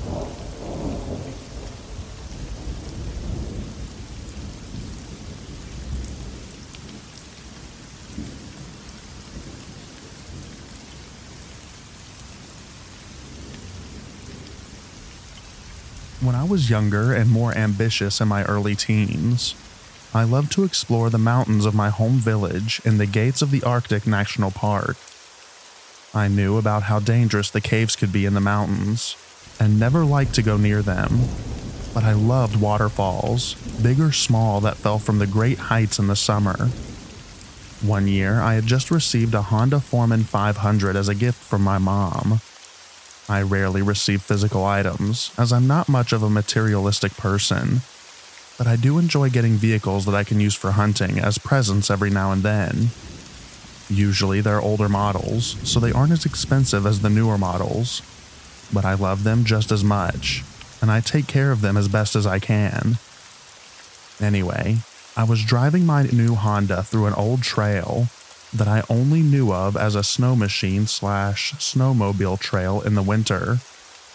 I had recently learned about the summer trail, and I decided that I would go and explore the valley that it led into. While driving, I began to have the eerie feeling of being watched. The hair on my body stood on end. On the side, I felt like I was being watched from, so I knew where to glance at as I drove. I did my best to keep the old, rocky trail, and began to glance over to my left as frequently as possible. I think that, as a hunter, I have developed a better sense of when I am being watched, and it seems to pay off quite a bit in the wilderness up here. As I looked over, I would scan the willow thickets. As I did, I noticed a dark figure keeping up with me. It stood tall, what I presumed to be about 8.5 feet tall, and it was keeping up with me as I was going like 25 miles per hour on a fairly smooth but rocky trail. I kicked the Honda into a higher gear and sped up. I only stopped feeling like it was just right there after I left the willow thickets. When I was able to, I looked back and watched the willows again. Keep in mind, these are diamond willows that stand about 10 feet tall, and I started to see the figure again. It was nearly as tall as the willows, and it brushed through them with ease, as if it was phasing through them or something. I haven't returned to that trail in quite some time, but I would like to return to my cousin's to see if we can get some videos and pictures of whatever it was.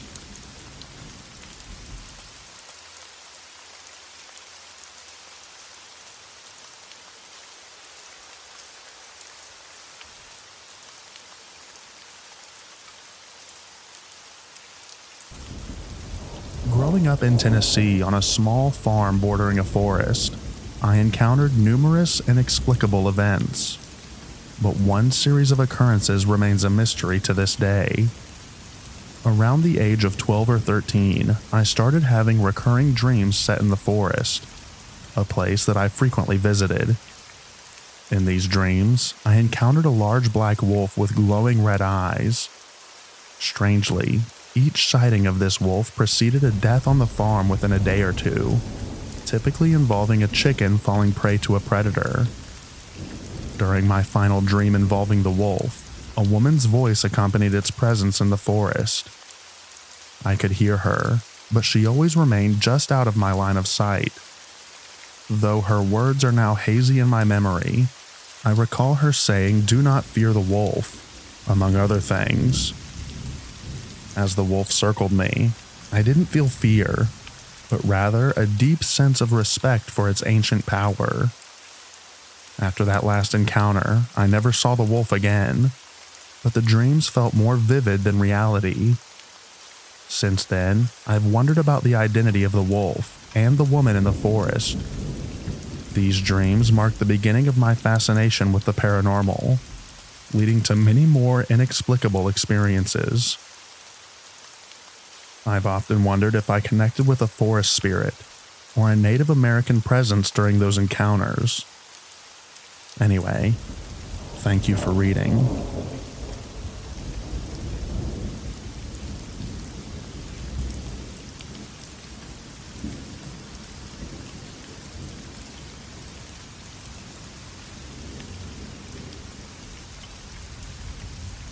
I've been hearing this whistle outside of my window, and it's creeping me out. So I've been hearing this creepy bird-like whistle since 18. For context, we live at the countryside, and there's a sugarcane field at the back of our house, and behind the field was the woods. The field was wide, so it was a bit far from our house. I don't know when exactly I started hearing it, but as I remember, I've started to hear it at the age of 18. I'm 20 now, so it's been 2 years. At first, I paid it no mind, but I noticed that I've been hearing it near my apartment I'm staying at for college. I moved apartments, so it was my second apartment, and it was also near the woods. It was located at the end of the street, and one time, I went out alone to buy some snacks, because I was pulling an all-nighter for my project. And that's when I heard the weird whistle again. I don't want to overthink too much before, and I told myself that it might just be a bird, but when I heard it that night, it creeped me out. I think I heard it last February this year, and I'm still hearing it every time I go home to the countryside. Should I be concerned, or am I just being paranoid?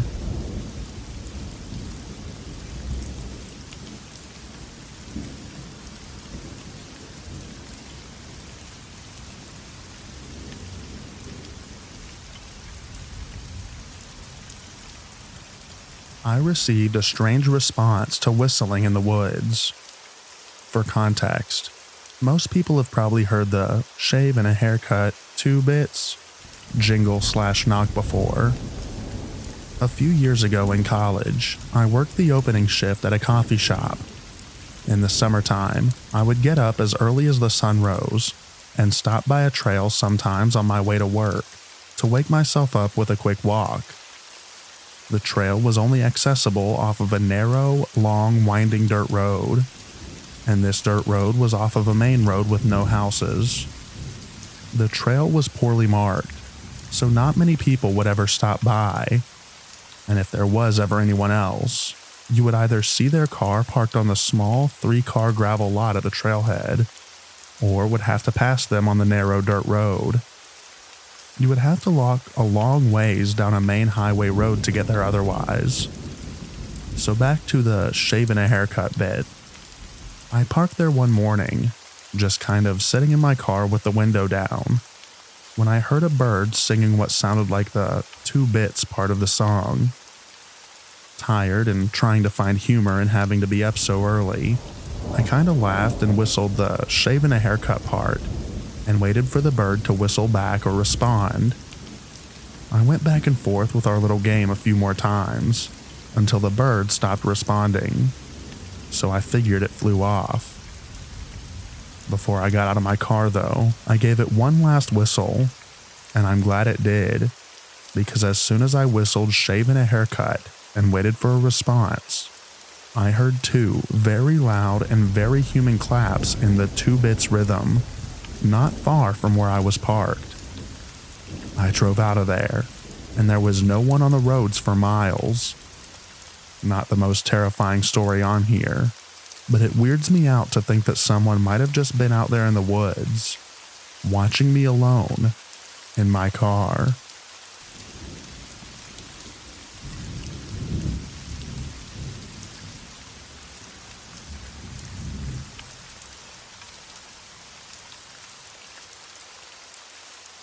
I had some more really weird stuff happen last night.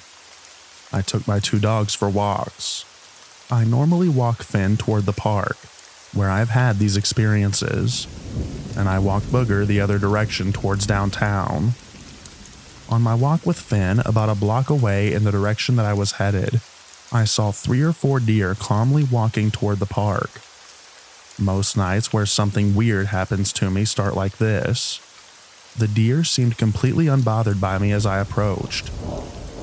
They kept walking toward the park, but stopped every few times to look back at me, as they wanted me to follow them. Then, as Finn and I reached where the deer were, I noticed about 10 or more other deer waiting as well. They all start walking together calmly, but still looking back at me every few feet. On the way toward the park, I smelled the stench of rotting meat. I know the smell very well, as I used to be a butcher. It was strong, like something plugged my nostrils with rotting ground meat or something. At the same time I smell this stench, I get the chills. Finn's hair stands up, and he gets more nervous. I can feel the air around me get colder. As we continue walking, I look down an alleyway that cuts the block in half. And if you would walk down the park alley, you would spot where I would eventually walk back home. I was 2 blocks away from the park. When you reach the park, you can either turn around and walk down the same road, you can continue into the park, or you can continue on the road which turns left. Looking down that alleyway, you are looking at the part of the road that continues left, which is the way that I take every night on my way back home. What I saw, I tried to convince myself wasn't real, or maybe I just saw something else and my brain tried to convince me that it was this. It was a large, muscular, pale, hairless creature that was moving fast, so fast that I could barely see it. I saw the motion down the alley about 2 blocks away. The exit of the alley on that side has a streetlight directly above it. It wasn't standing still. It was moving, and it was moving fast. The only reason that I'm positive what I saw wasn't a deer or something normal is because of something that I saw later that night that I'll write about when I talk about my walk with Booger. It solidified that what I saw was something I wasn't supposed to see. In the meantime, I convinced myself that I was making stuff up and being a scaredy cat. As we approached the tree line of the park, the large group of deer moved to the side of the street where the neighborhood is, while I'm on the side with the tree line. I noticed something in the clearing, a lone deer separate from the large group across the street staring directly at me. I have my flashlight pointed at him, and I even hung up my call with my wife to use my phone to take video of this moment. This lone deer doesn't even have micro movements from breathing. The other deer across the street were constantly readjusting. You might be thinking to yourself, oh yeah, deer do that with bright lights shining at them. Deer in headlights always act like that. Just wait. Finn starts to pull very hard and acts anxious, nearly knocking me over. I turn to look across the street towards the large group of deer for at most 3 seconds, before quickly turning to face the lone deer again. In those 3 seconds, that lone deer is easily 30 feet closer to me, still not moving, staring directly at me. I have this on video. I have pictures. I felt weird. I felt unsafe. I've lived in rural Iowa my whole life. I am and have always lived outdoors. This doesn't feel normal. I was scared. I back away while shining my light at the deer. Once I get a block or so away, he finally turns around and calmly walks into the tree line. The whole way home, I feel like I'm being stalked. Not just watched, but like something is following me. Now I went home and sat for a bit and tried to talk myself into believing it was all coincidence. After nearly 20 minutes, I started to walk Booger, my smaller chai mix. The entire walk was nice and very enjoyable, actually. I had my earbuds in and was talking to my wife about what I saw in a joking way. Man, I'm such a scaredy cat. I really scared myself for no reason, I said. At the end of the walk, I turned to go down our alleyway as I leave from the garage on our walks. I stopped peeking from what I saw on the opposite end of the alley. My wife heard me stop. I want to preface this with I did not have any substances, including alcohol, for weeks up to that point. The most I ever do in that department is a few beers, or I'll use some weed to ease my anxiety if life is getting hard. I have no mental conditions that'll cause me to hallucinate. The most I have is a personality disorder resulting from trauma that I've been overcoming quickly this last year. I saw 2 large, muscular, pale, hairless creatures walking like apes at the end of the alley. The same thing I thought that I saw with Finn. This time, not going fast, much closer, and it felt intentional.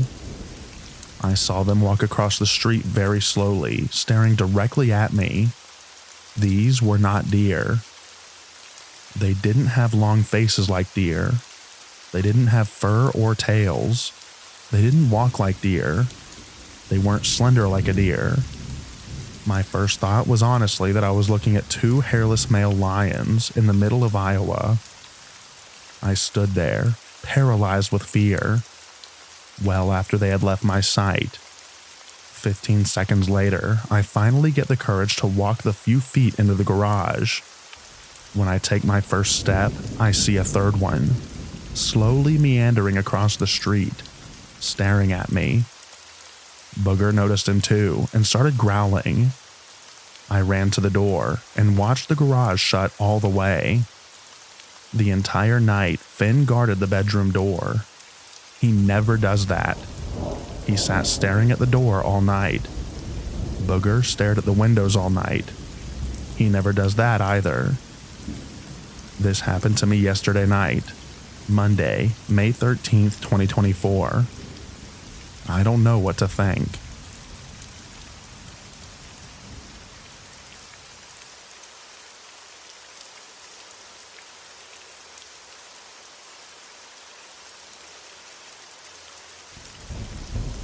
As the title says, I'm from remote Alaska. I grew up with stories of old creatures and legends, but I've also seen some things. I'm typing this on my phone, so I apologize if I misspell anything, but here's what I have to say. My village is roughly 250 miles northwest of Fairbanks, Alaska.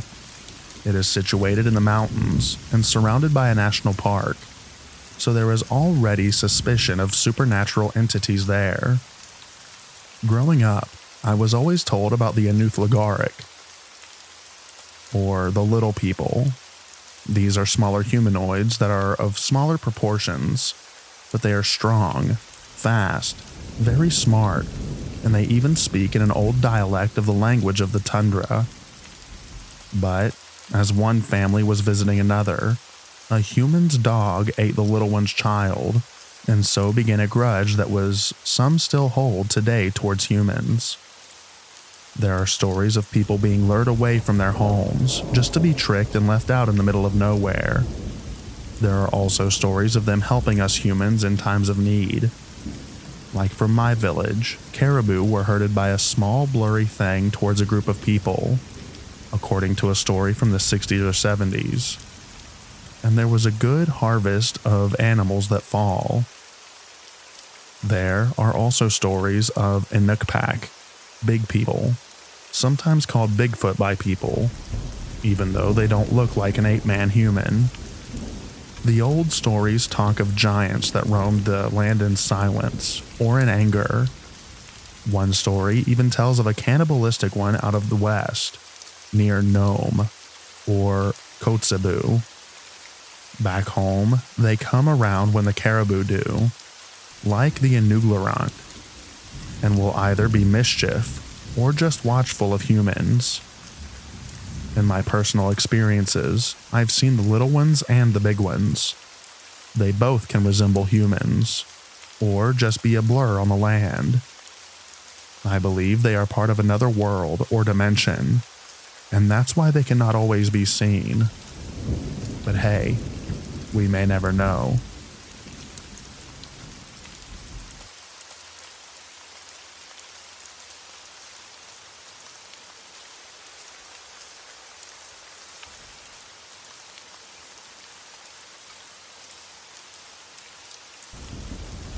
In the fall of 2018, I was going to be leaving for a while.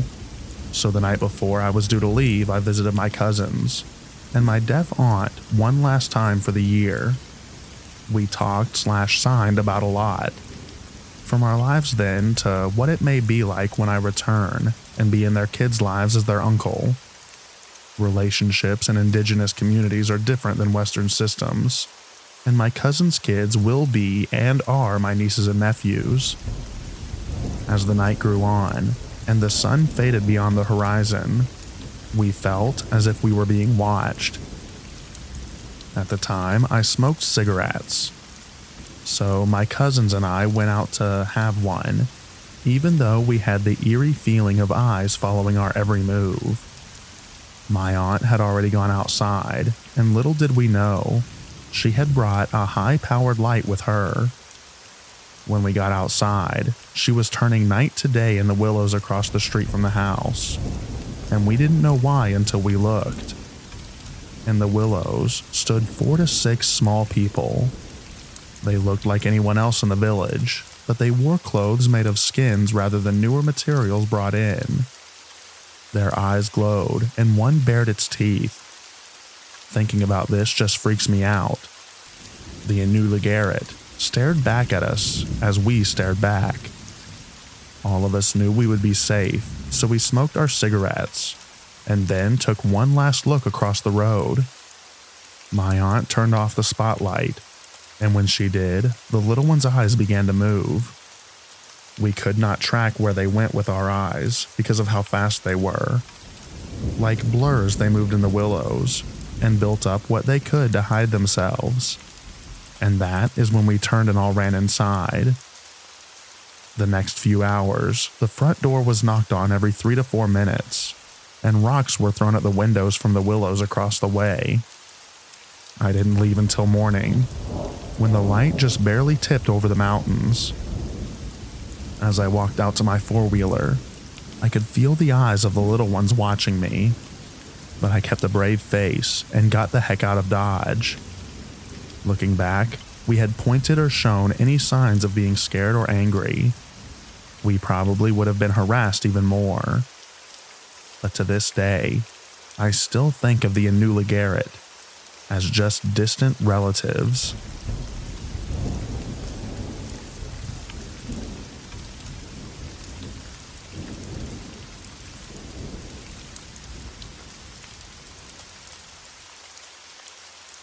I was in my hot tub behind my house, alone at around 11 p.m. My backyard is surrounded by woods, and there is no fence, so when you're in the hot tub, you're just facing the woods from about 100 feet away. I had the porch lights on, and I was just sitting on my phone when I heard a sound that I had never heard before. It was a high-pitched, smooth who sound. It was almost like someone was singing the word who, but with a very elongated ooh noise. It only lasted about 2 to 3 seconds, and I immediately froze and got goosebumps. I know that you're not supposed to acknowledge stuff like that, so I called my brother and my mom so they could watch me walk back into the house. As I was on the phone, I heard it again. I didn't even want to get out of the hot tub. I have lived here my whole life, and I have never heard anything like it. I have heard all sorts of noises, coyotes, deers, owl, etc.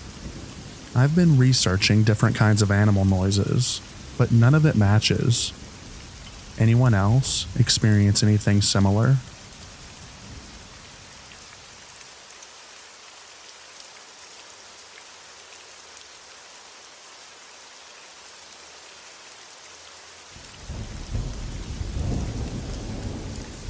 I don't know what I saw, but it charged at me.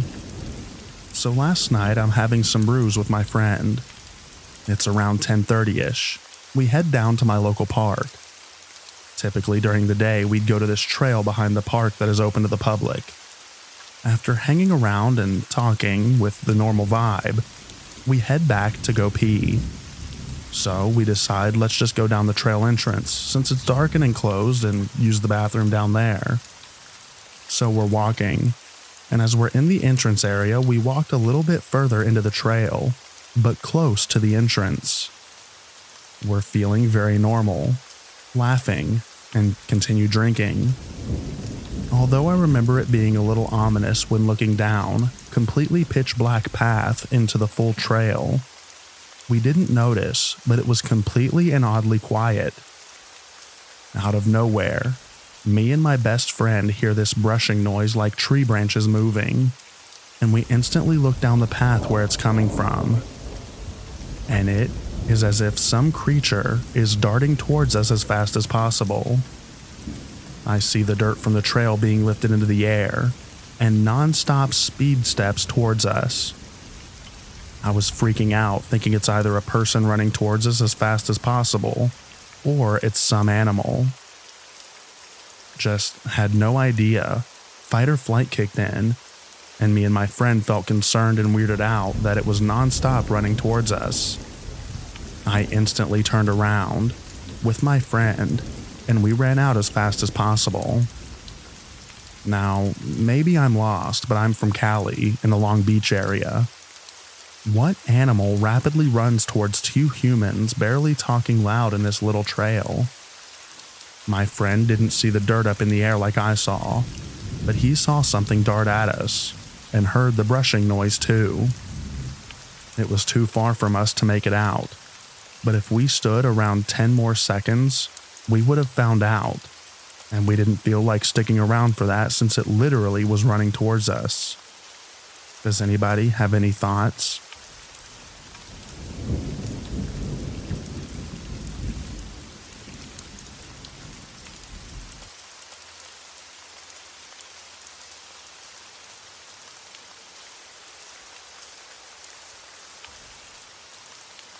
I have always been an avid mountain person.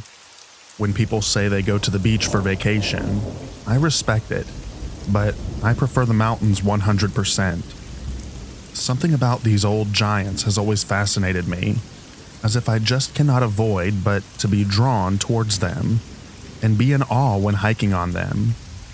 Over my short life, I'm a 21-year-old student, I consider that I have seen a fair amount of mountain ranges in Europe, from the Alps in Switzerland to the Pyrenees in Spain, and from the Italian Dolomites to the Czech Stolwy Mountains.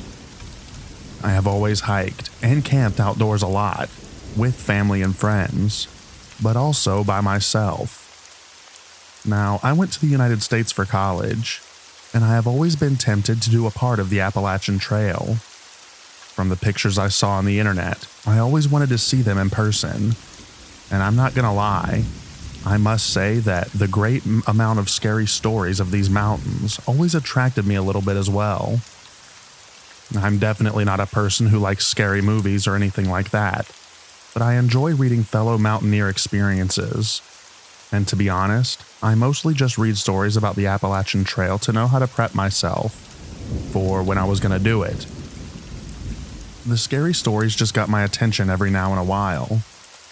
That being said, I decided to go this year and do a small part of the Appalachian Trail. I went to do a small part between the borders of Tennessee and North Carolina, with Clingman's Dome being the icing on the cake.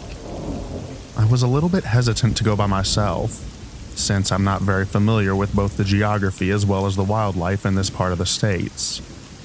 I wanted to go with a friend or my girlfriend who is from North Carolina herself, but both my friend from Germany as well as my girlfriend declined because they had to work. I had spring break. So, I decided I had to just go by myself since I'm graduating this year and will return back to Europe. I started at this place called Bryson City and walked along the Tuckasegee River until I reached the Noland Creek trailhead. From there on, I just followed the trail until I would reach Clingman's Dome, and from Clingman's Dome, I would follow the AT for about a week. I had prepared well for this trip. I carried bear spray and pepper spray. I read some freaky stories about people in the Appalachian Trail. And I also brought this hunting knife and axe for wood. I had some canned food and lots of water, plus a water filter. And for the rest, just my tent and sleeping bag. So when I started walking away from Bryson City and I saw the beautiful aura this mountain range had, I couldn't be happier.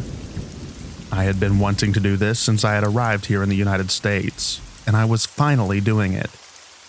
I encountered some people on the Noland Creek trailhead who were friendly, but I had made up my mind that I would be better off alone than with strangers. I reached Clingman's Dome the same day and went a little further before I would set up camp. It was beautiful. At night, I slept a bit off the trail with a small campfire while I had dinner, and which I put out before I went to sleep. The first night went super well, as I also was exhausted from the hike up to Clingman's Dome. The next 2 days were just as beautiful, and I saw lots of breathtaking views. The people on the AT that I encountered were super polite as well. Then, on the third night, I feel like everything took a strange turn. I had set up my camp just as usual, around 160 feet from the trail. No one was camping close to me, or at least, not that I was aware of. While getting dinner, I just had this super weird gut feeling that I was not alone there. I felt like as if someone was looking at me from behind a tree or something like that. I tried to just convince myself that I was having an amazing time, that I was safe, and that it was just my mind playing tricks on me. I went to sleep and put out the fire as usual. Then, before it was daylight again, I woke up. I woke up with this same gut feeling that even though I was in my tent, someone was watching my tent from a distance. I did not hear a single bird, which was weird, because right before daylight is when they start chirping again. I only heard the wind and the leaves. It made me feel uncomfortable, a bit scared even. I didn't fall asleep again, and first thing in the morning, after having breakfast in my tent, I broke up camp and decided to continue my hike. During my hike, I encountered a few people, and again they were very nice, but I just stuck to myself. While walking on this part of the trail by myself, I felt being observed again. I even had the feeling as if someone or something was following me. So every now and then, I would stop dead in my tracks in order to hear if it was real. Now, obviously my mind could be playing tricks, but I would swear that I heard the steps stop a second after I had stopped. So according to me at that moment, something was following me. I looked around me the whole time, and I never saw anyone or anything, which made it even more weird. After the long day of hiking, I made camp, this time closer to the trail than usual, because for some reason I thought that it would be more safe. I again had this gut feeling of being watched while having dinner outside of my tent. So I decided to finish it up in my tent, and I went to the bathroom in a bottle because I did not want to go outside now. I tried to sleep by closing my eyes, but my mind just focused on hearing the whole time. And that is when I heard it for the first time. A knock, as if a branch was hitting a tree, or a small rock was getting thrown at a tree. Silence followed for what seemed like an eternity, but probably only 10 minutes. Then I heard it again, this time more clear. I was scared now and had no idea where to go since it was dark already. I put on my flashlight in the tent and made myself as big as I could so that my shadow outside the tent would look bigger because of the light. I don't know why this was my reasoning at the time. I just thought of bears. And I held my hunting knife in my hand. The silence had followed the second knock, but now I shouted to pierce the silence in the dark. First I shouted that whoever was joking around, I was armed and I was not wanting to be pranked. I thought this would scare them off, but it didn't. It was almost as if this person found it even more funny knowing that I was angry at them.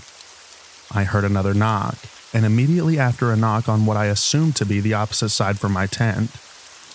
So now I was guessing it was 2 people instead of 1, and that they liked to pull a prank on an innocent passerby. I tried to stay up as long as I could, but around 4 a.m. my eyes just gave up, and I dwelled off. I woke up at around 8 a.m. again, with the light of the sun being my savior. I first tried to hear if whoever was pranking me was still knocking. I did not hear anything. I shouted again, stating that I was now going to exit my tent with my knife in my hand, and that whoever had been joking around should make themselves known. I walked out of my tent and did not see anyone. I looked for tracks around my camp, but could not immediately make something out of it. I decided to get the heck out of there.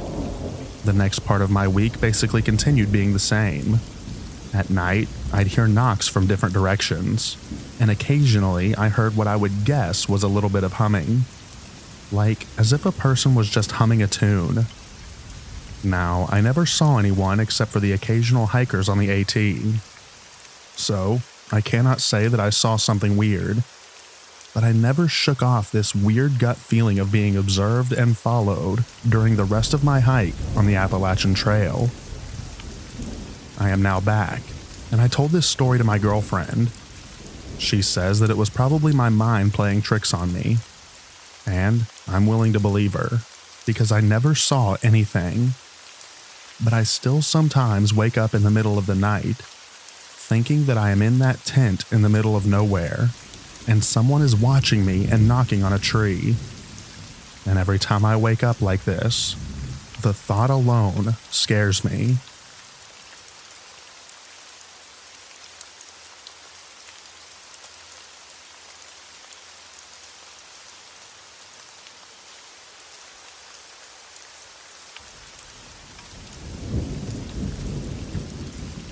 I grew up hiking and camping in maritime Canada, and I've had a few close calls with animals.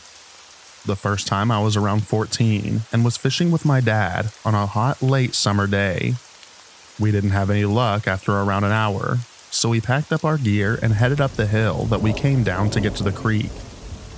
As we ascended the hill, suddenly a large black bear broke through the brush around 30 feet ahead of us, stood up and looked at us, then started running full tilt towards us. We started yelling and waving our arms as the bear bore down upon us at speed. I was sure that we were about to be mauled when it was around 10 feet from us, when it turned off to the left and ran away. My second close call, I was 16, solo camping on a cold moonlit night in December. So I was winter camping. That's probably what saved me. I was crouching, tending my fire, when I felt something watching me and knew that I wasn't alone. I then heard something run up rapidly behind me, cracking the ice crust on the snow from around 15 feet away. I jumped up and turned around, and I yelled in a primal rage like I never have before, and I heard whatever it was run back where it came from and far off to the side. And then I heard cracking coming from a distance on my other side. That's when I decided I was leaving and ditching most of my gear. I wore the pack out to provide back protection if something jumped on me. When I came back the next day, I knew what the tracks were as soon as I saw them. Coy wolf. In eastern Canada, the coyotes are much larger and more aggressive as they inbred with wolves. My third encounter, I was four-wheeling when I rounded a corner and there was a cow moose. It raised all the fur on its back and took a couple of steps forward, and then I revved the engine and that deterred it. Honestly, from my experience, humans are more dangerous though. I've never had to deploy bear spray on an animal yet, but once it saved me from a person. I was hammock camping, and I noticed there was a homeless-looking guy watching me from the bushes around 30 feet away, and I yelled over and asked him what he was doing, and told him that I wasn't comfortable and wanted him to move along. He came up enraged. I dare ask him to move along, and he pulled a little hatchet thing, and he was pretty much yelling incoherent stuff and waving it around. I then pulled the spray and doused him with the whole can, and then I got the heck out of there. The spray got me a little bit, but my eyes were only watering. The guy was incapacitated and wasn't even a threat anymore. He was screaming and grabbing his face and would walk around 10 feet, wipe his face a bit, and then walk again. I just wanted to tell my stories, and I also want to hear yours. Thank you for reading.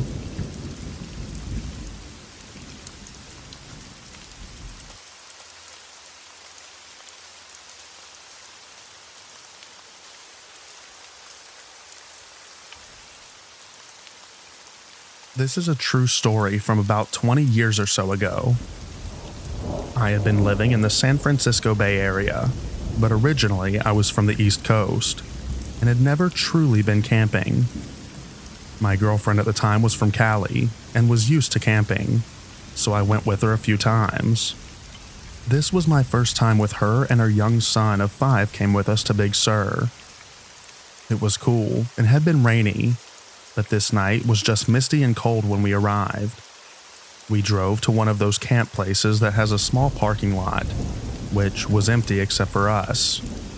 So we set up the tent a little bit from the car and proceeded to try and get a fire started.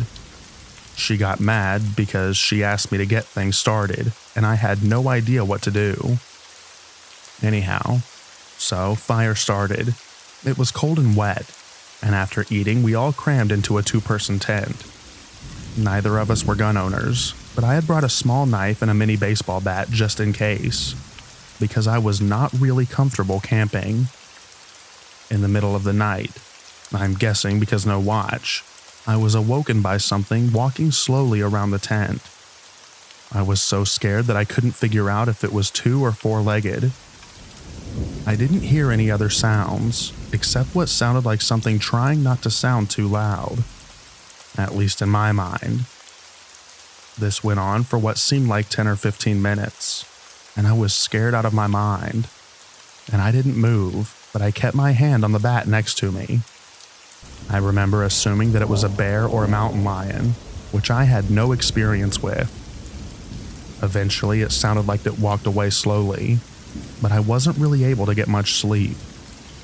At first sunlight, I slowly got out of the tent and sat on a park bench that was near us. After a little time, I see someone walking through the woods towards me, which again scared me as we had seen no one since being there. Eventually, I see that it's a ranger or a police officer. I don't really remember which, and he seems to have his hand on or near his holster. I'm wearing camo pants, have a beard, and look pretty scruffy, and I'm a bit worried because I have some weed on me, and the knife and bat. He asked me my name and what I was doing there, and I explained that I'm with my girlfriend and son, who are still in the tent.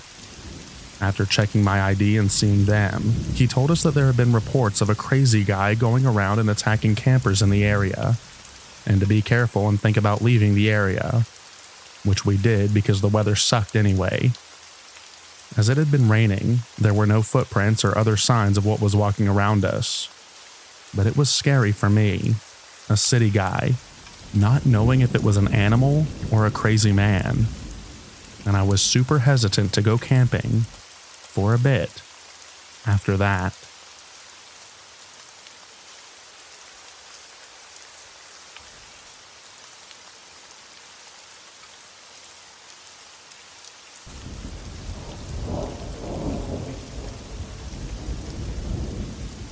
Once when I was a kid, my father and I were walking in the eastern Tennessee woods when we encountered a simply horrendous stench, a reeky mixture of skunk and putrefaction.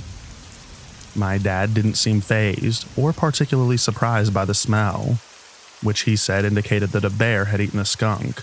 According to him, bears don't mind the scent, and they were sloppy eaters. Okay, noted.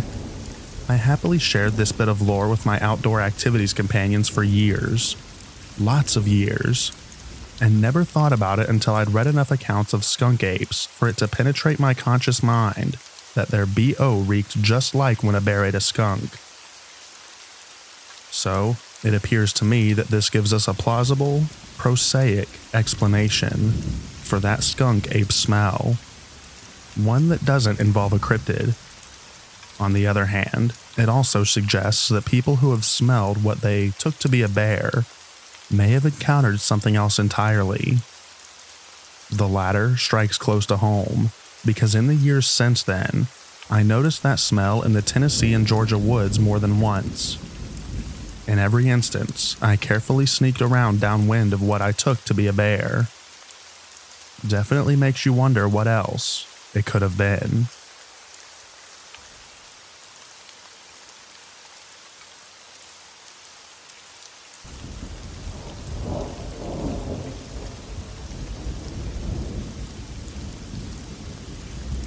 I'll preface this with a question. Do you ever get a sinking feeling of impending danger? Because I did in the backwoods around Sulham Hill, Berkshire, UK. Just a feeling that the vibe of a place is completely rotten when moments ago it was almost idyllic. I've got the weekend to myself as my partner is away for a few days. Something I like to do is go for night drives and stop by somewhere in the sticks and go for a peaceful walk when not too many people are around. So I get in the car and put in the directions to a little car park in some woods about 10 miles out. As I drive down the motorway, the sun's very nearly set. It looked great, everything bathed in orange.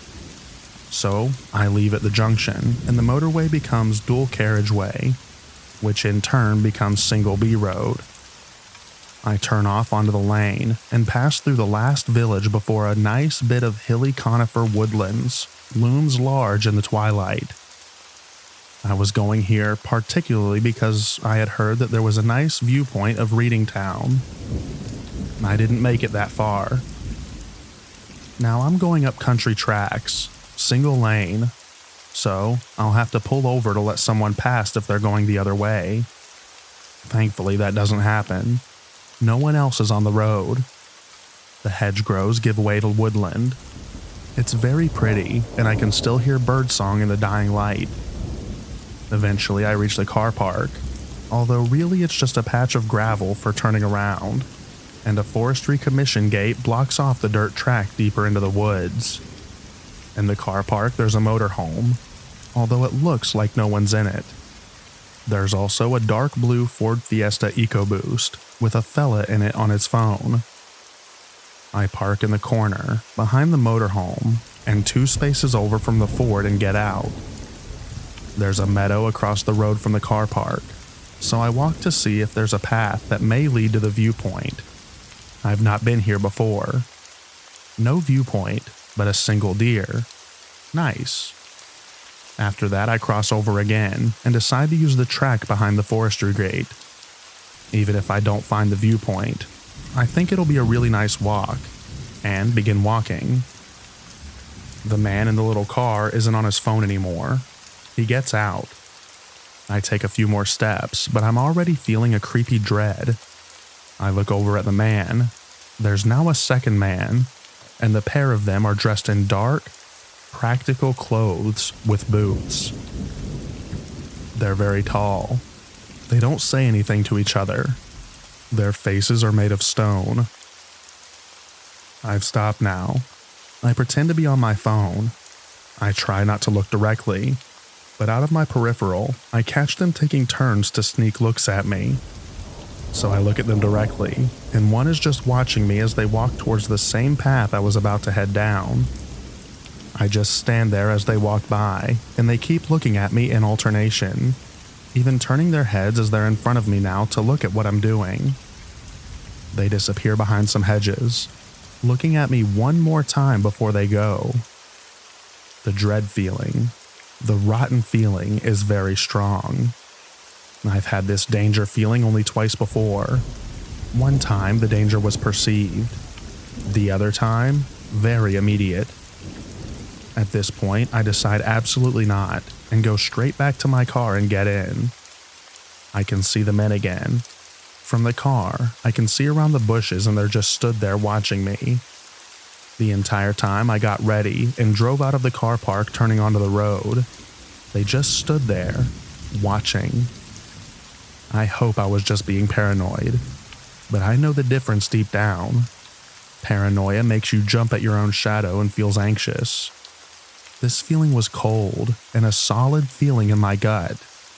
You become hyper aware of your surroundings, but also the object of your own dread. In this case, the men.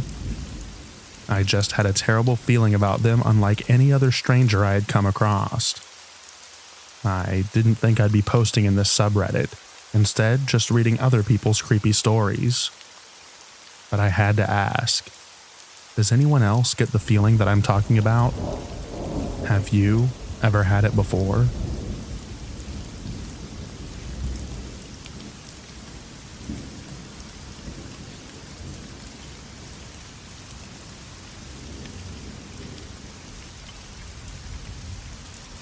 I'm from Lancaster, Pennsylvania. This happened last year in the middle of winter in January.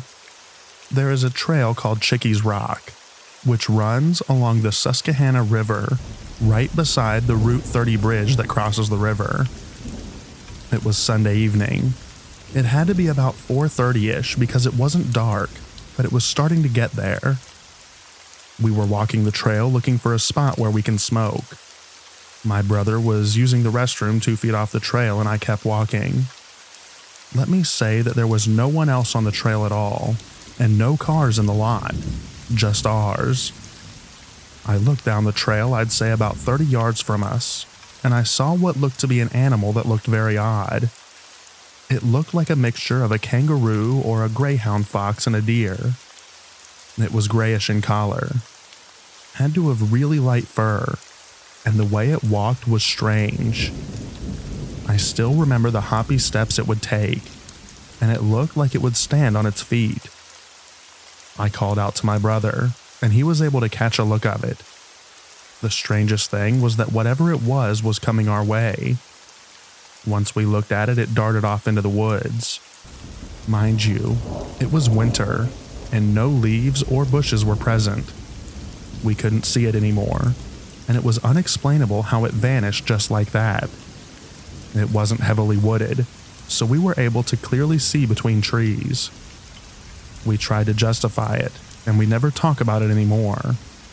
But I know that he and I both know that it was not a dog, a deer, or a kangaroo in central Pennsylvania. Does anyone have any ideas?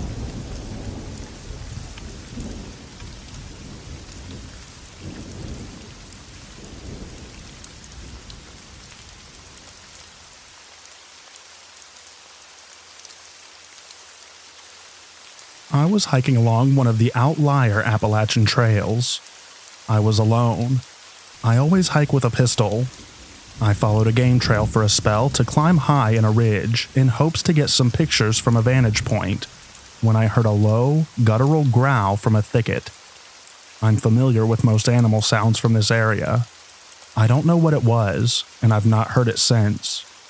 I stopped and peered into the thicket, but couldn't see anything obvious. I drew my weapon and backed out of the trail for about 100 yards, and walked the rest of the trail back to the main hiking trail. I continued on until I came across a man and woman walking with a dog. The dog was fairly aggressive, and evidently gave them fits holding him, so we didn't chat. I moved on another 100 yards and stopped for lunch. I wish I had time to inform them that I heard something, but figured that they wouldn't travel the game trail. As I was eating my lunch, I heard the dog go ballistic in the distance. I quickly grabbed my things and walked back towards the game trail that I followed earlier. I never saw those people again. I checked the papers and researched, but no one was ever reported missing from that area. To this day, I never found out what was growling in the thicket.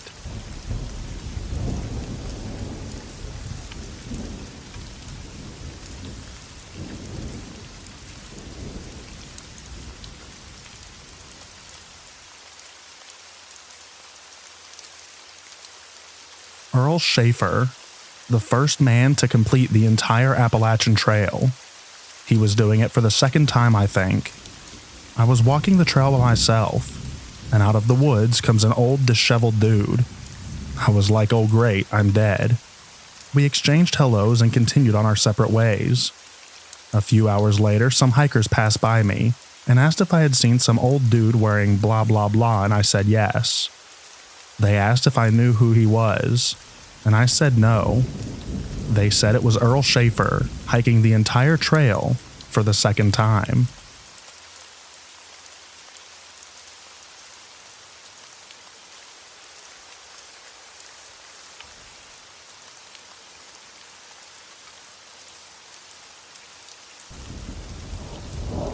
This isn't as crazy as some of the others on here, but my friend had an encounter when we were hiking a 50-mile section of the Appalachian Trail in upstate New York. I was a Boy Scout at the time, so I must have been about 15 or 16, and was with at least a dozen other people.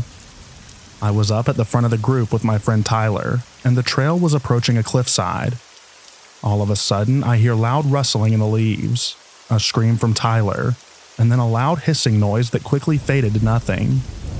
Tyler had stepped on what he later described to be a copperhead, and immediately reacted by getting his foot underneath it and punting it off the cliff.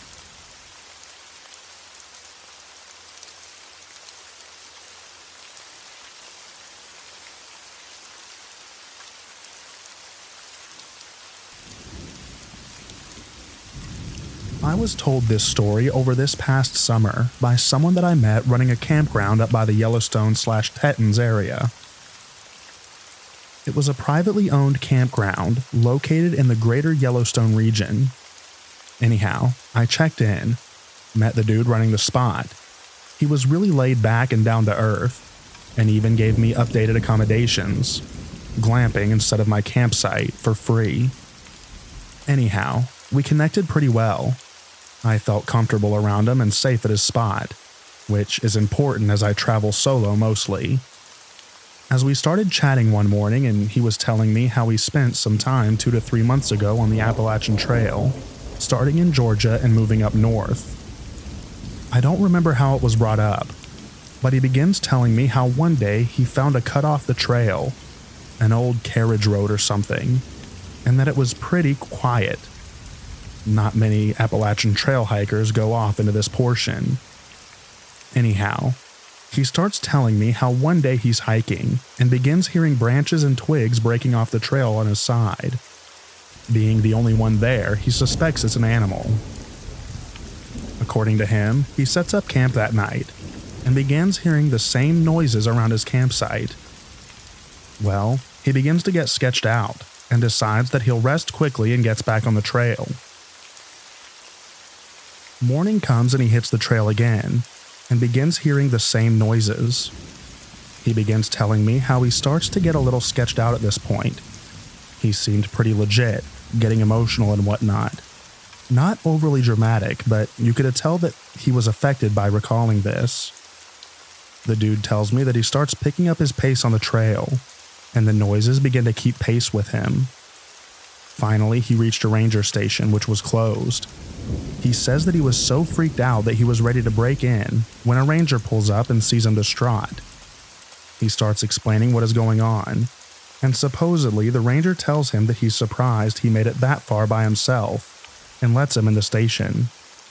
He gets inside, and the ranger shows him a storage area with around a dozen packs that he claimed to have picked up, with nobody around. Now the story gets weird, and I feel that the guy's full of crap, but again, he seems pretty emotional. He claims that while the station, him and the ranger hear something on the roof. and he starts mimicking the sounds that this creature was making. Pretty much just really strange and obnoxious creature noises. He claims that it was Mothman or an alien. I have no clue what this dude was recalling, or if he was full of crap. However, it sent me on a quest to see if anyone else has had a similar experience on this portion of the Appalachian Trail.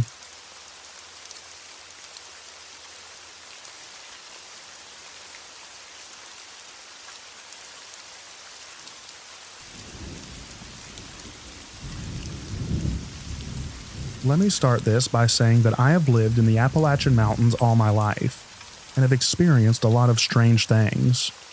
My family was Irish and settled in West Virginia, but I currently live in the North Carolina portion of these wonderful mountains. That being said, I have learned a lot about what really lurks in these woods, but this was nothing like I had ever experienced before. It all began with my golden retriever Ozzy growling like I had never heard before.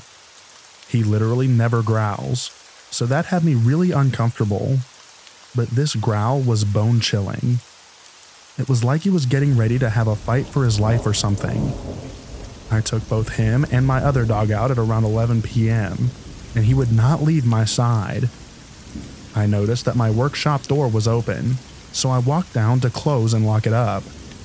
The entire time he is glued to my side. Ozzy also kept trying to get in between my legs, still growling, and all of his hair sticking straight up like a feral animal. The second that I closed the door, all hell breaks loose in the woods. It sounded like 50 full-grown men had broken out into a full sprint tearing through the woods. Trees were shaking and branches were falling. In all of my life, I have never been that scared. We got back in the house before I crapped my pants, and I got my pistol/mag light to figure out what the heck was going on out there. When the dog and I got back outside, we were surrounded by what sounded like people mumbling. It was everywhere. I shined the light all over the woods and couldn't see anything, but the sound was coming from all around. It sounded as if you got a full gym of people to baby mumble. You could almost make out words. That's why I don't think it was an animal. I almost immediately felt sick, like I was having a mix between a panic attack and the full swing of the flu. Back inside the house, it sounded like people were walking around all night.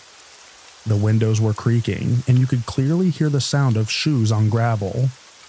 The mumbling never stopped. Every time I got up to check the house, my feet would touch the floor and it would get dead silent. You couldn't hear birds, crickets, frogs, or anything. I was terrified and didn't sleep a wink. The air felt thick and evil all night. And that's the only way that I can explain this feeling.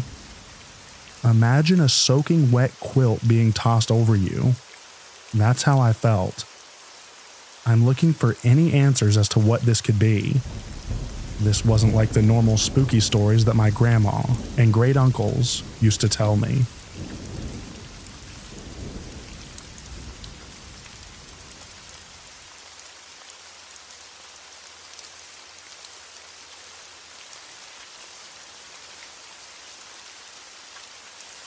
I feel like this scene traumatized me, since I remember it so well whenever I think about fear.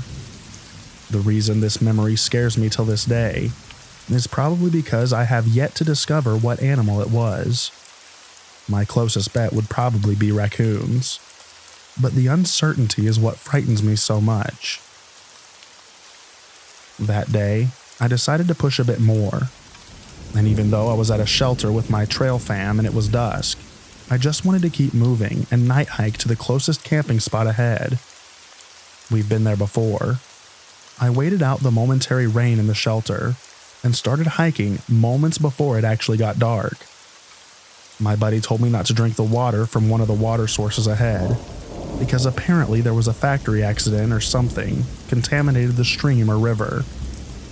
I remember going downhill from that shelter, crossing the stream, and then having to cross a highway that was pretty wide. It had a thickly wooded median strip. At this point, I was ready to pitch my tent anywhere, but the surroundings didn't permit that. so I kept going. I got into a woody section of the trail where everything around my headlamp was pitch dark. The headlamp, by the way, had an issue, most likely because of weak battery. It would dim itself and I would have to reset it. It was enough to see where my next step was going, so I just kept it dim. This is when I encounter a pair of eyes reflecting back at me from the right. Nothing out of the ordinary when night hiking. Could be anything, really. The eyes were medium size, roughly 4 to 5 inches apart and 4 foot off the ground. Right next to them were another pair of eyes, but slightly smaller and shorter. My first thought was actually bear cubs. Because of the way that they acted, it really reminded me of curious cubs, mesmerized behind their mama. I just let them be and focused on moving forward. And this is when I saw it.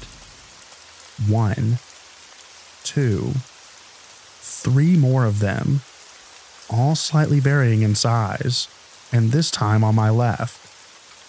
I grabbed my trekking poke, a clever name that I made for a modified trekking pole the size of a stake, and started banging it on a tree. The eyes didn't move at all and just stared back at me. Fine. I kept moving while I banged the passing by trees with my poke.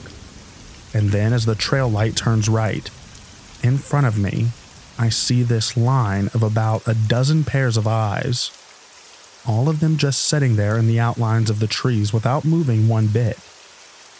This is when the fear started flowing, so I picked up my pace and turned right, ignoring any glare in my peripheral vision.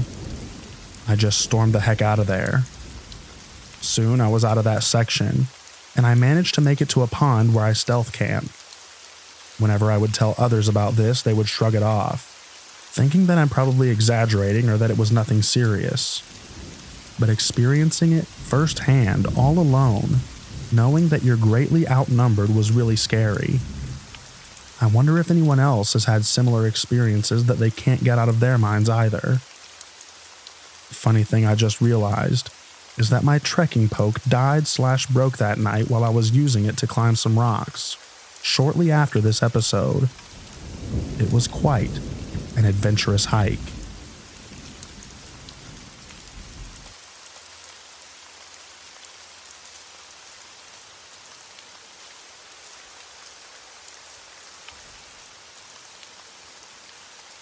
The Man in the Red Raincoat. I was hiking in New York and made it to this awesome deli, the Appalachian Market, in time for dinner. I ate a delicious dinner there while I waited out a rainstorm. The deli was so delicious that I decided that I would stealth camp near the road that night. I would get an early start the next morning, fueled by a New York breakfast sandwich and coffee. I crossed the road and found a flat spot to set up near the pond. But I noticed what looked like a homeless person set up nearby with a hammock and a bunch of stuff everywhere. I decided to keep going and found a flat spot a bit further down the trail. A few hours later, I was woken up by a bright light. There was someone outside my tent with a flashing or headlamp, and they were shining the light all around. I hear footsteps outside my tent. Who would shine their light on someone's tent at midnight? That can't be another thru hiker, can it? Then I hear a man's voice. Hey you. Hey you. Oh crap. Whatever is outside my tent sounds angry and crazy. What do they want? I hold my breath and hope that they think I'm sleeping. The footsteps stop, and the light shines on and around my tent. Hey you, what the heck? The angry voice grumbles incoherently. I start wondering if I should yell and try to scare him away. Should I make a run for it? I have no idea if the crazy man outside my tent has a knife or some sort of weapon. So I sit still, and I hope and pray that he will eventually leave. 5 or 10 minutes later, I hear the footsteps walking away from my tent, and the light disappears. Finally, I can breathe again. The crazy man is gone, but will he return? I fell asleep for a little while, and then suddenly I woke up feeling uneasy. I turn and look out the half unzipped rainfly of my tent and notice someone standing outside my tent. Just outside, there is a man with a red raincoat and a gray beard staring at me. He is completely silent, but is staring right at me. I reach to grab my knife, but then I realize I don't have one. I blink and look back for the man, but he's gone. Was that just a dream? The next morning, after very little sleep, I wake up and walk back to the deli. On the side of the trail, I notice a man passed out in a sleeping bag. He's wearing a red raincoat.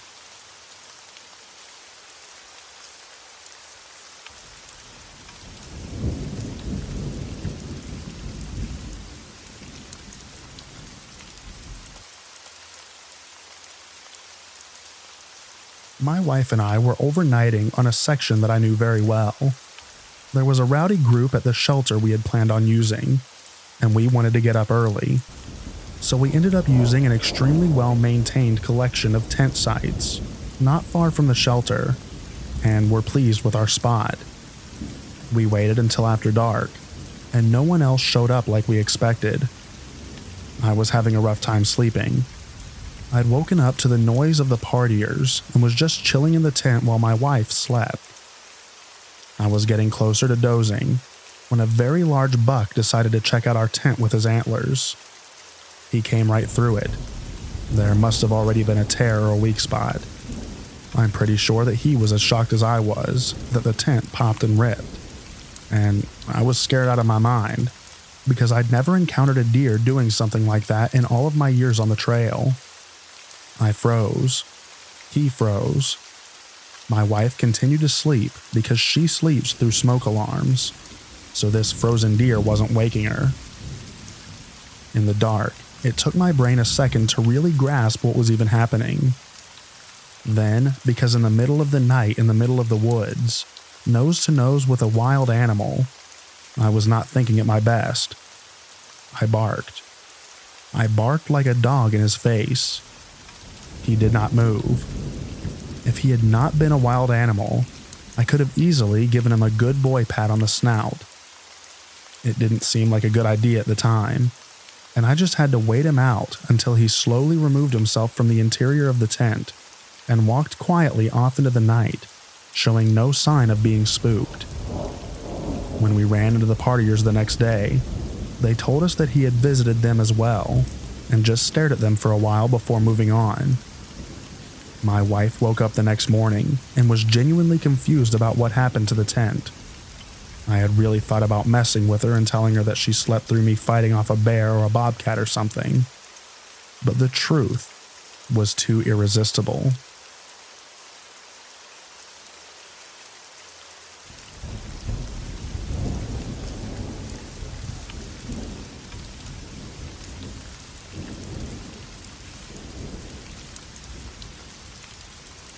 My dad and I were camping next to the Elk River, sharing a tent at the time.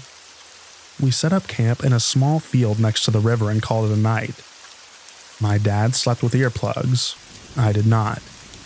I woke up to something right outside of the tent, right by the flap where our bags were. I heard loud snorting and thought hogs. I woke my dad. He sat up to listen, but of course there was no sound. He goes back to sleep and it starts again. I shake him awake again. Again, no sounds. This time he goes back to sleep without his earplugs. Well, the snorting came on the side of the tent, and he shot up quick. I stick my head out but saw nothing. No tracks. Our food bag was untouched. It took a long time to get back to sleep, but we learned later that it was likely a deer. My dad swears that he saw Ollie or whatever the little boy was named who supposedly haunts that one shelter. But I forget which one.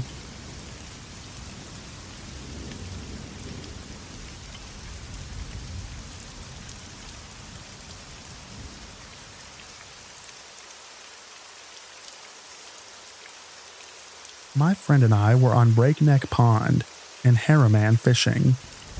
We were in the middle of the lake in a metal boat. It started pouring, so we went onto the tree line at the end of the lake, so lightning didn't mess us up. These kayakers asked us for immediate help after we got on land. My friend said, "That's your problem." But then I said, "I'll help real quick." It seemed to be a couple. They were oddly nice, but seemed like they had some good hiking experience and what to do in hazards.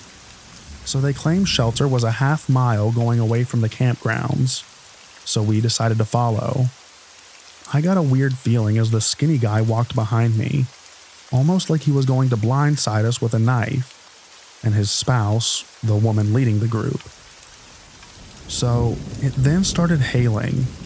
Then it got really painful. We were getting destroyed by dime-sized hail balls, coming at a 30-mile-per-hour fall rate. I was really desperate to find shelter. Then I realized that my friend and I were following random strangers in the woods. I knew those campgrounds like the back of my hand, so I finally realized that Camp Group didn't add cabins at the end of the pond. I got my friend and said, "Let's go the other way." They tried to get us to come back, but I refused. My gut feeling could have saved us from getting knifed by two strangers. We got back on the boat after the hail stopped, and the strangers were nowhere to be seen.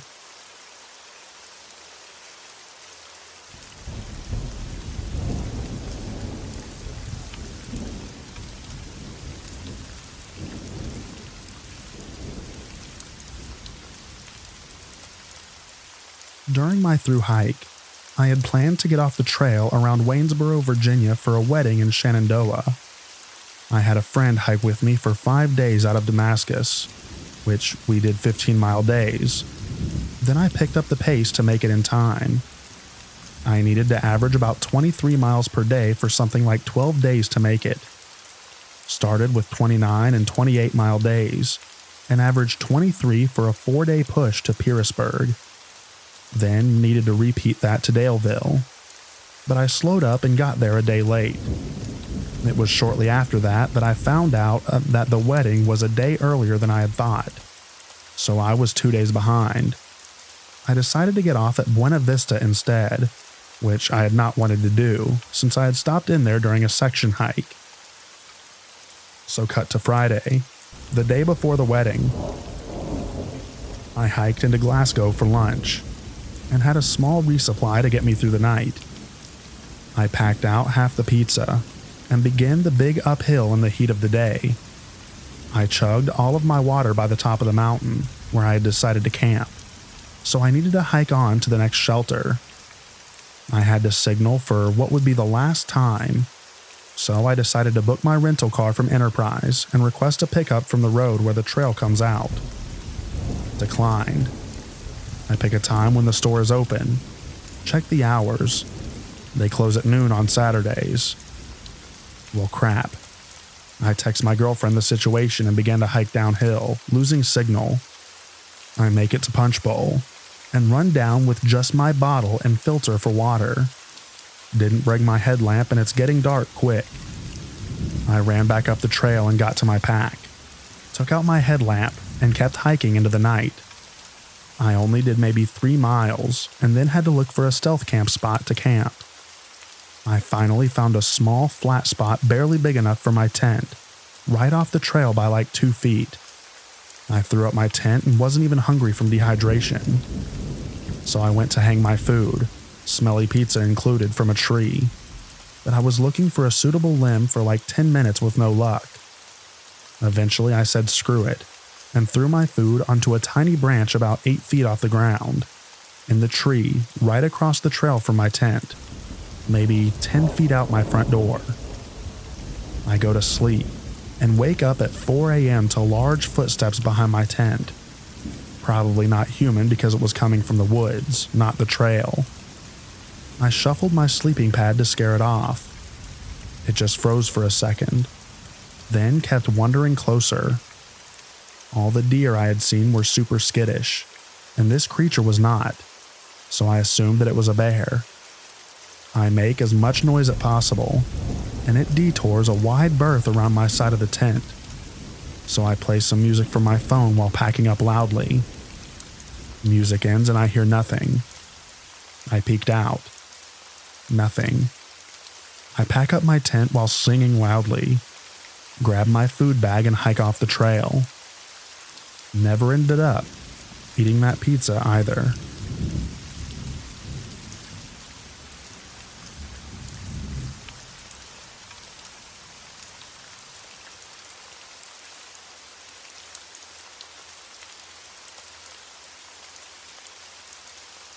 One time, I was on a solo trip and passed through Tennessee/North Carolina near Smoky Mountain National Park. I found a primitive campsite off the main road to stay at, but was not familiar with the area. I chanced it as it was late, and my options were limited. The road to the site was basically wagon tracks with downed branches in the way, and I remember it being really humid and wet, and dark as it was late.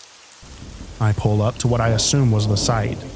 There was a really old piece of machinery right off the road, but it was pretty old, so not exactly a sign of people being nearby, recently, but kinda weird. It sounds cliche, but I really did get some Deliverance vibes, mostly the scenery. I genuinely did feel like I was out of place, and not really welcome, despite having just traveled across the country and staying in remote places all over. The site had a lean-to, and for some reason I cannot recall, I did not set up my tent to stay in. I was going to sleep in the lean-to with just my sleeping bag. As I was setting up my stuff, I noticed this metal stand with hooks but nothing hanging. I had never seen anything like this. Upon inspecting the lean-to, I found massive spider webs and dead spider carcasses in the corners and under the roof parts. Everything was set up for a horror story, but I ended up fine throughout the night. No spiders, bugs, hillbillies, or anything like that. My conclusion was that this site was a site for hunters. The metal hooks were for hanging deer. In the morning, the amount of dead spiders and other bugs caught in the webs was even more frightening.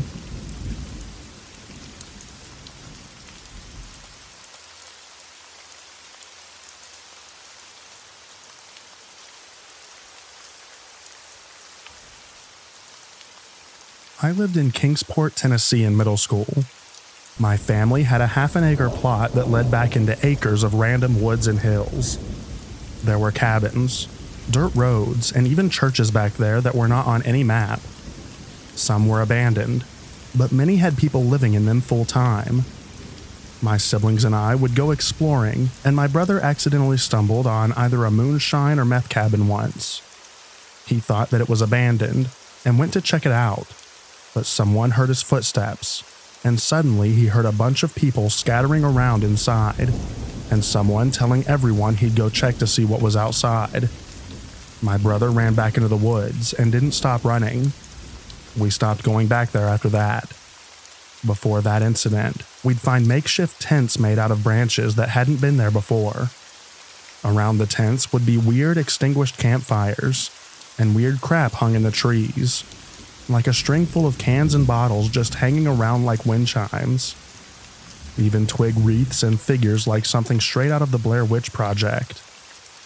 All the other people in the area knew of this and said nothing. You keep your mouth shut about anything you've seen or heard in the woods, because you never know who knows, or is someone who does something secret out in the mountains. If you did happen to see something, no. That was just an animal or even a cryptid of some sort. It wasn't a person.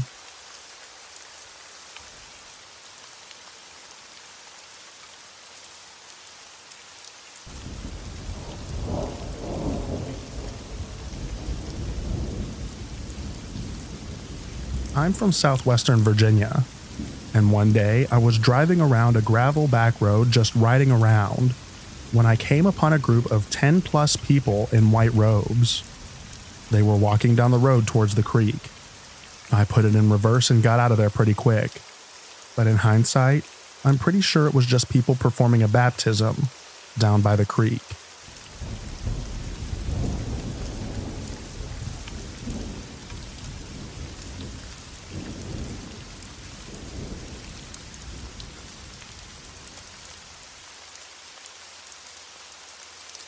I'll make a shorter story from a longer one involving sensitive auras. But once I was with a girl on Big Frog Mountain at dusk, miles away from anyone.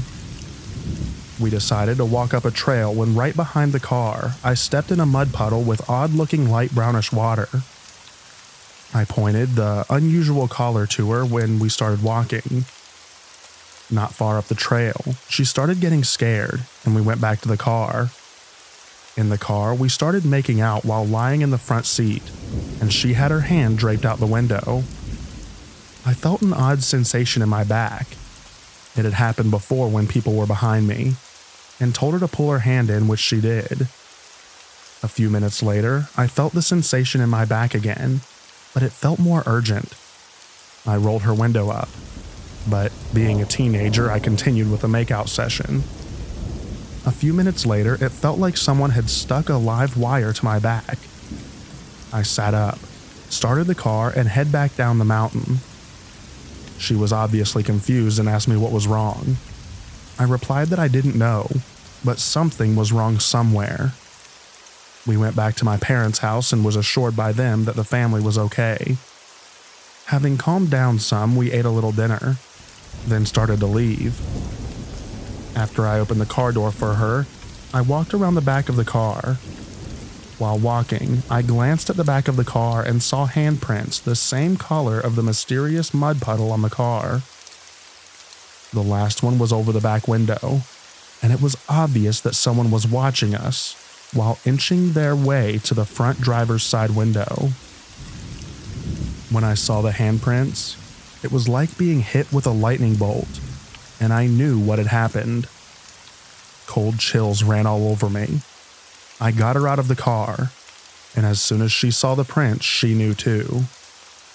This story is the absolute truth, so help me, and I will never forget it.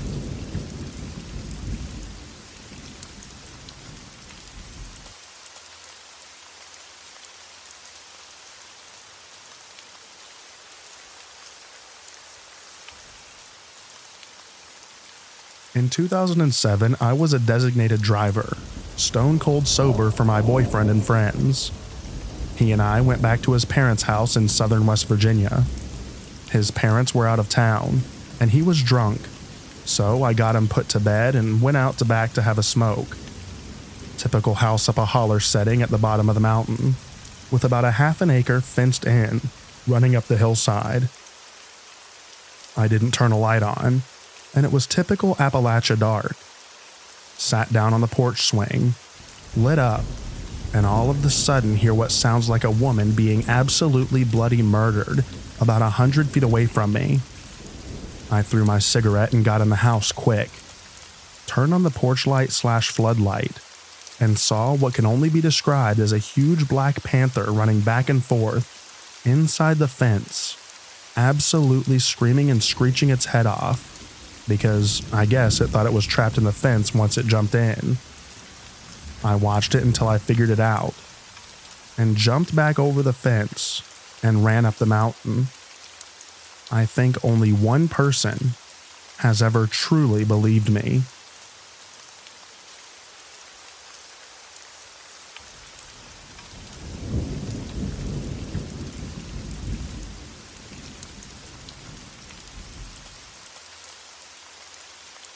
When my mother was just a girl in the 1940s, she was spending the night at her aunt and uncle's house in southern West Virginia. The house was in a holler, and her grandmother's house was at the end of that holler, a big field separating the two, with a big sycamore tree right in the middle of the field. Her aunt sent her to her grandmother's house to either get a cup of sugar or flour. She said she didn't hurry back and just played until almost dark. She started back down the path to her house, which went by the sycamore tree. She said that she got right under the tree when something in the tree let out a yell that sounded like a woman screaming. She threw the cup away, ran towards the house, and met her uncle coming out with his rifle to shoot what was most likely a mountain lion. He didn't find the mountain lion, and they never found the cup that she threw away.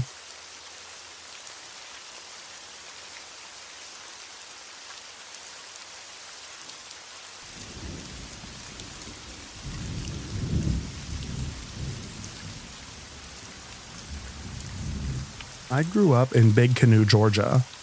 My sister and I had to ride our bikes a couple of miles, mostly downhill, to the Jeep Trail to get to the swim club each day in the summer. Over the years, we had many bear encounters. Black bears are shy but quite intimidating, when the only thing between you and them is a huffy bike. One particular day, as we walked our bikes up one of the few hills that we had to cross, we were very aware of how slow and quiet footsteps in the woods. To this day, I am convinced that it was a mountain lion or a cougar following us. We never saw it, but some of the sounds that it made sent chills down our spines. The forest got so quiet at one point, even the birds went silent. We made it to the top of the hill and pedaled as hard as we could to the safety of the clubhouse. We were so freaked out about it that we skipped the pool for the rest of the week that summer.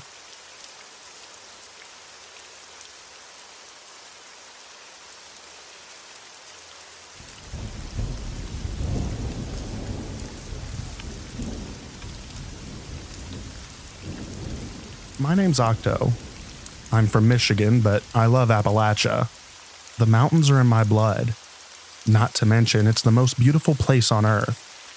My grandfather and many generations of my family before him was from Boone County, West Virginia. Anyway, the preamble is mostly irrelevant, but that's the reason I'm in this subreddit. Anyway, this story doesn't entirely take place in Appalachia, but could have easily ended there.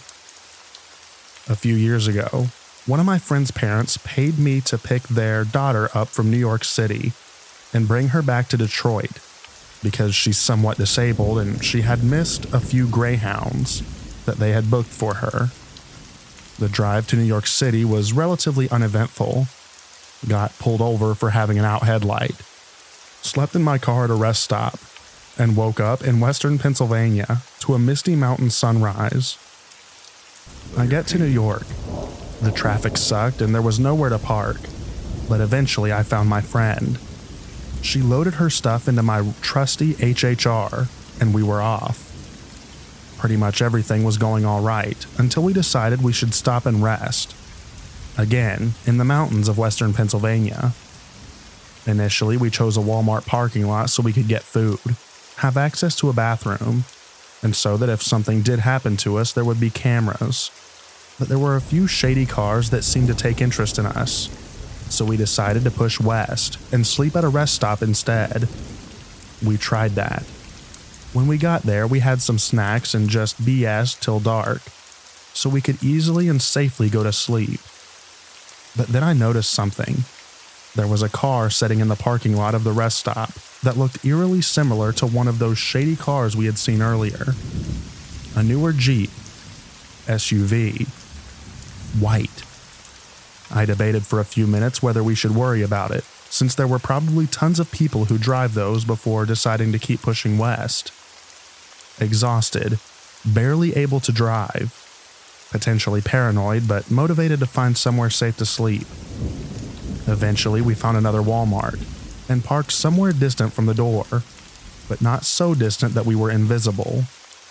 We talked and eventually were almost asleep, until another white Jeep Compass pulled up right next to us. I saw his eyes, and I'll never forget them. They were cold but hateful. Barely awake, I slammed the transmission from park to drive and floored it, heading straight for the highway.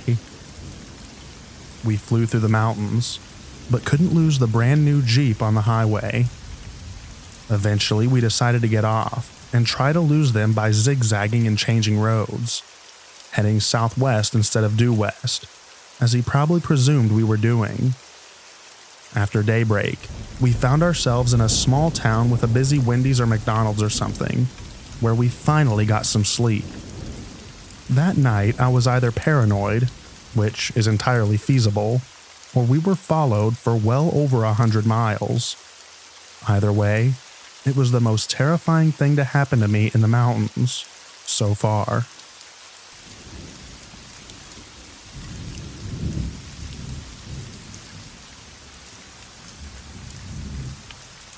I was living in a moderately remote, about a mile out of town up an isolated road, area of West North Carolina, Andrews, North Carolina specifically, back in about 2002. My brother and I, at the time, thought each other were sleeping and only consolidated our experiences the next day. We're sharing a room in a wood cabin nestled only about 10 feet from the mountainside. In the dark early morning, we heard some pretty unearthly sounds that the next day we compared to all local animal sounds, and none of them were even close. They honestly sounded closer to Jurassic Park fake mechanical or modified whale or dolphin sounds than anything biological that I've ever heard before or since. And we heard heavy walking on our roof that then dropped onto the front of the porch, then back to the roof before going away. The next day, we saw footprints in the snow that were, as best as I can explain, most like kangaroo footprints. Way too big to be rabbits, but there aren't any kangaroos in North Carolina. We followed the tracks, and they dead-ended in the middle of our yard, at least 6 feet from the tree line, with snow scuff behind them, like the kind of stuff you see when someone jumps from a point. But again, there was nowhere nearby to jump to within any reasonable distance to any bipedal animal or even a human. It was just like it took off directly up. I'm not a believer in the supernatural. I regularly dismiss most things happily. I don't even believe in religion, etc. But this is one thing that I just can't, despite my best efforts, explain. And I've tried, repeatedly since it happened. But I've got nothing. I'm stumped. The most likely thing on the surface would have been a cougar, but it doesn't make sense for that. I've heard a ton of cougar sounds, seen cougar prints, etc. They don't match up. None do. It wasn't a cougar. It wasn't even close. I still to this day, 10 years later, have no idea what it was. And to this day, I'm honestly still a tiny bit freaked out to stay at my mom's house, though thankfully I've never run across anything like that since.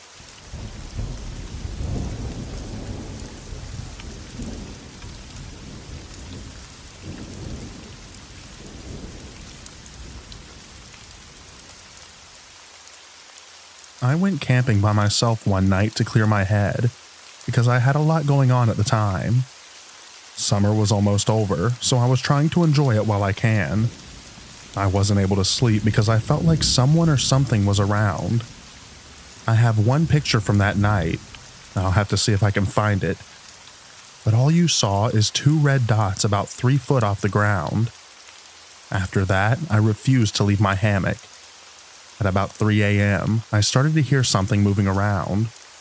I know how animals sound walking. I'm pretty big into nature. But whatever this creature was, it was up on 2 feet walking about 6 foot away from me. As I was curled up in my hammock, not even attempting to look out, I finally managed to go to sleep.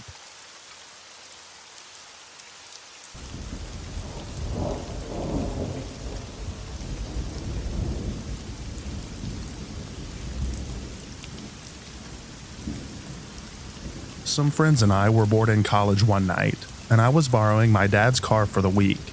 So we decided to drive over Fonday Mountain in southeastern Kentucky, because none of us had been down that road before.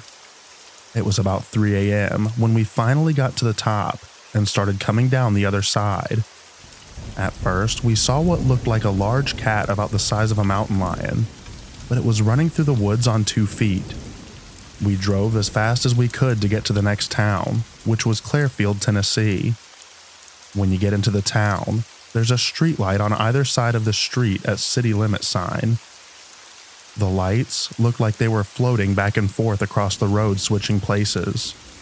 As we drove through the town, we saw 2 men putting what looked like a body bag into the back of a van.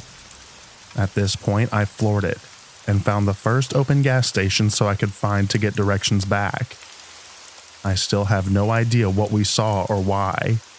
We were stone sober, and while it was late, we frequently stayed up that late, so I doubt that it was sleep deprivation.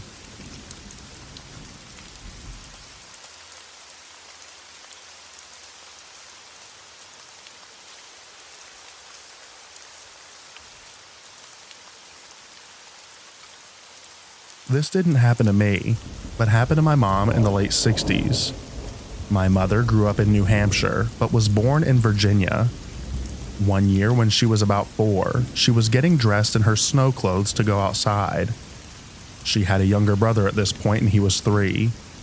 My grandmother, her mom, would dress her and then go and dress her brother, and by the time she got back, my mom would have taken off all of her snow clothes. So to fix this, she dressed my mom and stuck her outside with the dog right after. My mom just wandered off into the forest. They lived pretty much in the middle of nowhere at this point. The dog went with her, and then she was missing for 2 days. The dog returned home. They thought she was dead, and then they found her a couple of miles away, sitting at the bottom of a hill, covered in dirt and just playing in the snow.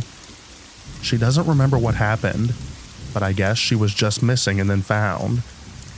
Even though there were tons of search efforts, the 2 days she was missing, and like dogs and everything. And she was also missing a lot of her snow clothes, which were never found. It always gives me chills whenever she or my grandmother talk about it.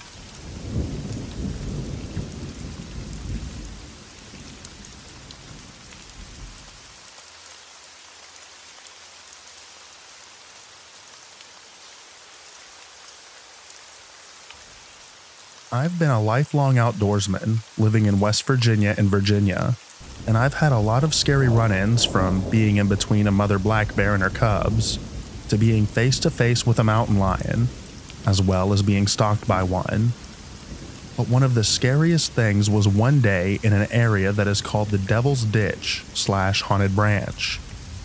All of the older people say if you're going to be in it at night, to have a gun or just don't go. It's extremely remote, and no one lives up there. It's all a hunting reserve. Well, one day at about noon, I was up there with my father, showing him some of the side trails and fire roads, when we stopped at the last gate. It's the farthest you can go into it by vehicle. We were going to stop and take a break. I needed to pee, and he was looking at the maps. Well, I'm standing on a rock looking into the woods, and there is a lot of undergrowth with large poplars growing up through it. You'd be lucky to see 5 to 10 feet into the woods at eye level. I start peeing when all of a sudden, poplar trees start shaking about 10 to 15 feet in front of me. I'm looking up at about 20 feet in the air at the trees, and they are moving back and forth violently. While this is occurring, we heard what sounded like monkeys and almost like samurai talk. These tulip poplars were about 1 to 2 feet in diameter, 20 feet up in the tree, so at the base they were probably around 3 to 3.5 feet in diameter. Nothing should be able to move a tree like that freely. I finish peeing rapidly and walk backwards as my dad is yelling, holding his pistol. I get in the Jeep, throw it in reverse, and head back down the fire road, which was pretty rough at this time. For about a half a mile down this fire road, we can hear whatever it is yelling and making its noise at us in the footsteps. I've got chills just describing it. And the fact that it kept up with my Jeep down the mountain through the woods, and I could see the underbrush parting, and at one time thought I saw a brown fur. But looking over my shoulder but trying not to tear up the Jeep was a bit hard. I fish in this area. Target shoot up there with buddies and hunt, and we've heard things that sound like monkeys as it gets closer to dark. Rocks have fallen off the mountainside in places where there are no rock outcroppings. Had a French truck get rocked in the middle of the night. And yes, there are a lot of bears, but most of the time a bear will only mess with the vehicle if there's food in it. I'm by no means a Bigfoot believer, but I'm also not a denier. I think that we are naive to think that something like that doesn't exist. I'm just sharing what I've experienced. And I just remembered something as I was reading back through this. When we pulled up and got out of the Jeep, the smell was almost like a bear, but with an almost human BO smell with it.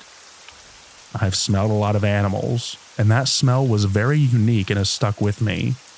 As well as when we pulled up, it was extremely quiet, and you got the feeling that you were being watched, which happens often in places like this, and I've grown accustomed to it. But this day was obviously different. I should also add that it was June or July when this happened, so the underbrush was like a jungle.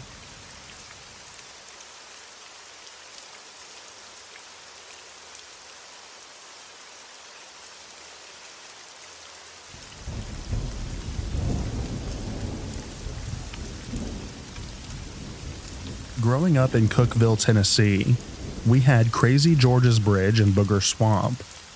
Crazy George's Bridge goes over a railroad track where a railroad worker was supposedly decapitated by a train. He wanders the tracks with a lantern, looking for his head, and if you stop your car on the bridge at night, it won't start back up again.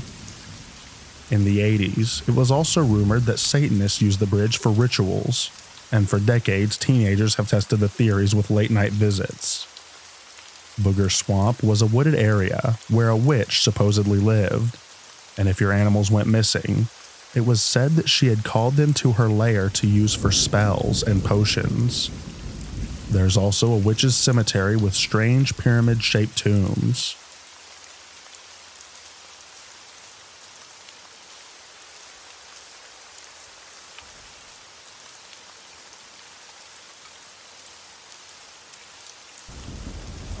As a young newspaper reporter, I went on a few pot field raids with the Kentucky State Police. We once went to a pot field that was hidden in a narrow valley. The troopers noticed a wire rigged over the valley, running from one side to the other. Turns out it was a tripwire, rigged to a fire cannon that was embedded in the ground, dead center of the field pointed straight up.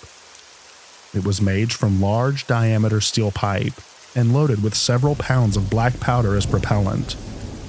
The cops estimated that it was packed with about 50 pounds of scrap metal, including chains, bolts, nails, old brake pads, and all manners of stuff. Long story short, it was clearly designed to shoot down any snooping aircraft that swooped in just a little bit too low. One trooper told me that a Kentucky Army National Guard, Black Hawk, had been scheduled to recon the valley that morning, but they canceled due to another mission.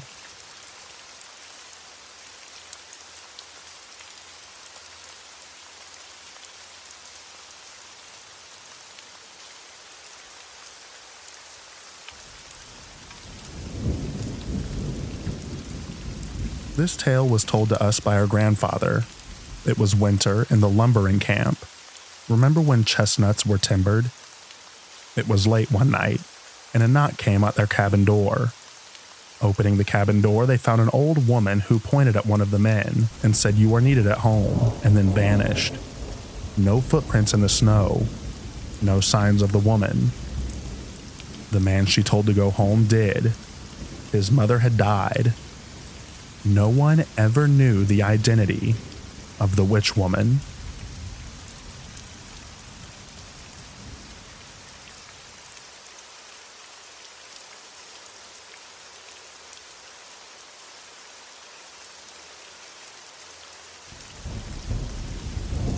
Hello everyone, and thank you for joining me for another restful episode of true, scary stories to help you fall asleep. Today, we're going to be reading true deep woods horror stories. I hope you enjoy them. So without further ado, lay back, relax, and enjoy these true, scary stories.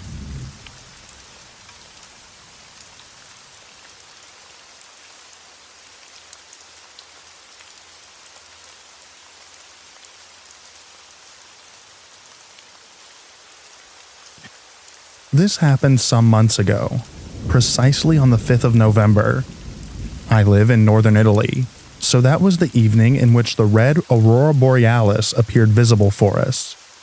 I was chilling at home after a long day when one of my friends calls me and asks me if I wanted to try to go see the aurora with him.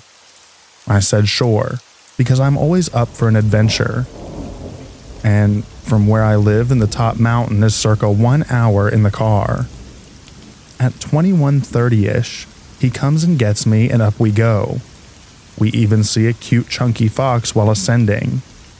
We arrive at the top of the mountain. There's a big parking lot there, and we get out of the car. Pretty freezing winds and howling winds. We encountered only one car on the road, and one is parked at a distance from us, apparently empty or just dark. We take some pictures. Can't really see the aurora, but some reddish specks of light here and there. Still magical. We can, however, see a beautiful Milky Way. So despite the cold, we just stand there in admiration of the universe above us, chatting lightly. After 40 minutes to an hour, I start to feel uneasy. Not really with a reason. Then my friend goes to use the restroom.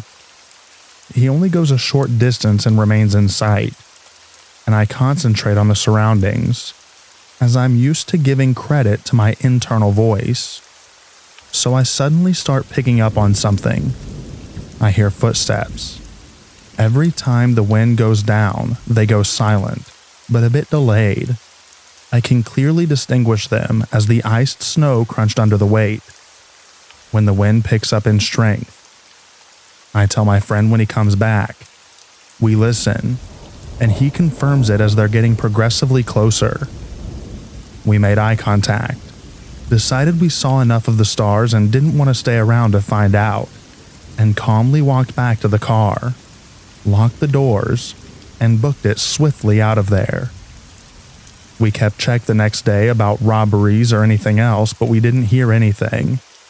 I'm still amazed and spooked in how sudden.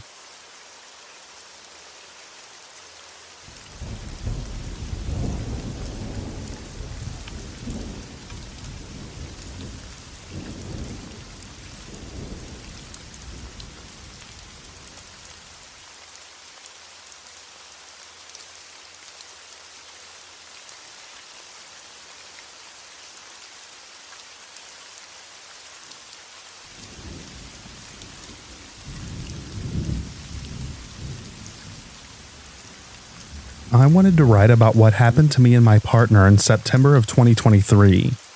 We were hanging out with our two new friends, a husband and wife. Let's say their names are John and Mary. They decided to camp at Todd Lake Recreation Center, which is in George Washington National Forest, and invited us to spend time at their campsite, have a few beers, relax by the campfire, etc. My partner and I decided that we weren't up for overnight camping, but were down to hang out for a bit. The recreation center was only 45 minutes from home, so we thought we could drive if we didn't have but a few drinks, ate food, and chilled for a couple of hours. So we get there at around 4:30 p.m.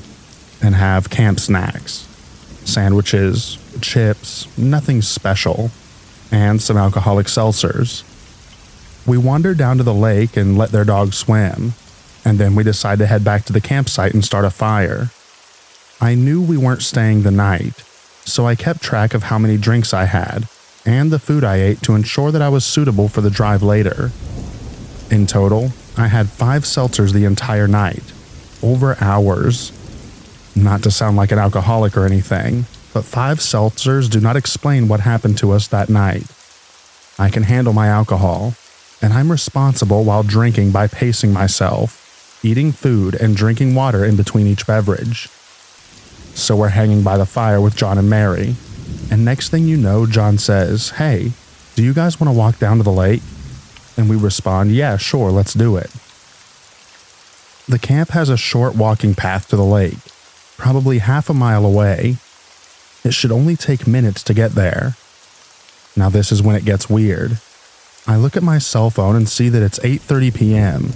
and decide to put my phone in the car before we walk down to the lake, because I don't want to lose it.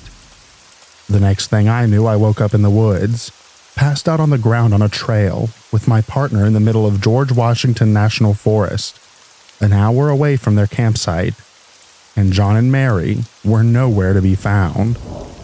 My partner was on his back with his head turned to the side, and I was lying halfway on the moss and the other half on him, with my head turned to the side, almost as if we were placed perfectly. We were lost and both felt extremely confused and sick. We both started throwing up and had to take breaks walking out to try and find John and Mary's campsite. It took us an hour to get back, and it appeared we had hiked an hour outside of the recreation center. We both had zero recollection of how we got there, why we were both passed out in the middle of the woods at night, and why the heck 5 seltzers with food over a multiple hour span made either one of us be so sick and lose memory at the same time. My partner was completely disoriented and started screaming for help. I was begging him to be quiet because I felt so sick and had no idea where we were. I needed a moment to collect myself and get my bearings to try and hike out of our current situation. Something to know about us is that we are both avid hikers and backpackers and very comfortable outdoors in nature, even alone. However, at that moment, I was so thankful that I didn't wake up in the woods at night on a trail alone. Thankfully, he was with me. The entire time, we both felt like we were being watched as we tried to find our way back. It was unsettling. I was telling my partner when we were trying to find our way back to the campsite that something felt very wrong, and when we got back, we needed to get in the car and leave. I felt it in my bones, but I couldn't pinpoint exactly what happened. We were both utterly shocked that we somehow both conveniently blacked out simultaneously. I know what you're thinking. We were drugged, right? We felt that too. But why would John and Mary, our supposed friends, drug us? And why would they drug us and carry us deep into the forest? It didn't add up. We finally made it back to the campsite, and I first opened my car and grabbed my phone to see what time it was. It was 2:30 a.m. My heart sank. How did this happen? How did it go from 8:30 p.m. when we were walking down to the lake, which was half a mile or less from their campsite, to 2:30 in the morning? Neither of us liked not knowing what happened to us in that lost time. So before we decided to leave, my partner knocked on their tent and said, "Hey John, we're leaving. What happened, man? We need to get out of here. Something's off." John then replies, "Where is Mary?"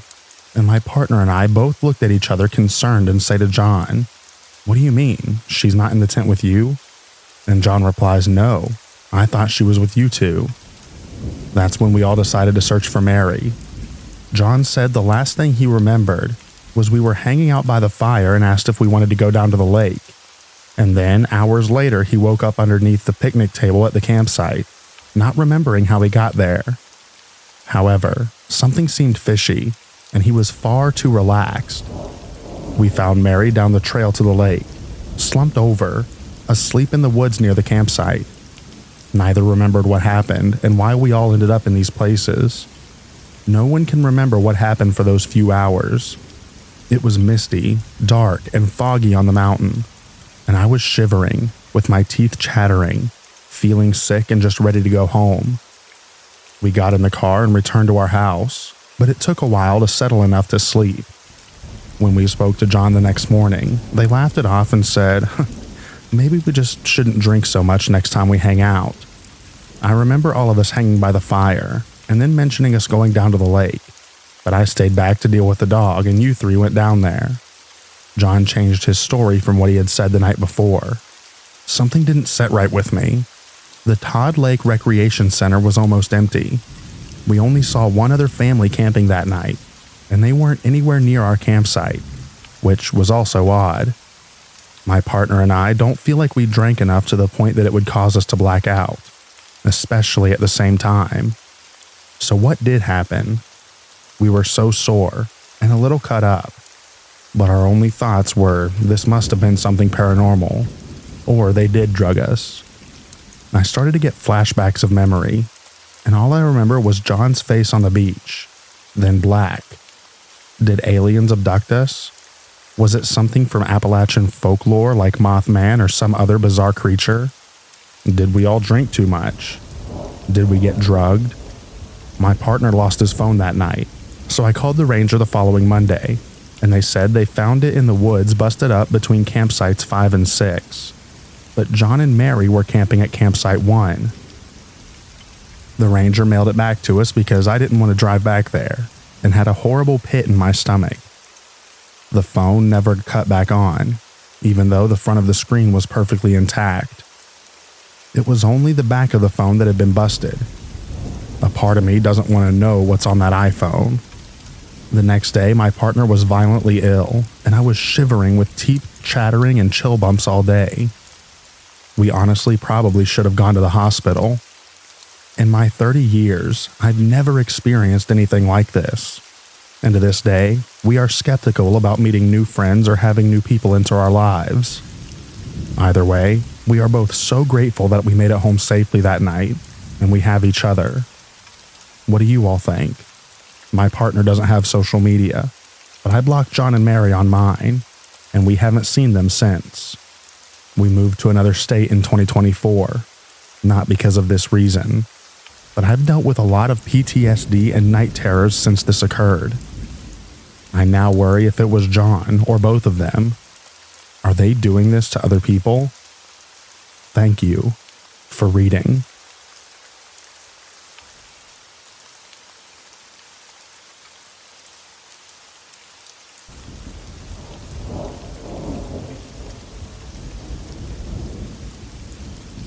So, this isn't something I witnessed. I was told this story by one of the men who allegedly saw it.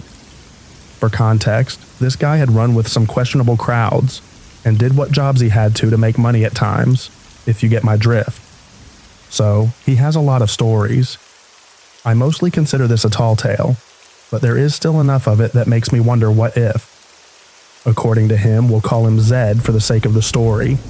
He had been finishing up some work down in Louisiana back in the late 1990s with his buddy and had a few days to kill, namely to get some fishing and hunting in, albeit out of season. One of the guys they had worked with gave them directions to a spot way back in the swamps and marshes, or the bayou, as it's more commonly called, that they could do that without risking being caught by fish and game agents. He said one of the best things about this spot was there were, oddly enough, never any alligators there. Bit of a red flag, that one. Anyways, one fine morning they set out in their boat before the sun was up, navigating their way through the swamps.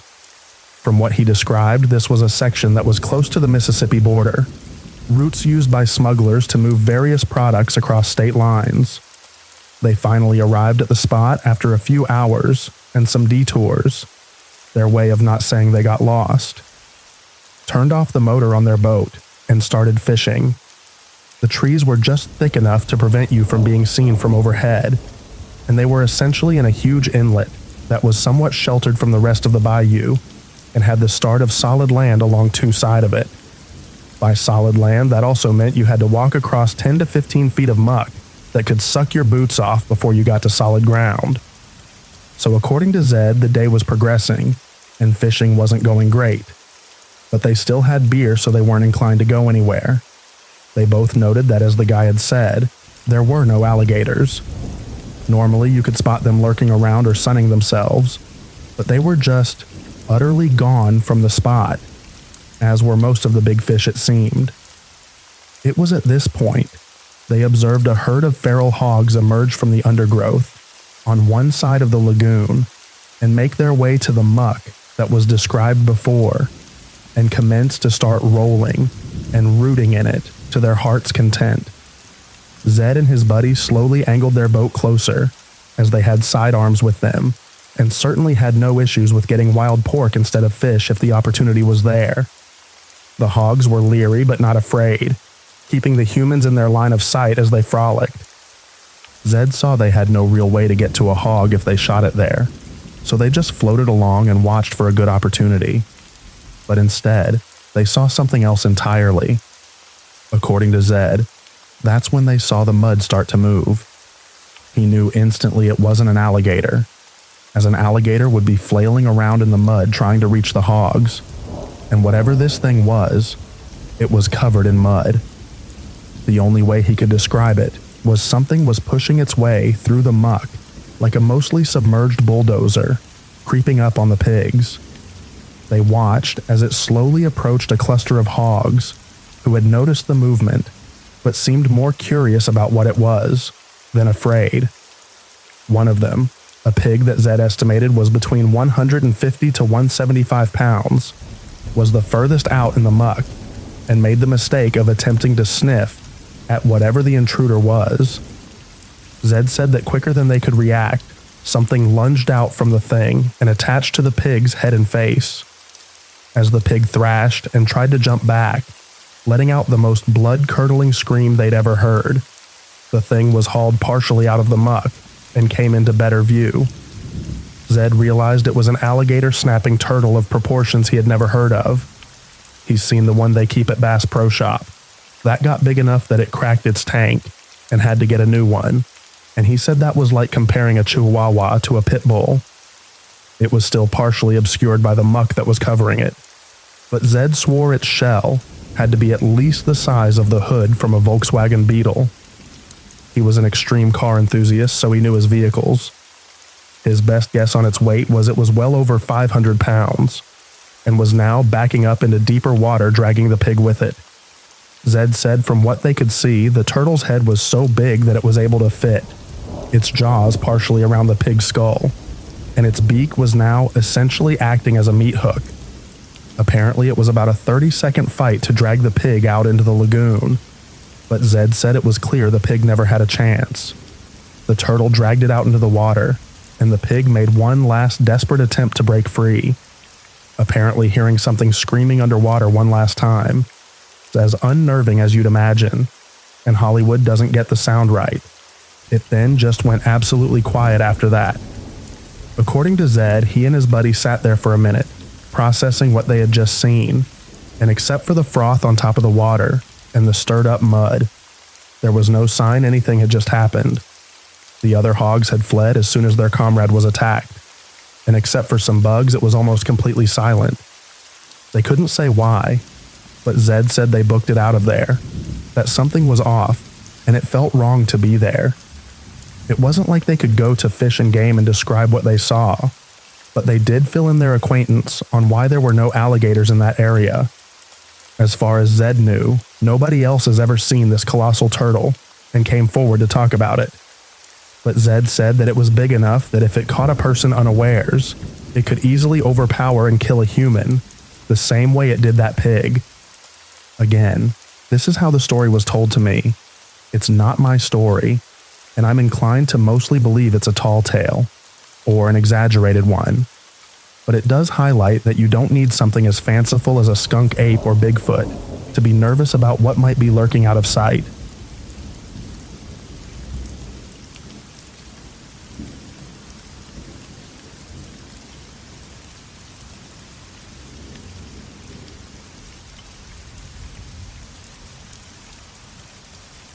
I live in the Midwest. I live on a small rural lot between a cornfield and a small forest, in a camper. I've lived in this country my entire life. I know the entire county like the back of my hand. This being said, I've come to the conclusion that my experiences around the rural and wooded parts of this country are crawlers. I'm 100% sure of it. I've had many encounters, actually. None back to back, but they happen frequently. There is a forest/park in the middle of the town that I always hated at night since I was little. As I got older, my cousin and I thought being scared was really fun. We'd go there at night on purpose, but never lasted long. I always felt like I was being watched. This, on top of urban legends of people going missing here at night, made me feel really uneasy. Fast forward to a couple of years ago. I got married, and I'm settling into the life as a husband. I'd take my large, all-black German Shepherd, Fenrir, on walks with me at night. I always walk towards the park, but I usually don't enter into it. The first time something weird happened was 5 years ago. I was walking Fenrir, and the woods to the front and to the right of me, to the left and behind me was a neighborhood edge and a small playground, went silent.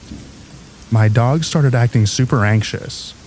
He's usually a very stoic dog and quiet. He's 120 pounds and built like a tank. Looks very intimidating and he knows it.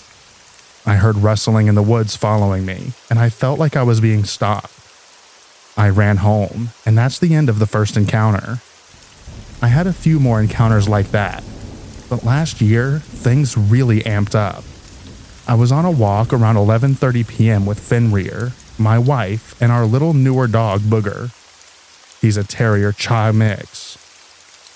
We are walking down the same path, and about 3 blocks away from the woods, 4 or so deer are sprinting out of the trees into the street towards us, and they seem terrified.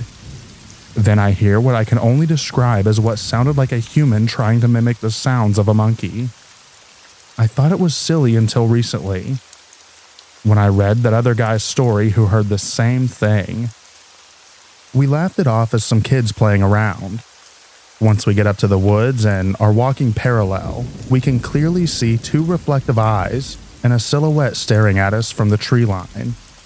We also heard a deep growl, and then like a hissing sound, but it wasn't super high-pitched or anything. Both of our dogs acknowledged this as well. Finn stared, and Booger growled a bit. I made a Facebook post on the community's Facebook group, and other people told similar stories around town. Around this time, I got a job as a tour guide / maintenance for rail explorers. I'm working there again this year as well. We start April 1st. Basically, they take unused or tour-specific railroad sections that aren't used federally, and they have these pedal carts with motor assist on them so you can use to explore the tracks. It's super cool and super fun. The one I work at is like 5 minutes from where I live, and it goes through the woods in an inaccessible part of the country, unless you float down the river and hike up steep, loose dirt hills.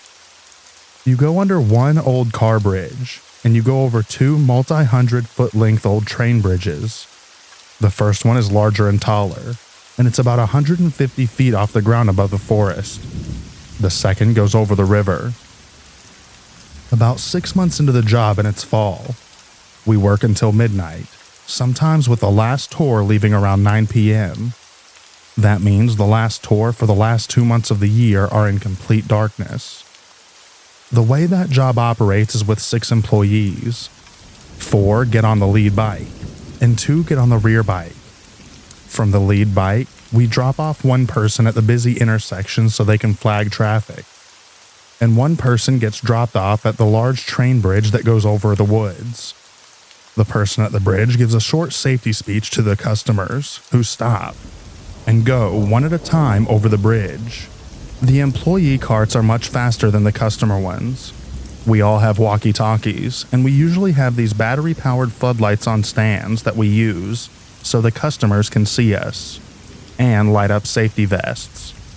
On one particular night, we were behind by 20 or so minutes.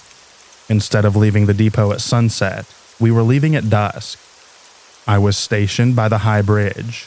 By the time we reached the bridge, it was pitch black aside from the stars providing a little light. My coworkers dropped me off and waited with me until the first customer arrived. I gave the little speech to the first cart of 4. I chatted with them a little bit, and I was trying to buy some time and wait for the next customer cart, so there wasn't a massive gap for my coworkers who have to flip the bikes around. After a few minutes, I let those customers leave and I was alone. I was alone for 20 minutes. I used the radio so many times, but it was static for everybody. One of the only times we've ever had an issue like that as well. I kept seeing movement in the tree line. I kept hearing fast footsteps all around me in every direction. I had the floodlight on above my head, so everyone and everything could see me, but I couldn't see anything. I turned off the floodlight and used my personal flashlight. I kept seeing quick glimpses of pale skin moving quickly, but right when I started seeing stuff, I could hear the next customer cart coming close. So I turned the light back on and waited for them to come around the corner. When they pulled up, I noticed they had a little boy with him, and he's scared of the dark.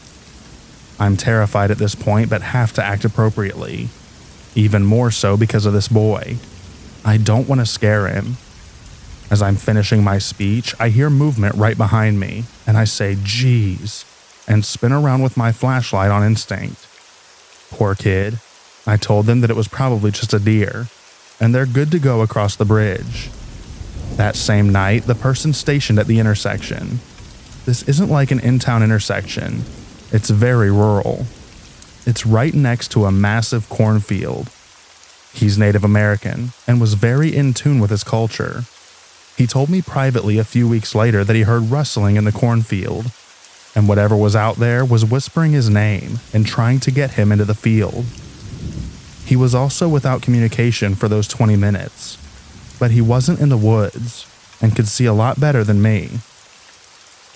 Another time, me and that same coworker were headed back to the front car. We were way ahead, so we stopped the cart in the middle of the high bridge. It sounds scary. I'm a bit afraid of heights, and this bridge has massive gaps between the planks that you could fit through. But after doing it so often, you get used to it. It was a clear night, and we were watching the stars and having small talk. Then it goes silent. We are 100 or so feet in the air above the woods, and can hear for miles. The dogs barking across the river 2 miles away can be heard without even seeing the houses. We hear what sounds like a human mimicking a monkey noise, and we hear growling. He looks at me completely seriously and tells me in a stern tone that we need to get out of there right now. I drive out of there, and he moved states to Nevada shortly after this. A few other things happened here and there and to coworkers as well. Each of my coworkers have at least one story. I'm only sharing mine in the post, otherwise it'd be too long. A few months go by and it's late fall, around the middle of November. I drive through that park in town a lot when I just want to go for a drive. I had my dog Fenrir with me and it's about 2 a.m. I can't sleep, so I'm listening to a Melvins CD and driving leisurely through the park. As soon as I get past the entrance gates, I feel really uneasy and weird. I'm not easily scared. Going to that park at night makes me feel a primal fear. It's beyond fight or flight. I have never felt that way in my life anywhere else, ever. And I feel it every time I'm there. I'm driving through the park and I've rolled the windows up a lot more. Fenrir can still poke his head out but can't leap out. As I go deeper into the woods, I feel worse and worse. I decided not to turn around because I'm already past the halfway point.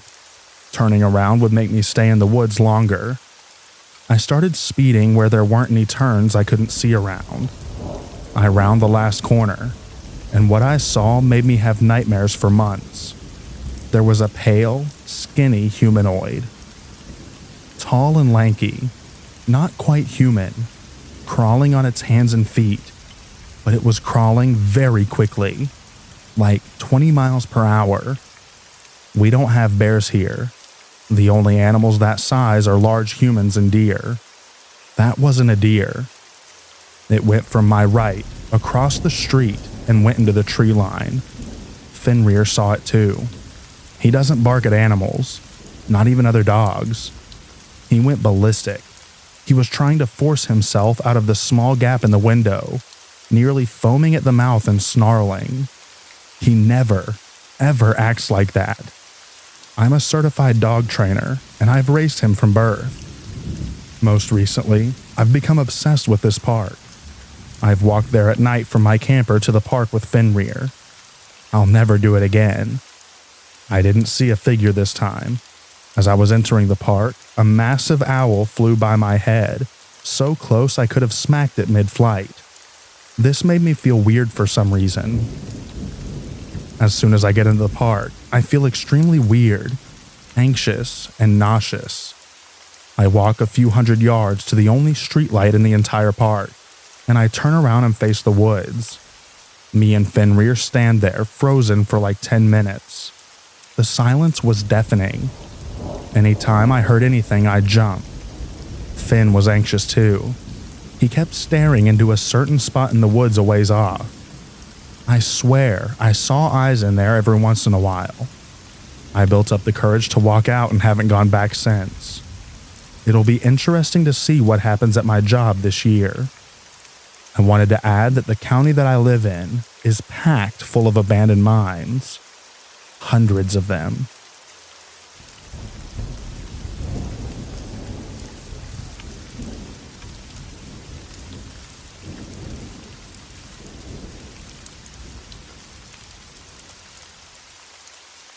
This happened Easter of last year. My husband's family owns an old farm with a large property with mountains, a lake, and woods. No one lives on the farm anymore, so we use it as a holiday residence. This is West End Norway, so fjords and mountains and lots of red deer all over the place. No neighbors and no animals except for wild ones. There are old ruins from the Viking Age about 500 meters from the house, nearby the lake. Much unknown history, and I find the forest very eerie. I'm Norwegian, and my ex, the father of my kids, are Canadian. He's not so much around anymore, and my daughter, who's 10 years old, is very fond of horror movies. My son, who's 9 years old, also likes a good scare. To help them not forget their Canadian culture, I told them about the Wendigo. This was in the car on our way to the west for the Easter holiday, since there's so much deer out there. I told them a story I've read, and on this sub I do believe, about Wendigo mimicking kitten sounds, and I told them that these Norwegian mountains are the same as the Appalachians before the continents split up, and that's maybe why they can be so eerie. The second day there, we cut down some small trees outside the house. The kids and I dragged the branches over a small field and tossed them down a hill. This hill is where the forest begins, and also the path down to the lake. My husband was in the garage, the other direction, fixing the chainsaw. As we took a break by the tree line, my son, with the Wendigo story in mind, starts to make a special cartoonish cat meow that he thinks is funny into the forest. He kept going maybe 6 to 9 times before I told him to knock it off and get back to help us with the branches. We turn around, and there was a very clear meow coming from the bottom of the hill. It sounded exactly like my son's meowing. It wasn't my son. He stood right beside me, and it was his voice and his characteristic meow. We shrugged it off as someone hiking answering the meowing, and I didn't want to scare the kids for real, and didn't remind them that it's private land, and nobody except for us goes down there, because the only walkable path is through the garden and small field. We got up to the garage, told my husband, and went inside for lunch. He was just like, well, lots of spirits in these woods. And then we didn't talk about it again. He's a man of few words and not easily scared. He grew up on the farm every vacation. He knows the land well and thinks it's mystical, but not scary. My husband reminded me of the meowing in the car on our way there this Easter. We still can't figure out a rational explanation, so we just landed on the spirits in the forest, or a very stupid fox.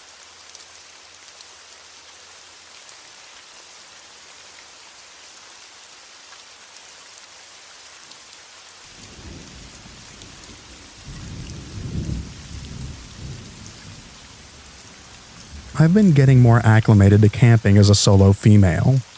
I'm pretty comfortable in the woods for the most part. I feel safe and at home. This was my first time solo camping in the area I'm from, so it felt particularly special. Pretty rugged, remote part of WNC. I camped off a gravel road right by the creek. After having dinner by the fire, I settled in my tent, the air of early spring growing colder. As I'm trying to get cozy and drift off, I hear what I can only describe as a woman singing. I'm a skeptic and know our ears can play tricks on us. I've definitely heard things before when there's a monotonous sound like the river, so I tried to brush it off. But it had range.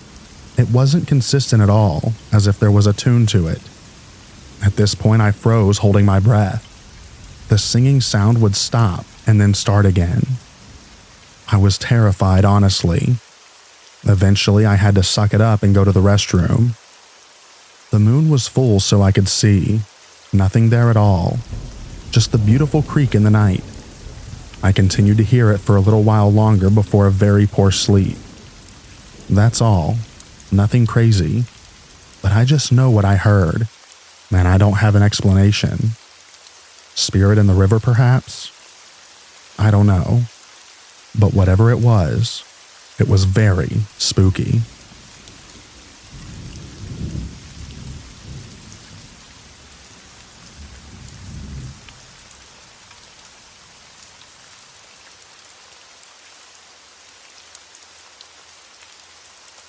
I am from Madrid, Spain.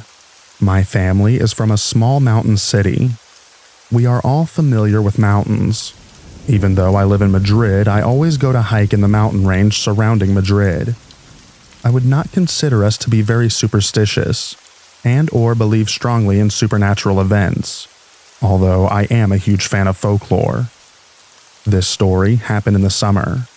Back when I was 14 years old, my mother took me and my brother for a week-long trip to a mountain range in the southeast of Spain, close to the old town of Rio Par Viejo. We had already spent half of the week going on multiple hikes, and we visited beautiful lakes where me and my brother would swim, despite them being super cold. Overall, we had already had a lot of fun, and we were enjoying our small family trip so far. One day, while it was very sunny and warm, we went on a hike again to this kind of abandoned trail, which some of the locals of the village had recommended. It was not accessible by car, and there was no phone service. We couldn't care less, since we loved to spend time in nature, and we would just spend our time walking and talking instead of being on our phones. We found a crystal clear lake with beautiful turquoise greenish water and lots of water vegetation in it. My brother and I immediately jumped in, and afterwards we had picnic for lunch. So far, so good. Suddenly, while we were enjoying our bocadillo de jamón, we heard a loud scream. It was a very high-pitched scream and just overall scary. Considering the fact that we were next to the lake, in a small valley between tall mountains, we could hear it kind of echo. All three of us immediately looked at each other startled. We were certainly not imagining anything. From what we could deduce, the sound came from the other side of the lake in a very bushy area. The lake itself was not very big, and we decided to make our way around it to investigate. Because although we had not seen anyone during the entire day out there, maybe someone was in danger or needed help. I cannot really specify what the scream sounded like. In hindsight, it was not your typical scream for help. But who knows what humans are capable of sounding like when in dire need of help, right? After about a 20-minute walk, we were already getting to the entrance of the bushy area at the other side of the lake. All three of us approaching with our walking sticks in hand and in a cautious position. The first thing we noticed was an awful smell of rotting flesh. That, together with the scream earlier, made us feel a sense of dread. Normally, you would feel welcome when helping someone out, but we did not feel welcome at all in this place. My instincts were telling me we should just track our way back out of there, while not losing sight of the bushy area. However, we could not shake the feeling that we had to help if someone needed it, so we decided to proceed slowly. The joy and laughter we had at the other side of the lake were no more.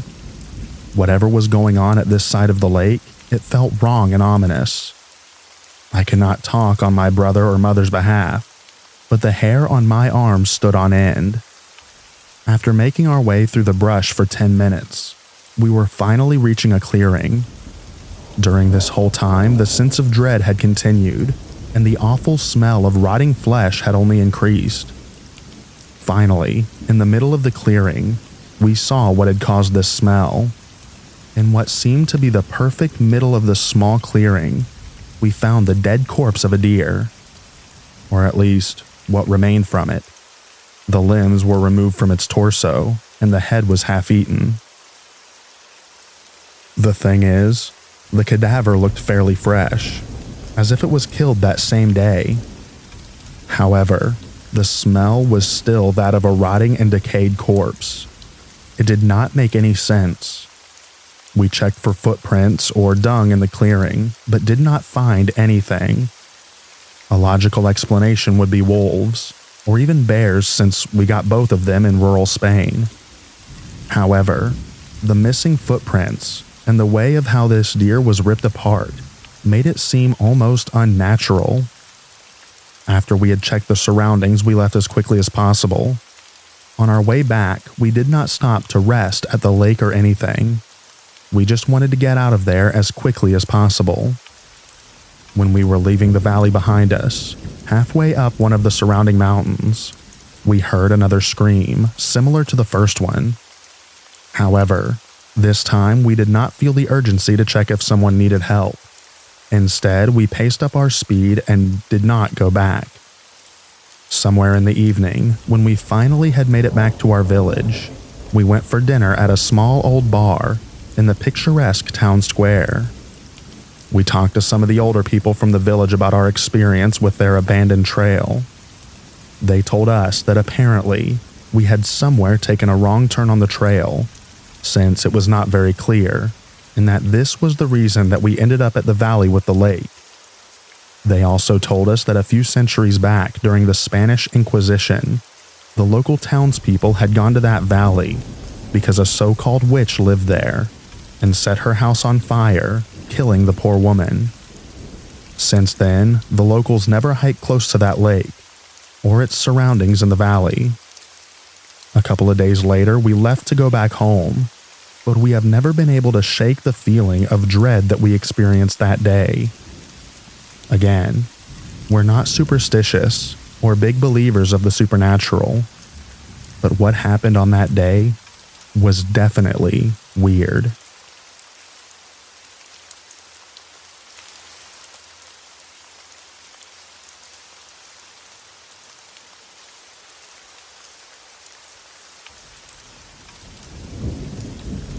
These events occurred 2 summers ago in the Grand Teton area. My boyfriend at the time, now husband, let's call him H, was an avid outdoorsman and also served in the military. I was an ecology major and wanted to spend more time outdoors, so he decided to take me on my first backpack, just the 2 of us. For those who aren't familiar, the Grand Tetons are well known for their wildlife, specifically grizzly bears. My only experience with bears up to this point was watching a little black bear cross the road from the safety of my car. Seeing grizzly country signs around every corner wasn't doing much to calm my nerves. The first incident. My boyfriend looked like Indiana Jones, machete hanging from his belt, large knives attached to each side of his pack, bear spray strapped to his waist. You get the picture. The beginning of our 25-mile journey was all uphill. When in bear country, you're supposed to make noise as to not startle the wildlife by accidentally sneaking up on it. As you can imagine, going up a steep hill while carrying a 40-pound pack makes it difficult to make conversation. We were an hour in, and almost at the top of the ascent. I noticed that the woods had gone completely silent, save for the rushing stream that was to our left of the trail. Silent woods are never a good sign. This usually indicates predators nearby. At this point, I was in front of my boyfriend, and we were about to crest the hill. For the past 20 minutes, we had not said a word to each other, having been too tired to speak. We noticed the silence at the same time, and gave each other knowing glances. I came up over the top of the hill and immediately froze. Sitting not 10 feet in front of me in the middle of the trail was a grizzly bear. My husband wasn't aware yet as he was behind me, so I did the first thing that I could think of. While still in my frozen stance, I managed to take my arm and started flinging it wildly behind me, trying to get H's attention. I was too terrified to speak, The bear went from sitting on all fours, not looking away from us once. H quickly swung me around so that I was behind him, and he just started yelling. Being in the military, he knows how to yell. The grizzly quite wasn't fazed, as it started to walk slowly towards us. At this point, I was on the verge of passing out from terror. This bear was about 5 feet in front of us when we heard a loud crack coming from the woods to our right. The bear heard it too, and he bolted towards the stream. A second crack boomed again, this time much closer than before.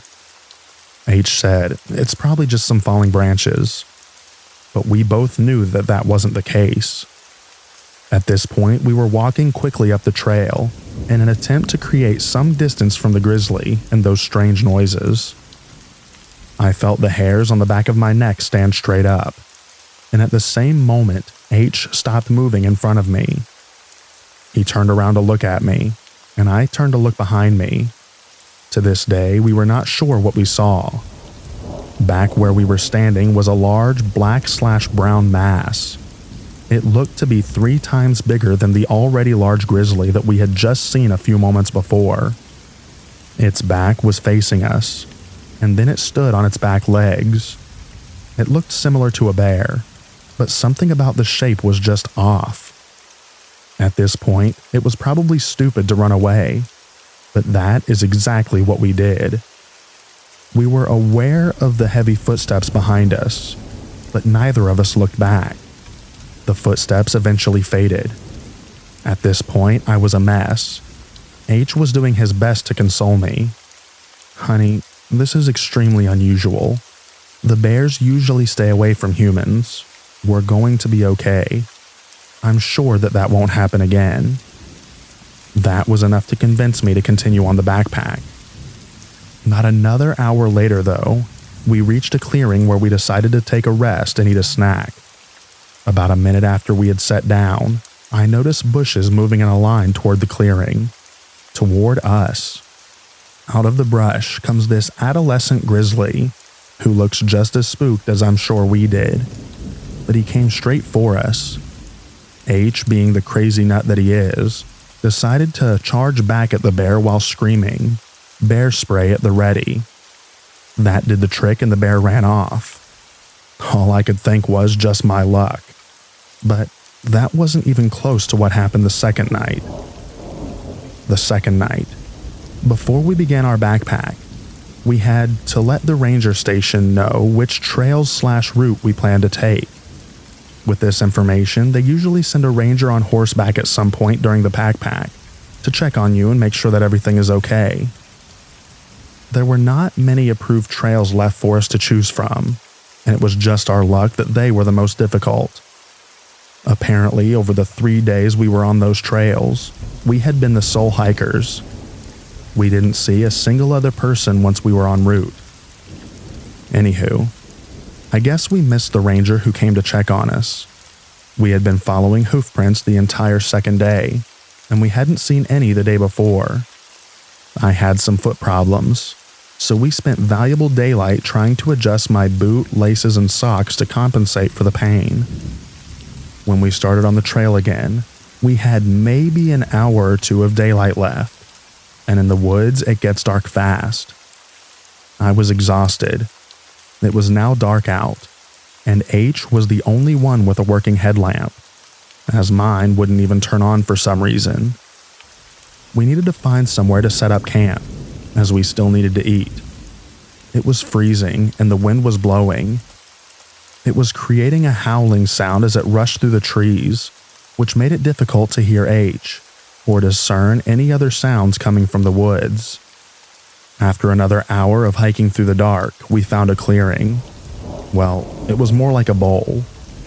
It looked to be roughly 200 meters in diameter, with the sides being roughly 10 meters down from the trail to the bottom of the clearing. This place was strange. We both felt it, though he didn't tell me how freaked out he was until after we had left. There was no moonlight, so all we had was the illumination from his headlamp, our small camp stove, and the flashlight that I fished from my pack. Half of the trees were dead and fallen, just in the bowl. The vegetation everywhere else was pretty dense. To help alleviate my anxiousness, he started playing Ninja Party out of his portable speaker. This didn't help much, as it just echoed off the trees, creating a dissonance of sounds. He also thought that it would ward off any predators nearby. This is when we knew that our anxiousness wasn't paranoia. The silence was back. There hadn't been a single bird chirp since we arrived at the clearing.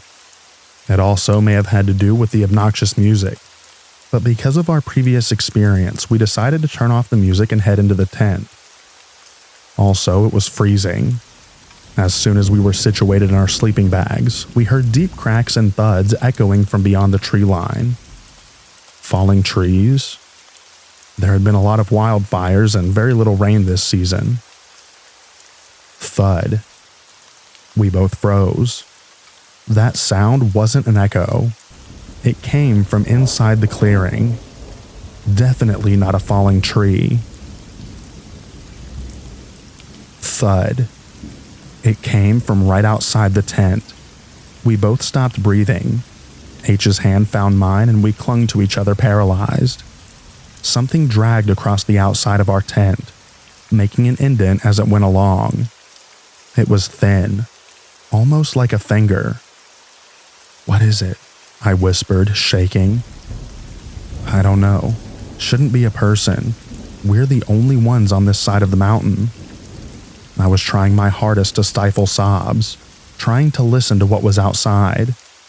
I could hear steps, but couldn't decipher what it was.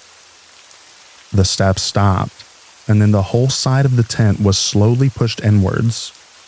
At this point, whatever was outside knew that we were inside, so I shined my flashlight at the side of the tent.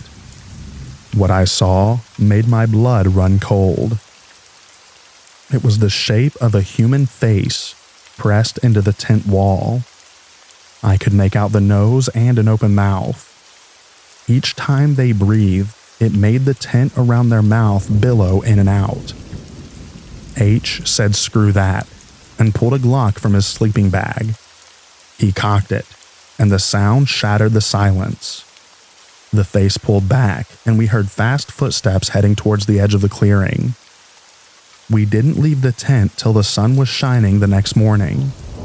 The first thing we noticed was the smell of urine. We came out of the tent and looked around. Whoever it was had peed on our coals we had left on the fire, leaving a distinguishing stench of evaporated pee. Footprints surrounded our tent, circling around multiple times. Muddy handprints decorated the outside of our tent. We think it was mud anyway. The takeaway? Wildlife is not the most dangerous thing in the backcountry.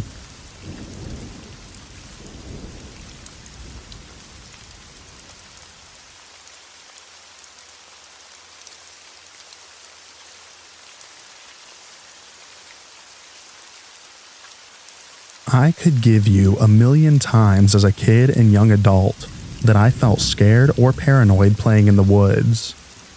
It's a beautiful place, and I spent my entire childhood getting lost, not literally, out there by myself or with friends.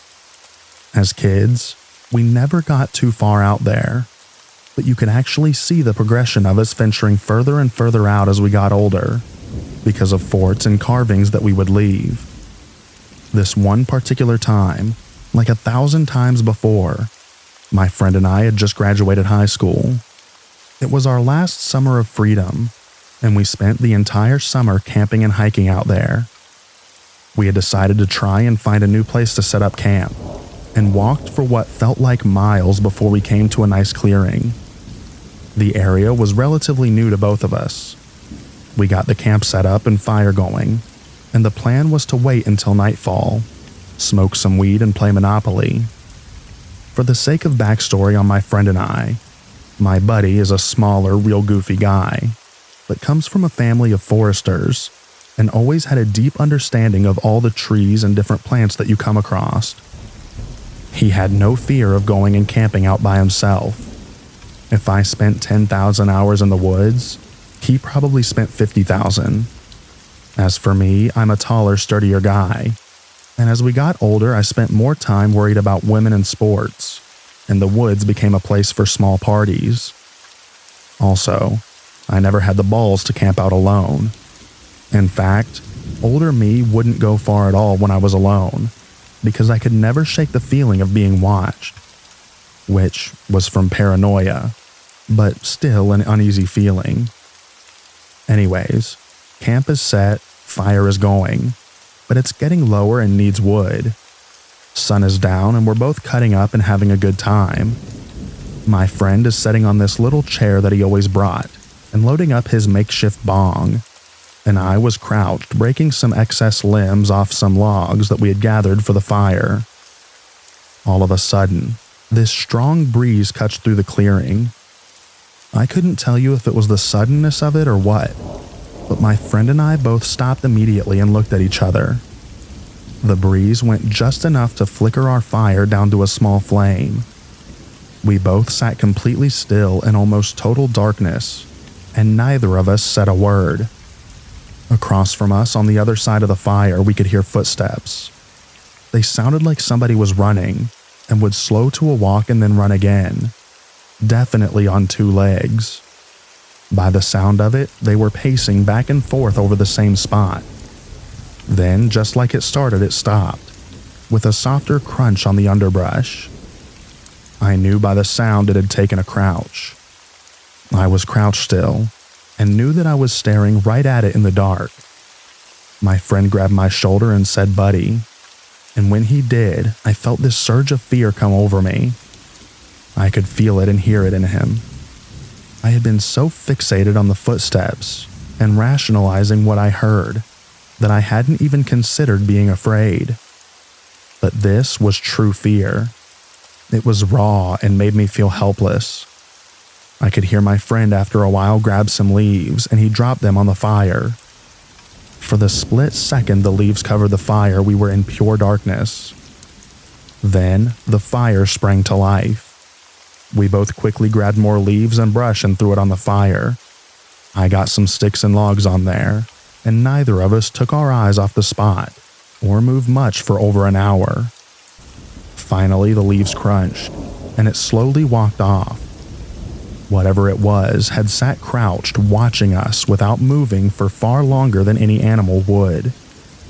It wasn't until the footsteps disappeared that I realized the smell had disappeared as well. It smelled like a paper mill, spoiled eggs almost. For the rest of the night, besides whispered remarks, neither of us really moved or stopped looking at the spot.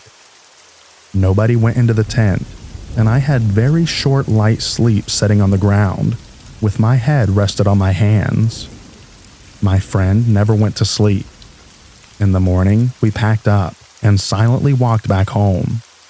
To this day, we talk about it. In the 7 to 8 years since it happened, my forester friend has not camped by himself out there since.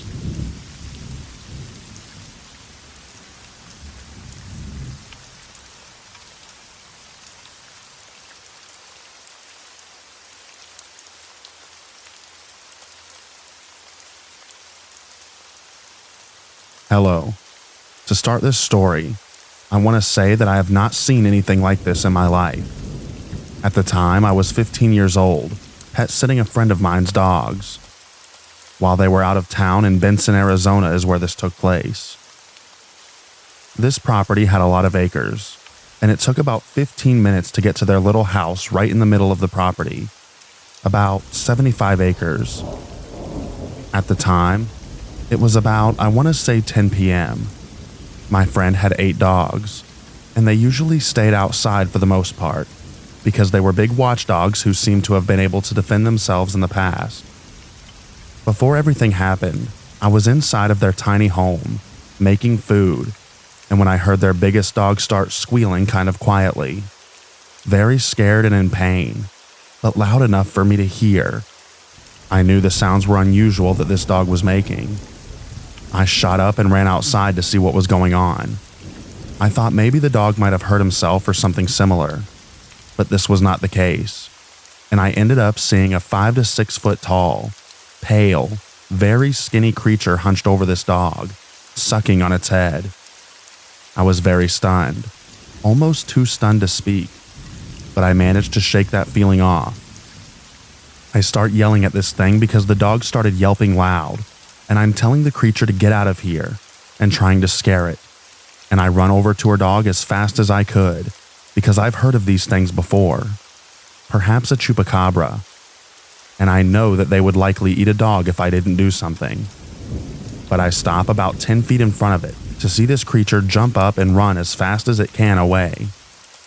I couldn't help but keep looking over my shoulder the rest of the time that I was there. I also didn't let those dogs out at night, and I didn't care to go out there either. So when my friends came back, I told everyone what happened and what I saw. It felt like everyone was just as frightened as I was, and made me even more unsettled. I ended up leaving that desert and did not look back. I still don't know what to make about it to this day, except that I know that it was something.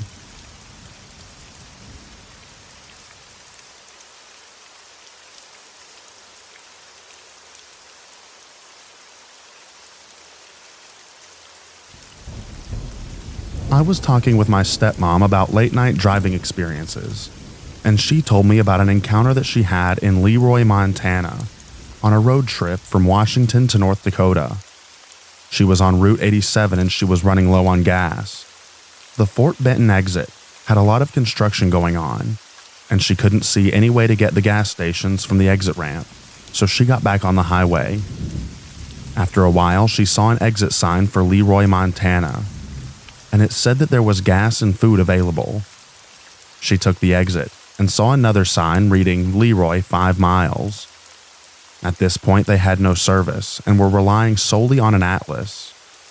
The road took them through a dark wooded forest, and after a while, my stepmom realized that the odometer had gone up 15 miles, and they still hadn't found any sign of a town. But she kept driving and waiting for a friend, who was holding the atlas, to say something. After a few more minutes, her friend spoke up and said that she thinks that they passed Leroy somehow, and my stepmom agreed. They found a fat shoulder to turn around, and as they were pulling off to make their turnaround, they both had an image flash into their heads. A man standing in the middle of the road. Neither of them actually saw him in real life, but both could describe the man in exact detail. He was tall, with a brown flannel, and what looked to be a scythe, broken in half, with the handle wrapped in a white bloody cloth. He also had a thick scar across his forearm.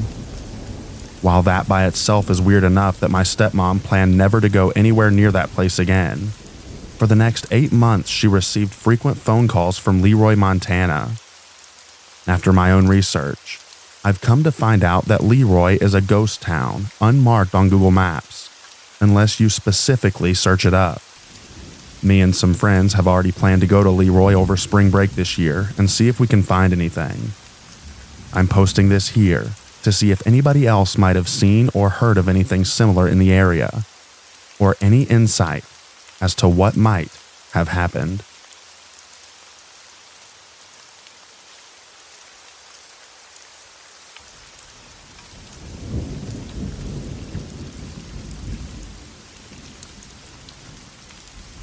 I was homeless for a few years from 18 to 21, and I used to stay in a tent with my ex.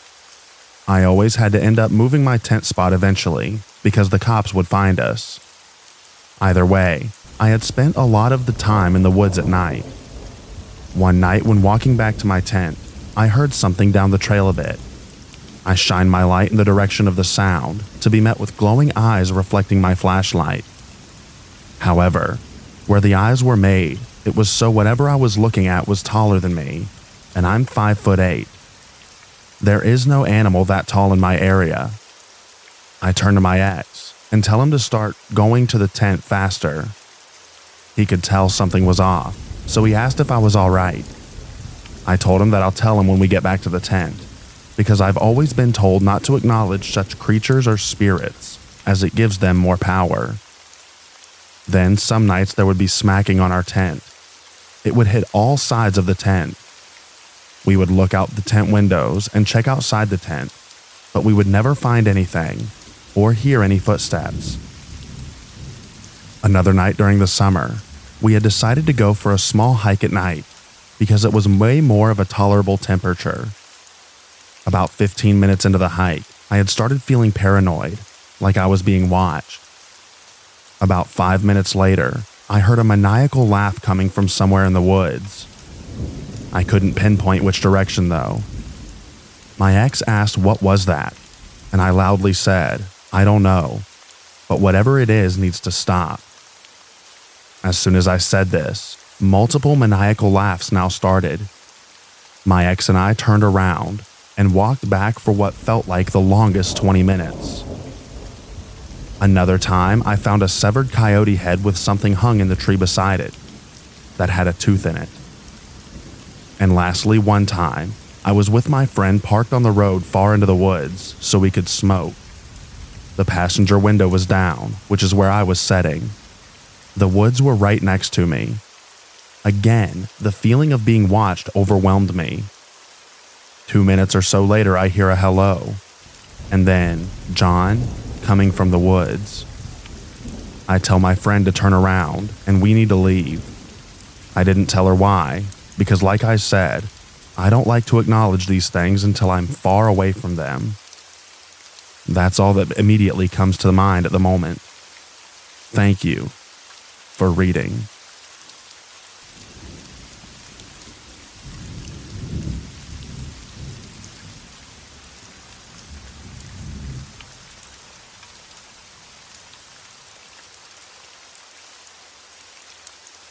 So the other night, on a mountain trail that I've gone to for years to watch the sunset, I felt like some guy was tracking me back to my car.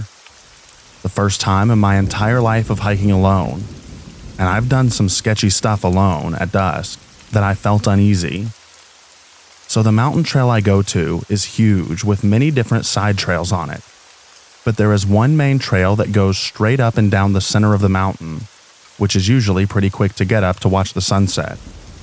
I've done it hundreds of times at this point, for years now. I've watched the sunset and walked back to my car in pitch black many times. Never felt uneasy the way that I did that night.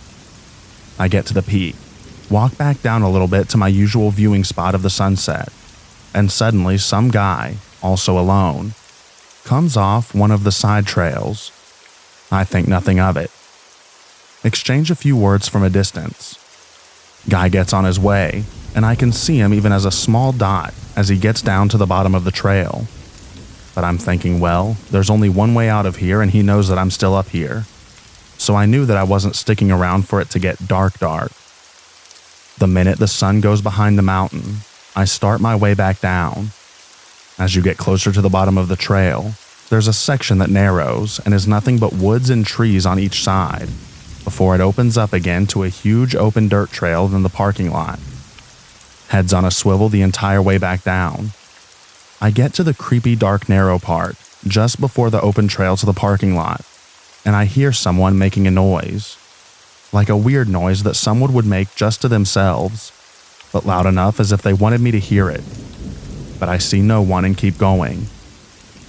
I get about halfway out of the open dirt road, almost to the parking lot, and I turn around, and someone is decently far behind me out of nowhere. I don't look back again.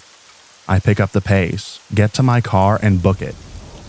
There was only one truck left in the parking lot by the time I got back, and it was on, and someone was definitely in the driver's seat. Call me paranoid, but again, I have never felt uneasy or like someone was following me like that ever in my entire life. And I've done about 80% of my hiking completely alone, and a lot at night. Like deep woods type stuff on sunset and dusk, and never been scared like that before.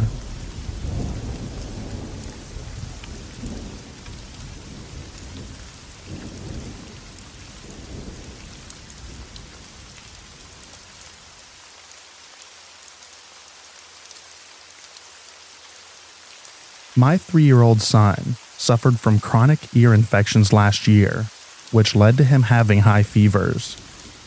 I slept with him on this particular night because I needed to give him Tylenol throughout the night to keep his fever down and to keep him comfortable. I set my alarm to wake me up at around 2:30 a.m. When I woke up, I went into the kitchen to get the Tylenol. I noticed a bright light shining into the apartment from our deck door, which also illuminated part of the woods behind the apartment. When I went over to see what it was, it turned out to be a car with those bright LED headlights in the parking lot, to the far back right of the apartment. I figured they were dropping someone off.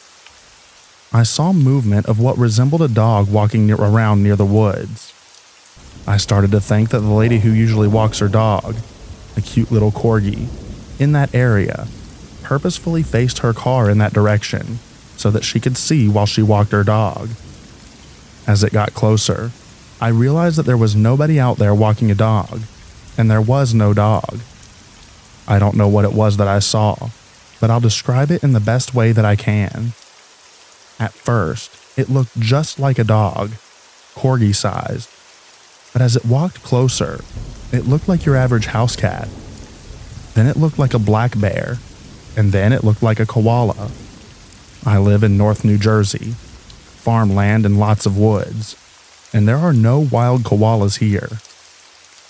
At this point, my heart is pounding out of my chest and I'm scared. The fear I felt was like a primal type of fear that I've never felt before.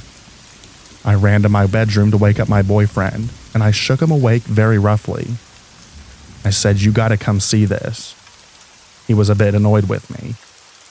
When we look outside together, we see this thing getting closer, and it looks like a skunk now.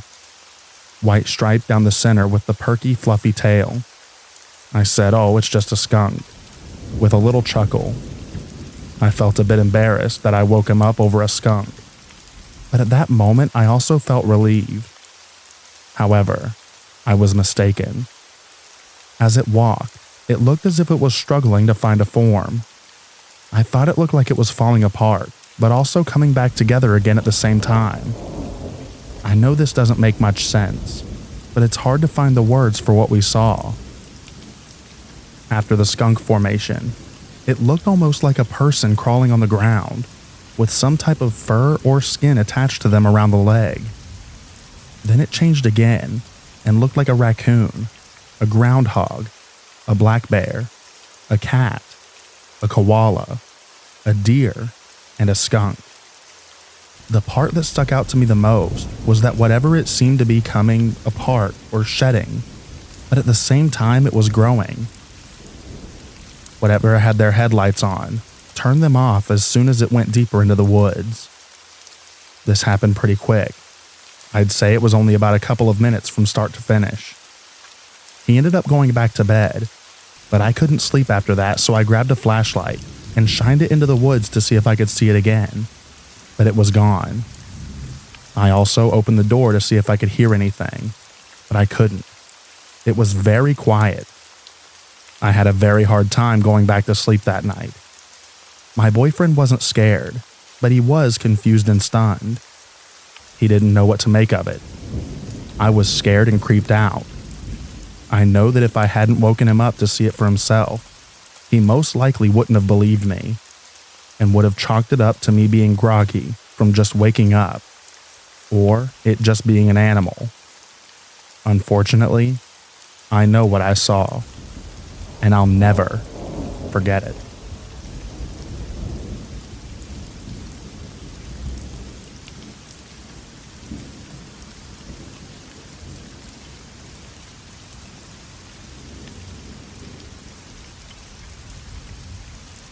I grew up in Belgium, Europe. Since I was young, I've been with my friends in the Scouts. It is mixed in Belgium. We don't have boys and girls separate usually. We start Scouts when we're 6 years old, and then we go through all the groups until we're 18. That is when we become Scouts leaders. I'm saying this to give you a little background on me and my friends. We are people who I would consider very close with nature, camping, and overall used to a lot. I would not say that we are your typical rough outdoors lumber type of people. but we can manage ourselves well through a forest. Back when we were around 16 years old, one of my friends invited our group to go wild camping in the forest that we have close to our homes. It's not your average American national park. I wish it was, with stories of Bigfoot or worse. But it definitely has its own charm and legends. We got a centuries-old tale about werewolves in our forest, and a couple of legends about witches. It's not a huge forest, but one can easily get lost if they're not familiar with its trails, and all the trees look the same. This being said to describe it the best I can, we were very familiar with the forest since we were small children playing in the tree line, and afterwards as teenagers being blindly dropped with nothing but a map in the middle of it by our leaders. I do not know whether this game is popular in other countries in the Scouts, but in Belgium, it's very well known, and quite safe actually. We don't have bears or, until a year back, wolves. And when dropped, we would carry lights, so just in case anyone didn't manage his way in or out, they would get spotted easily by a searching party. Again, this is not a national park, so it's not as big as a person could go missing for days.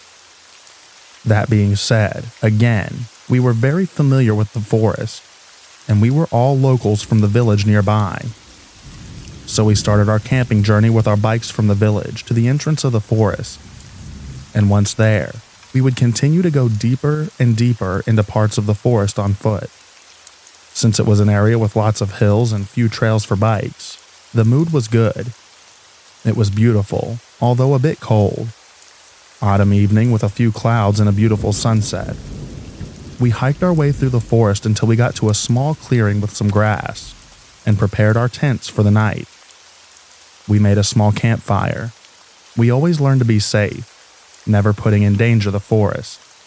And we ate some beans and sausages for dinner, together with some tasty Belgian beers. At around 11 p.m., we decided to call it a night, and we each went to sleep in our tents and sleeping bags. Everything seemed like a normal camping day in our forest. Then, suddenly, at around 1:30 a.m., we woke up to the sound of what seemed to be like drums. A couple of us got out of our tents with our flashlights, asking what was going on. Our forest had always been quiet at that place at night, and during the day, the only noise you could hear were the critters.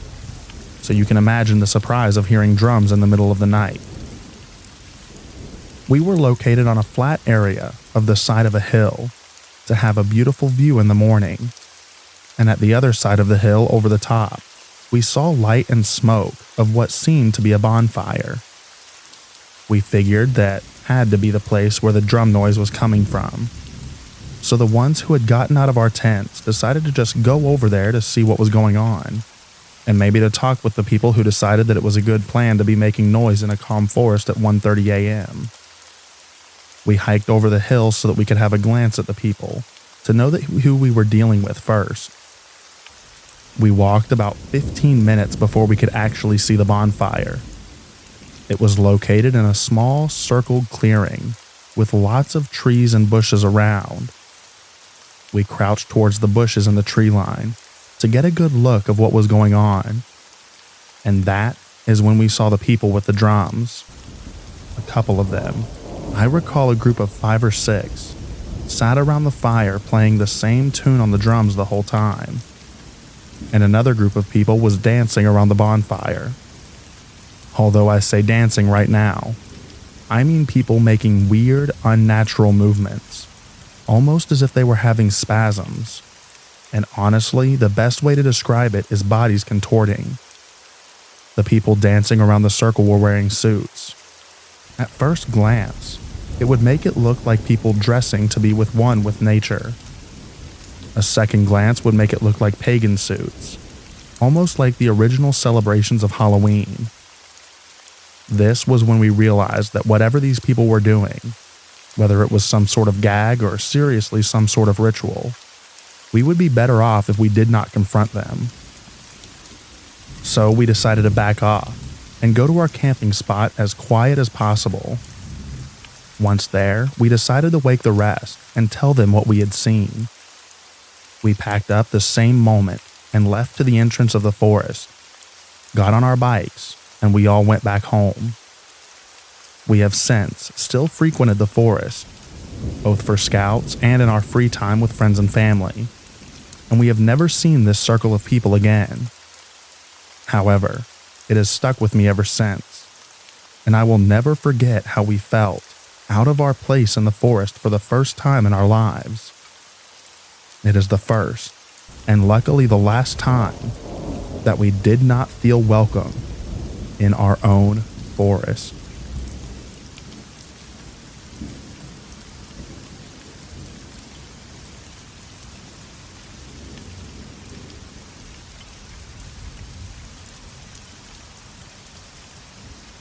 Okay, so this happened when I was around 14 or so around 1999 or 2000-ish, and I lived in southwest Georgia at the time, outside of the small town of Moultrie. I was at my buddy's house for the weekend. We'll call him Joe. So some random other teens that were a little older than us show up at Joe's house, allegedly running from the cops after they stole a parent's car and wrecked it in a ditch. They came up to us on foot, so the story might be true. I'm not sure. They wanted to go camp out in the woods to evade pursuit, so Joe and I say screw it and go with them. We borrowed Joe's dad's tent and started walking off into the fields and woods. Given this area is not super isolated, but there was a wilderness to the air that I cannot describe. We go maybe a mile or two back and set up camp 50 yards away from the turnaround / end of the dirt road. There was 5 of us guys, including me and Joe, and I only remember one other dude's name. Let's call him Mike. The names don't really matter, but I'm just adding any detail that I can recall. Anyway, we mess around in the woods for a while. We started a fire and ate some snacks. We didn't have any drugs except for a bottle of booze, small enough that not any one of us could get drunk off of it, but we share sips anyway. Night comes around, and we've got this 6-person tent for us. I can't say if I ever fell asleep or not, but I laid down with everyone and it got late. I'm not sure what time exactly it was, but likely late night or early in the morning. I begin to hear footsteps in the woods some ways out. I hear this walking in the woods. At first, I'm like, it's an armadillo. If you aren't aware, they can sound exactly like a person while foraging for food. But no, the steps are approaching our camp directly. So at this point, I'm like, what the heck? And without moving because I'm terrified, I look around to see if the other dudes got up, and I missed it. No. 5 dudes in the tent. My blood freezes, and there's no sound outside except this thing walking, and it's now right outside our camp. As I attempt to breathe without making a sound, either a very pointed finger or a knife slowly starts from one point on the tent outside and drags very slowly across to the other side. So, I promptly crap myself and hold my breath. The walking sounds stop about 3 feet on the other side of our tent, and they never start again. Daylight slowly fades in. The steps never returned. I have this dazed feeling as if I've been up all night as sunrise happens. One of the guys gets up and slowly others do too, so I get up. No one is talking. But everyone looks exhausted. Eventually, one of us asks the others, "Did you hear that last night?" Apparently, 4 of the 5 guys were all awake during the invisible stalker, and we're all like, what the heck? The 3 guys who were running from the cops allegedly say that they wanted to call a friend to pick them up and go score some pot. They leave Joe and I at the camp to guard their stuff. Hooray. Now I'm paranoid at this point because I think there's some guy out there waiting to gut us. But I only have a small pocket knife on me. I take it out as they walk down the road to call for a ride. Joe and I are sitting on this discarded door that someone ditched on the edge of this dirt road turnaround like a pair of jerks when we start hearing the walking sounds again. But across the road on the other side in the woods this time, we see no one and nothing there. But it's daylight now, so I'm like, meh, it's an animal. The dirt road goes off and curves to our left, and sounds approach that slowly, but the same pace as before. The sounds stop. We're looking at the road. Absolutely nothing there, and the sounds pick back up on the other side of the road. Now I'm scared. I notice Joe has his head buried in his knees, like an ostrich burying his head in the sand. And since I'm scared for the second time in the past 12 hours, I also put my head in my lap. I also place the pocket knife in open and hold it closely. The steps are now slowly circling me and Joe, to say that they went kind of behind us at that same slow pace. They get directly behind me, but maybe 30 feet away. They slowly walk up to my back, my spine tingling more and more the entire time. I'm pouring sweat, and as they approach directly behind me, I jump up and swing this little baby pocket knife around like I know what I'm doing. Time slowed down during this little bit, as I'm swinging the knife at a puff of air. The car with our other 3 guys is coming around the corner of the dirt road to pick us up. Joe and I run to the car and jump in. The 3 dudes ditch everything that we had at camp. No one asks Joe and I what was wrong, but I could tell that they were looking at us and knew something else happened. Joe and I never said a word about it.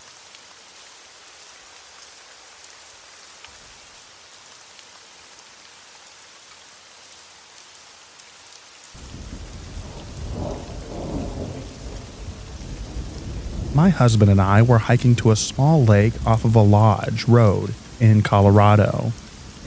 It was a very short out and back, about 4 miles total, and we were the only car in the small dirt lot at the trailhead.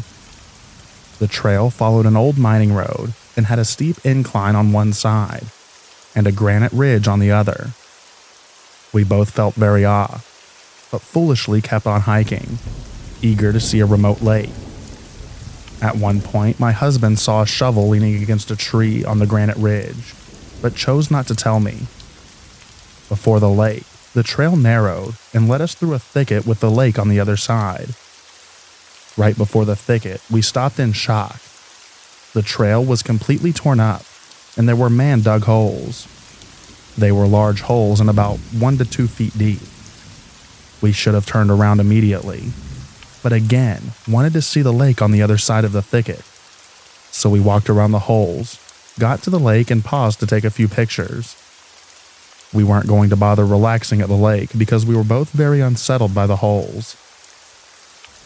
As we turned around to leave and head back through the thicket, we both stopped and looked at each other. The look we exchanged confirmed that we both smelled it. Cinnamon gum, strong enough that the person chewing it had to be close. There was a little wind, and turning around after the lake must have blown the smell our way.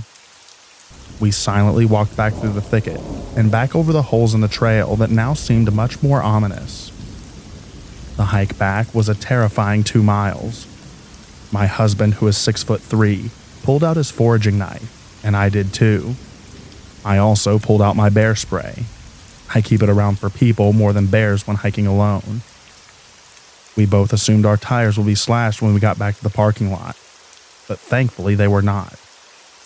Once we were safely away from the trailhead, my husband told me that he thought he saw someone tracking us from the granite ridge line on our way back. The lesson: if it doesn't feel right, it probably isn't, and you should leave.